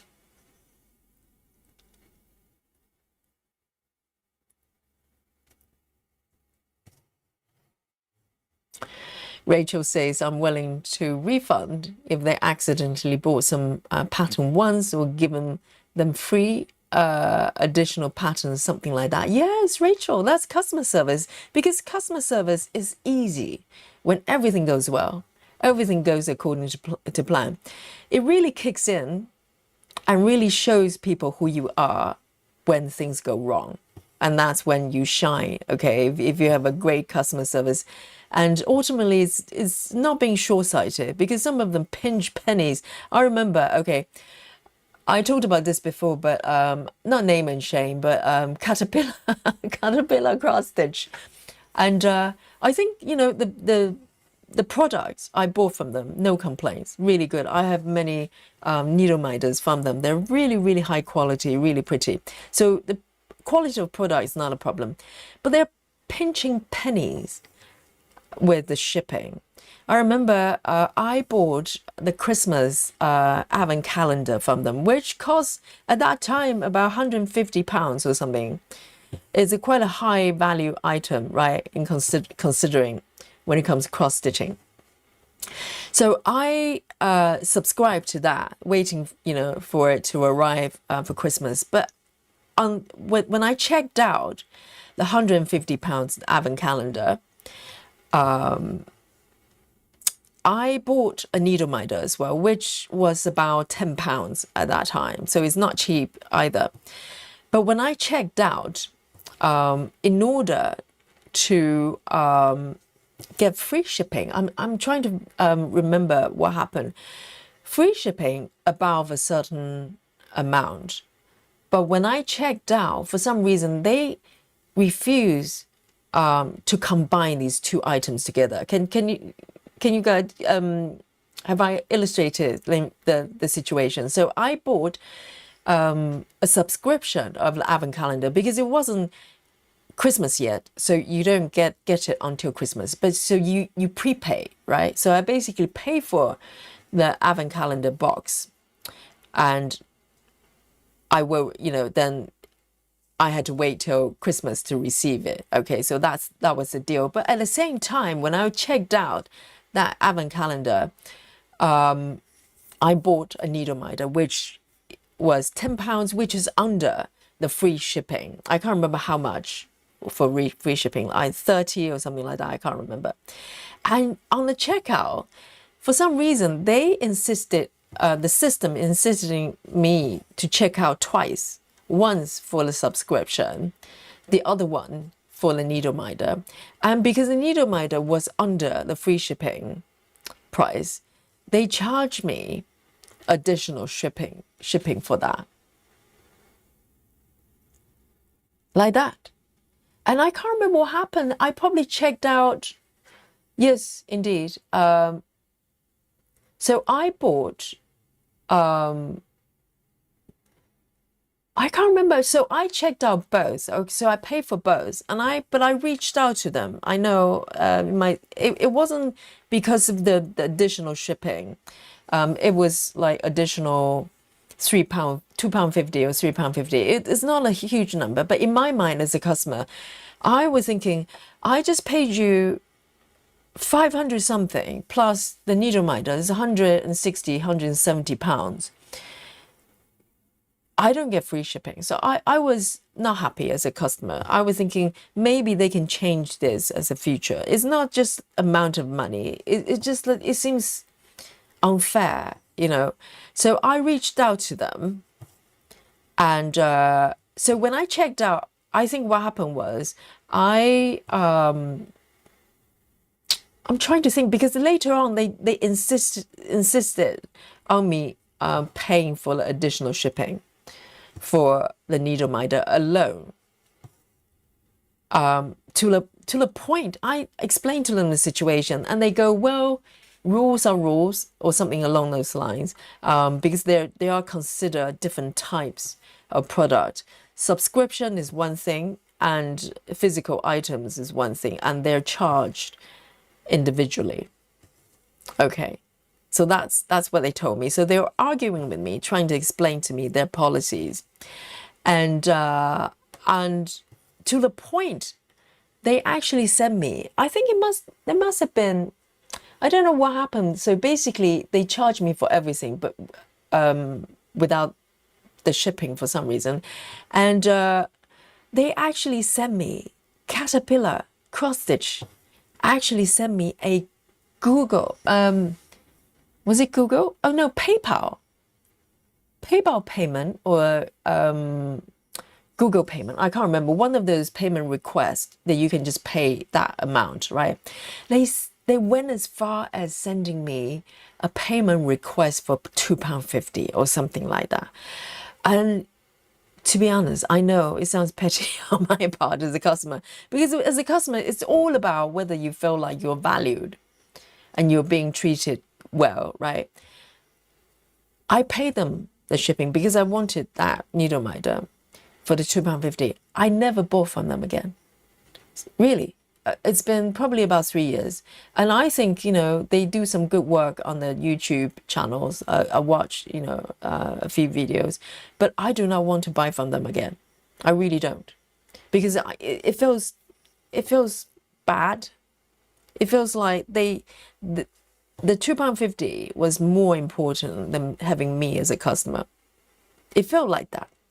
But this is why it's so tricky when it comes to customer service. It's not about penny pinching. Yes, you may lose out a few pounds if you don't charge the post and package, but you keep a customer for life.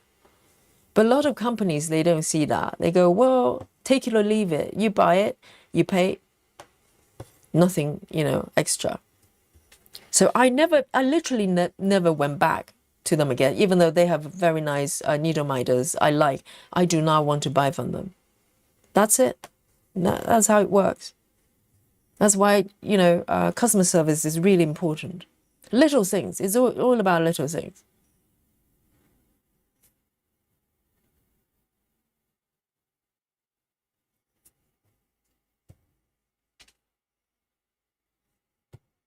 And that's why customer service is difficult. You know, it's tricky.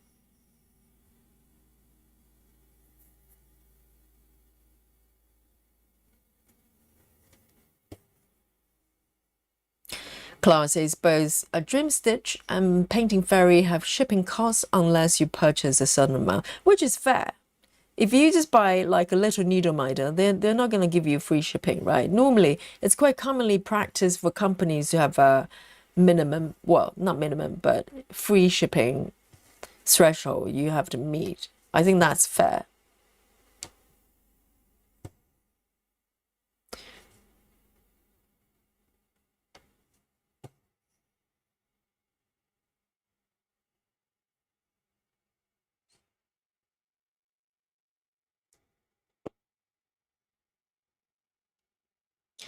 And Solar says the shipping is part of why I love 123 Stitch. Only £3.50 no matter what you buy. It's lovely, peeps. This is how I heard about 123 Stitch. I think it was from the channel, the Floss Tube channel, Cross Stitch Smiles, years ago. They were talking about 123 Stitch. I had no clue at that time. And the reason it was mentioned was even to the UK, if you buy, it doesn't matter what you buy, the maximum shipping charge they charge you was like a £5, which is super cheap comparing to, you know, other companies, particularly around COVID time. So that's why I heard about it. So I don't know how they manage to, maybe they just sell really large quantity amount, and that's what they're aiming for. So they're trying to, incentivize people to buy from them, to return to them by keeping the shipping quite low. And that's really nice. That's really, not every company can manage that, but it's nice when you can.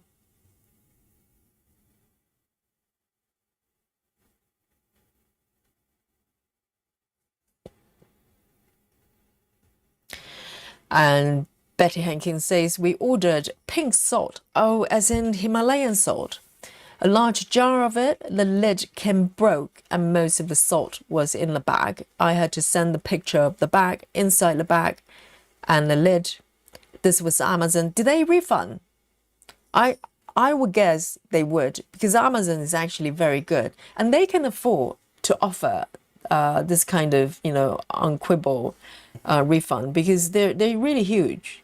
So I do have, empathy on smaller companies, but, people go with companies that can offer good customer service. I mean, Amazon, I have to say, they've been very, very good. If I ever request anything or complain about anything not being perfect, they just go, okay, no problem.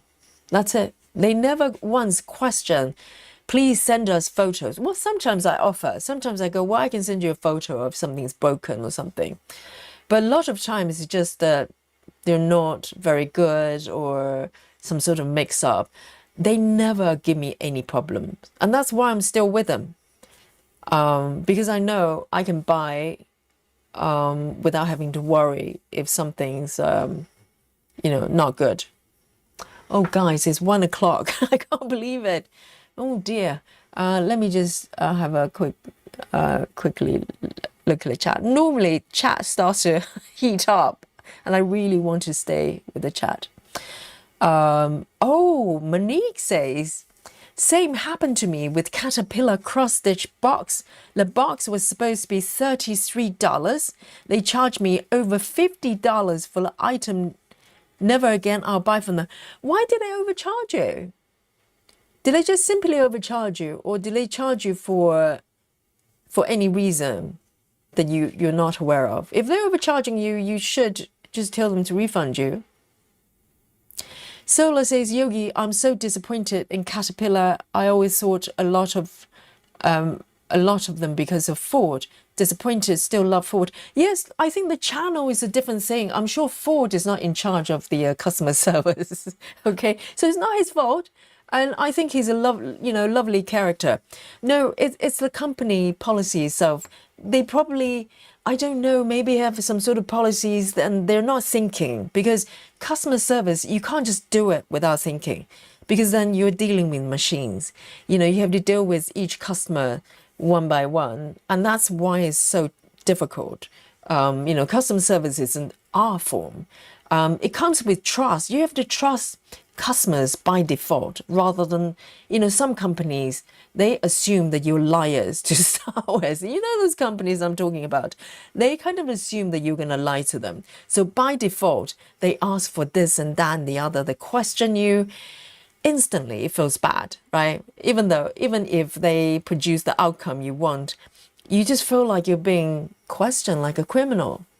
So this is customer service is an art form. Seriously, it's a art form that requires heart to do. And if your heart is not there, then you're just processing, procedures. And this happens, you go, hey, £2.50, it has to be charged. And we charge, because subscription is separate. How would I know? I'm just buying two products. How will I know your distinction of these two products, right? It's nothing to do with me.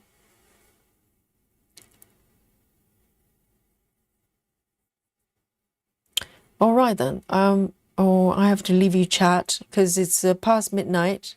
But I think these, things need to be discussed because I think we don't want, companies to get away with stuff like that. I just don't think it's good for other future customers as well. It's good to talk about it as long as we're being fair, right? If we don't want to kind of exaggerate things and make people look back. But if there are factual things that we can talk about, we can help other stitchers, other customers, future customers to avoid, navigate through, problem like that. And I think, customer service, if a company doesn't think it's important, it's not a company that I want to deal with, seriously, because at some point you're going to run into problems and you're going to be very, very unhappy. So Sola says, Yogi, get your sleep. Student dependent on your Mr. Yogi too. And Dolly, I know. I cannot believe how fast time has gone by. But we're back here tomorrow, okay, guys? Our Fridays are back, okay? Occasionally, I'll need to work in the evening, I'm sure. But it's going to be sporadic from time to time. But Fridays are back, guys. And I really enjoy this. This is a therapy for me as well. And I hope it's therapy for you as well. And guys, before I go, of course, let's have a look at this. Let's appreciate the air stitching, okay, that I've been doing today. So today I've been focusing on this block. This beautiful block is taking shape. And the final two colors here. And I have finished pretty much all the colors, including this air stitching area. But the remaining stitches that you've seen is this color. That's it. So next time when I need just really relaxing, just, one color session, this will be it. And I've got 682 stitches left. So it's, plenty for one session, right? So I'm looking forward to coming back and finish it. Hopefully, maybe the next session I will be able to complete it and we can celebrate together. And so guys, and let me show you. Well, I've been stitching today, by now, it's this beautiful piece, and it's called Grandma's and Craft Room. And I'm going to show you the number of stitches I've done today. Guys, are you ready? Maybe some of you can already, have some rough idea, okay? But the big reveal is here, okay? Let's see if Yomari has visited Yogi today. I'm going to count down to 3, 2, and 1. Go. Yes, not bad at all. There you go. Yogi's on the road. Do you think it's Yomari or is it Yogi today? Look at the number of stitches. The grand total of the stitches I've done today is 366. Yeah. Not bad. Guess my stitches. Yes. Natty 250? No way. Look at Yogi. 366. Okay. And there you go. I am so pleased. And I know Solar. Yes, a big wow from Solar. Yes, I know. Yes, Sue Page is very, very close. Very, very close. So winner of the unofficial guess my stitches today is Sue. Yay! Guys, Yogi is going to bed. I could stay here till 5 o'clock. And I know, Sola, I need to change my channel name. Okay, a little bit less slow Yogi stitching. And so I'll see you here. I'll meet you here tomorrow. I have no idea what I'm going to be stitching today. And every day is a surprise. And Omari, Yomari. Yes, guys. And great chatting with you today, as usual. So, from the sleepy London down, it's 1 o'clock, 7 minutes past 1 a.m. London time. Yogi signing out, and I will meet you here tomorrow.